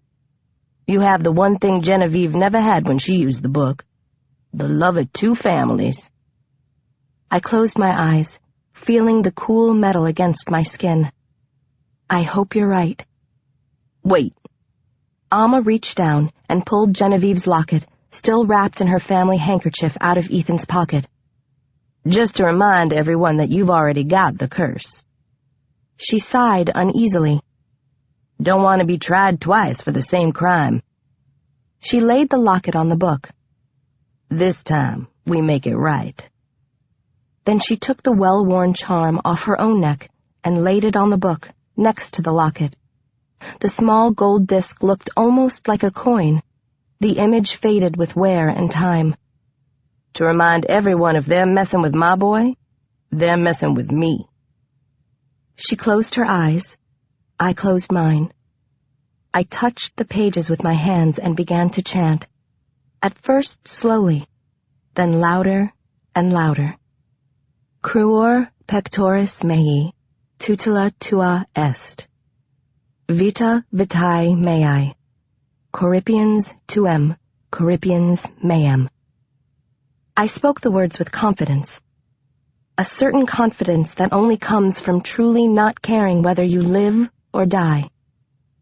Corpus corporis mei, medulla menscae. Anima, animae, mei, animam nostram connecte. I called out the words to the frozen landscape, though there was nobody but Amma to hear them. Cruor pectoris mei, luna mea, estus meus. Cruor pectoris mei, fatum meum mea salus. Amma reached for me, taking my trembling hands in her strong ones, and we spoke the cast again, together. This time we spoke in the language of Ethan, and his mother Lila, of Uncle Macon and Aunt Dell, and Amma and Link and little Ryan, and everyone who loved Ethan, and who loved us. This time what we spoke became a song, a love song, to Ethan Lawson Waite, from the two people who loved him most, and would miss him the most if we failed. Blood of my heart, protection is thine. Life of my life, taking yours, taking mine. Body of my body, marrow and mind. Soul of my soul, to our spirit bind. Blood of my heart, my tides, my moon. Blood of my heart, my salvation, my doom. Lightning struck me, the book, the crypt, and Amma. At least that's what I thought had happened. But then I remember it feeling that way to Genevieve, too, in the visions. Amma was thrown back against the wall of the crypt, her head knocking against the stone. I felt the electricity course through my body and relaxed into it, accepting the fact that if I died, at least I would be with Ethan. I felt him, how near he was to me, how much I loved him. I felt the ring burning on my finger, how much he loved me. I felt my eyes burning, and everywhere I looked I saw a haze of golden light, as if it were coming from me somehow. I heard Amma whisper, "My boy." I turned toward Ethan. He was bathed in gold light, just like everything else. He was still motionless. I looked at Amma in panic. It didn't work. She leaned against the stone altar, closing her eyes. I screamed. It didn't work. I stumbled away from the book, into the mud. I looked up. The moon was there again. I raised my arms above my head, toward the heavens. Heat burned through my veins where there should have been blood. The anger welled inside me, with nowhere to go. I could feel it eating away at me.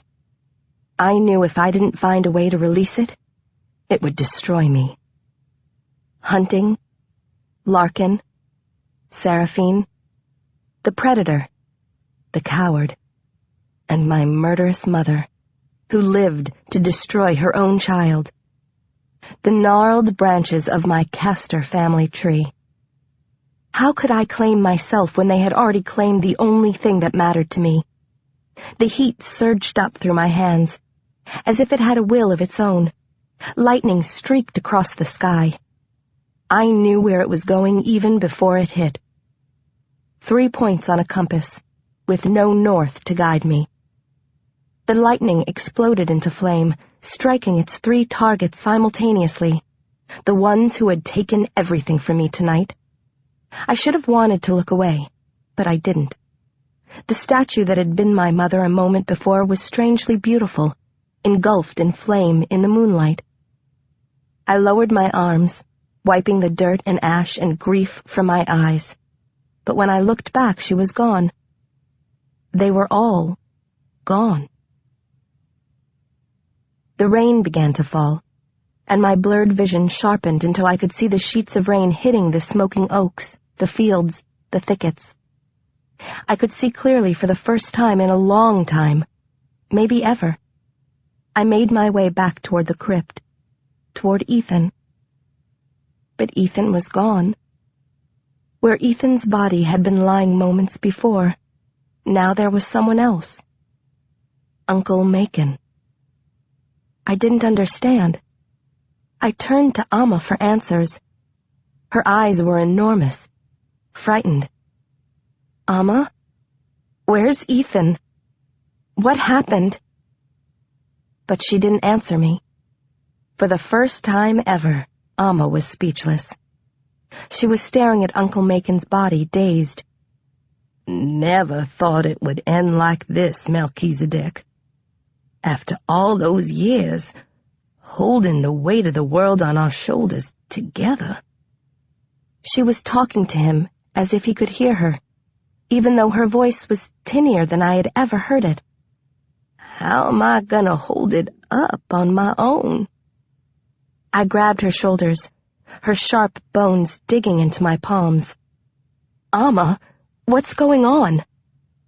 She raised her eyes to meet mine, her voice barely a whisper. You can't get something from the book without giving something in return. A tear rolled down her wrinkled cheek. It couldn't be true. I knelt next to Uncle Macon and slowly reached out to touch his perfectly shaven face. Usually, I would find the misleading warmth associated with a human being fueled by the energy of the hopes and dreams of mortals. But not today. Today his skin was ice cold. Like Ridley's. Like the dead. Without giving something in return. No. Please, no. I had killed Uncle Macon. And I hadn't even claimed myself. I hadn't even chosen to go light, and I had still killed him. The rage began to well up inside me again, the wind whipping up around us, swirling and churning like my emotions. It was beginning to feel familiar, like an old friend. The book had made some kind of horrible trade, one I didn't ask for. Then I realized. A trade. If Uncle Macon was here, where Ethan had been lying dead, could that mean that maybe Ethan was out there alive? I was on my feet, running toward the crypt. The frozen landscape tinted in that golden light. I could see Ethan, lying in the grass in the distance next to Boo, where Uncle Macon had been just moments ago. I made my way over to him. I reached for Ethan's hand, but it was cold. Ethan was still dead. And now Uncle Macon was gone too. What had I done? I had lost them both. Kneeling in the mud, I buried my head in Ethan's chest and wept. I held his hand against my cheek. I thought of all the times he had refused to accept my fate, refused to give up, to say goodbye. Now it was my turn. I won't say goodbye. I won't say it. It had come to this, just a whisper in a field of smoldering weeds. Then I felt it. Ethan's fingers began to curl and uncurl, searching for mine. Elle? I could barely hear him. I smiled as I cried and kissed the palm of his hand. Are you there, Lena Bina?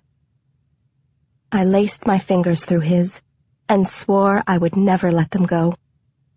I held up my face and let the rain fall upon it, washing away the soot. I'm here. Don't go. I'm not going anywhere. And neither are you. February 12th. Silver lining. I looked at my cell. It was broken. The time still read 11:59. But I knew it was well after midnight because the fireworks finale had started, even though it was raining. The Battle of Honey Hill was over for another year. I lay in the middle of the muddy field, letting the rain wash over me. As I watched the small-time fireworks attempt to explode in the still, drizzling night sky, everything was cloudy. My mind just couldn't focus. I had fallen, hit my head, and a few other places too. My stomach, my hip, my whole left side ached. Amma was going to kill me when I came home, banged up like this. All I remembered was, 1 second I was holding on to that stupid angel statue, and the next second I was lying flat on my back, in the mud, here. I thought a piece of that statue broke off when I was trying to climb to the top of the crypt, but I wasn't really sure. Link must have carried me out here after I knocked myself out like an idiot. Aside from that, it was like my mind had been wiped clean. I guess that's why I didn't understand why Marion, Grandma, and Aunt Dell were huddled near the crypt, crying. Nothing could have prepared me for what I saw when I finally stumbled over there. Macon Ravenwood. Dead. Maybe he had always been dead, I didn't know, but now he was gone. I knew that much. Lena threw herself onto his body, the rain drenching both of them. Macon. Wet from the raindrops, for the first time. The next morning, I pieced together a few things about the night of Lena's birthday. Macon was the only casualty. Apparently hunting had overpowered him after I lost consciousness. Grandma explained that feeding on dreams was much less substantial than feeding on blood. I guess he had never really stood a chance against hunting. Still, it hadn't stopped him from trying. Macon always said he would do anything for Lena. In the end, he was a man of his word. Everyone else seemed to be all right, at least physically. Aunt Dell, Grandma, and Marion had dragged themselves back to Ravenwood, with Boo trailing behind them, whimpering like a lost pup. Aunt Dell couldn't understand what had happened to Larkin. Nobody knew how to break the news to her that she had not 1, but 2 bad seeds in her family, so no one said a thing. Mrs. Lincoln didn't remember anything, and Link had a hard time explaining what she was doing in the middle of the battlefield in her petticoat and pantyhose. She had been appalled to find herself in the company of Macon Ravenwood's family, but had been civil as Link helped her to the beater. Link had a lot of questions, but I figured it could wait until Algebra 2. It would give us both something to do when things returned to normal, whenever that would be. And Seraphine. Seraphine, Hunting, and Larkin were gone. I knew that because when I came to, they had disappeared, and Lena was there, leaning against me as we walked back toward Ravenwood. I was fuzzy on the details, like everything else right now, but it appeared that Lena, Macon, all of us had underestimated Lena's powers as a natural. She had somehow managed to block out the moon and save herself from being claimed after all. Without the claiming, it looked like Seraphine, Hunting, and Larkin had fled, at least for now. Lena still wasn't talking about it. She still wasn't talking much at all. I had fallen asleep on the floor of her bedroom next to her, our hands still intertwined. When I woke up, she was gone, and I was alone. Her bedroom walls, the same ones that had been so covered with writing you couldn't see an inch of the white walls underneath all the black, were now completely blank. Except for one, the wall that faced the windows was covered from floor to ceiling with words. Only the writing no longer looked like Lena's. The girly script was gone. I touched the wall as if I could feel the words, and I knew she had been up all night writing. Macon Ethan. I lay my head down on his chest and cried because he had lived, because he had died. A dry ocean, a desert of emotion. Happy, sad, dark light, sorrow, joy swept over me, under me. I could hear the sound, but I could not understand the words, and then I realized the sound was me, breaking. In one moment I was feeling everything, and I was feeling nothing. I was shattered, I was saved, I lost everything. I was given everything else. Something in me died, something in me was born. I only knew the girl was gone. Whoever I was now, I would never be her again. This is the way. The world ends, not with a bang, but a whimper. Claim yourself, claim yourself, claim yourself, claim. Gratitude, fury, love, despair, hope, hate. First green is gold, but nothing green can stay. Don't try. Nothing green can stay. T.S. Eliot, Robert Frost, Bukowski. I recognized some of the poets from her shelf and her walls. Except for the Frost. Lena got it backward, which wasn't like her. Nothing gold can stay. That's how the poem goes. Not green. Maybe it all looked the same to her now. I stumbled down into the kitchen where Aunt Dell and Grandma were talking in low tones about arrangements. I remembered the low tones in the arrangements when my mom died. I hated them both.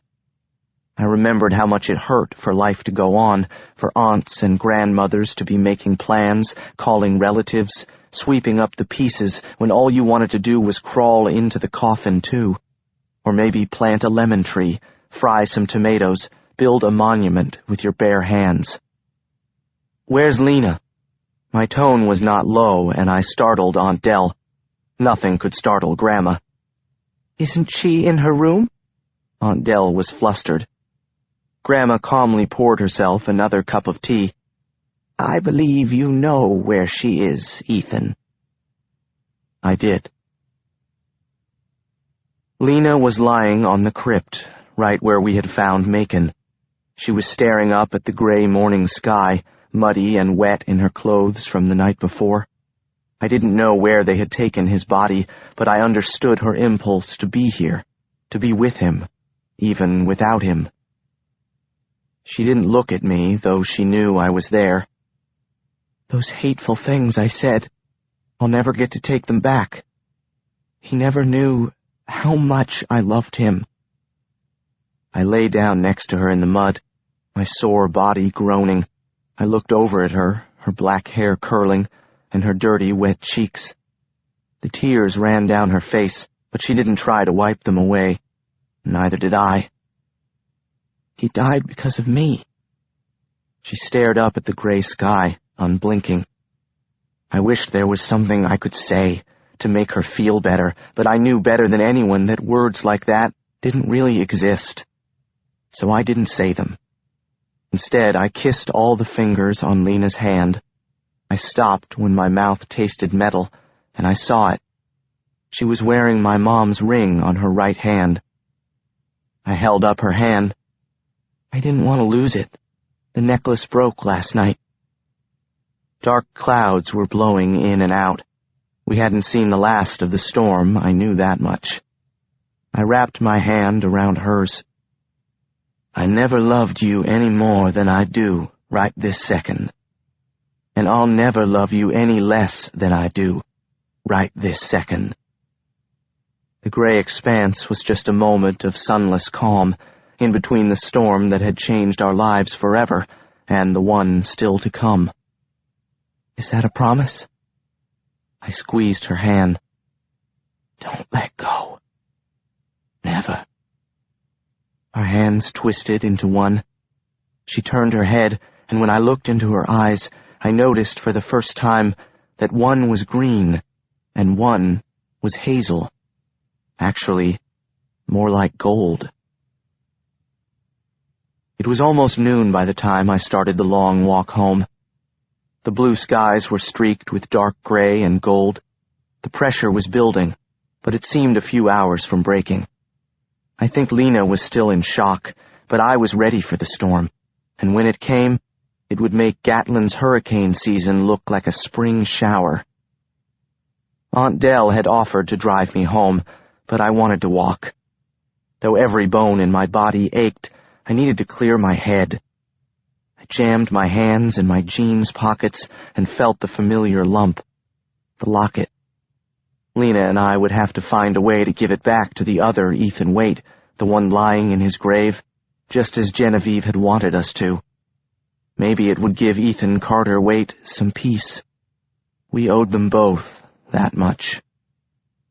I came down the steep road leading up to Ravenwood and found myself once again at the fork in the road, the one that had seemed so frightening before I knew Lena, before I knew where I was going, before I knew what real fear felt like, and real love. I walked past the fields and down Route 9, thinking of that first drive, that first night in the storm. I thought about everything, how I had almost lost my dad and Lena, how I had opened my eyes to see her staring at me, and all I could think was how lucky I was. Before I realized we had lost Macon. I thought about Macon, his books tied with string and paper, his perfectly pressed shirts, and his even more perfect composure. I thought about how hard things were going to be for Lena, missing him, wishing she could hear his voice one more time. But I would be there for her, the way I wished someone had been there for me when I lost my mom. And after the past few months, after my mom sent us that message, I didn't think Macon was really gone either. Maybe he was still out there somewhere, looking out for us. He had sacrificed himself for Lena. I was sure of that. The right thing and the easy thing are never the same. No one knew that better than Macon. I looked up at the sky. The swirls of gray were seeping across the flat blue as the paint on my bedroom ceiling. I wondered if that one shade of blue really kept the carpenter bees from nesting. I wondered if those bees really believed it was the sky. It's crazy what you see if you aren't really looking. I pulled my iPod out of my pocket and turned it on. There was a new song on the playlist. I stared at it for a long time. 17 Moons. I clicked on it.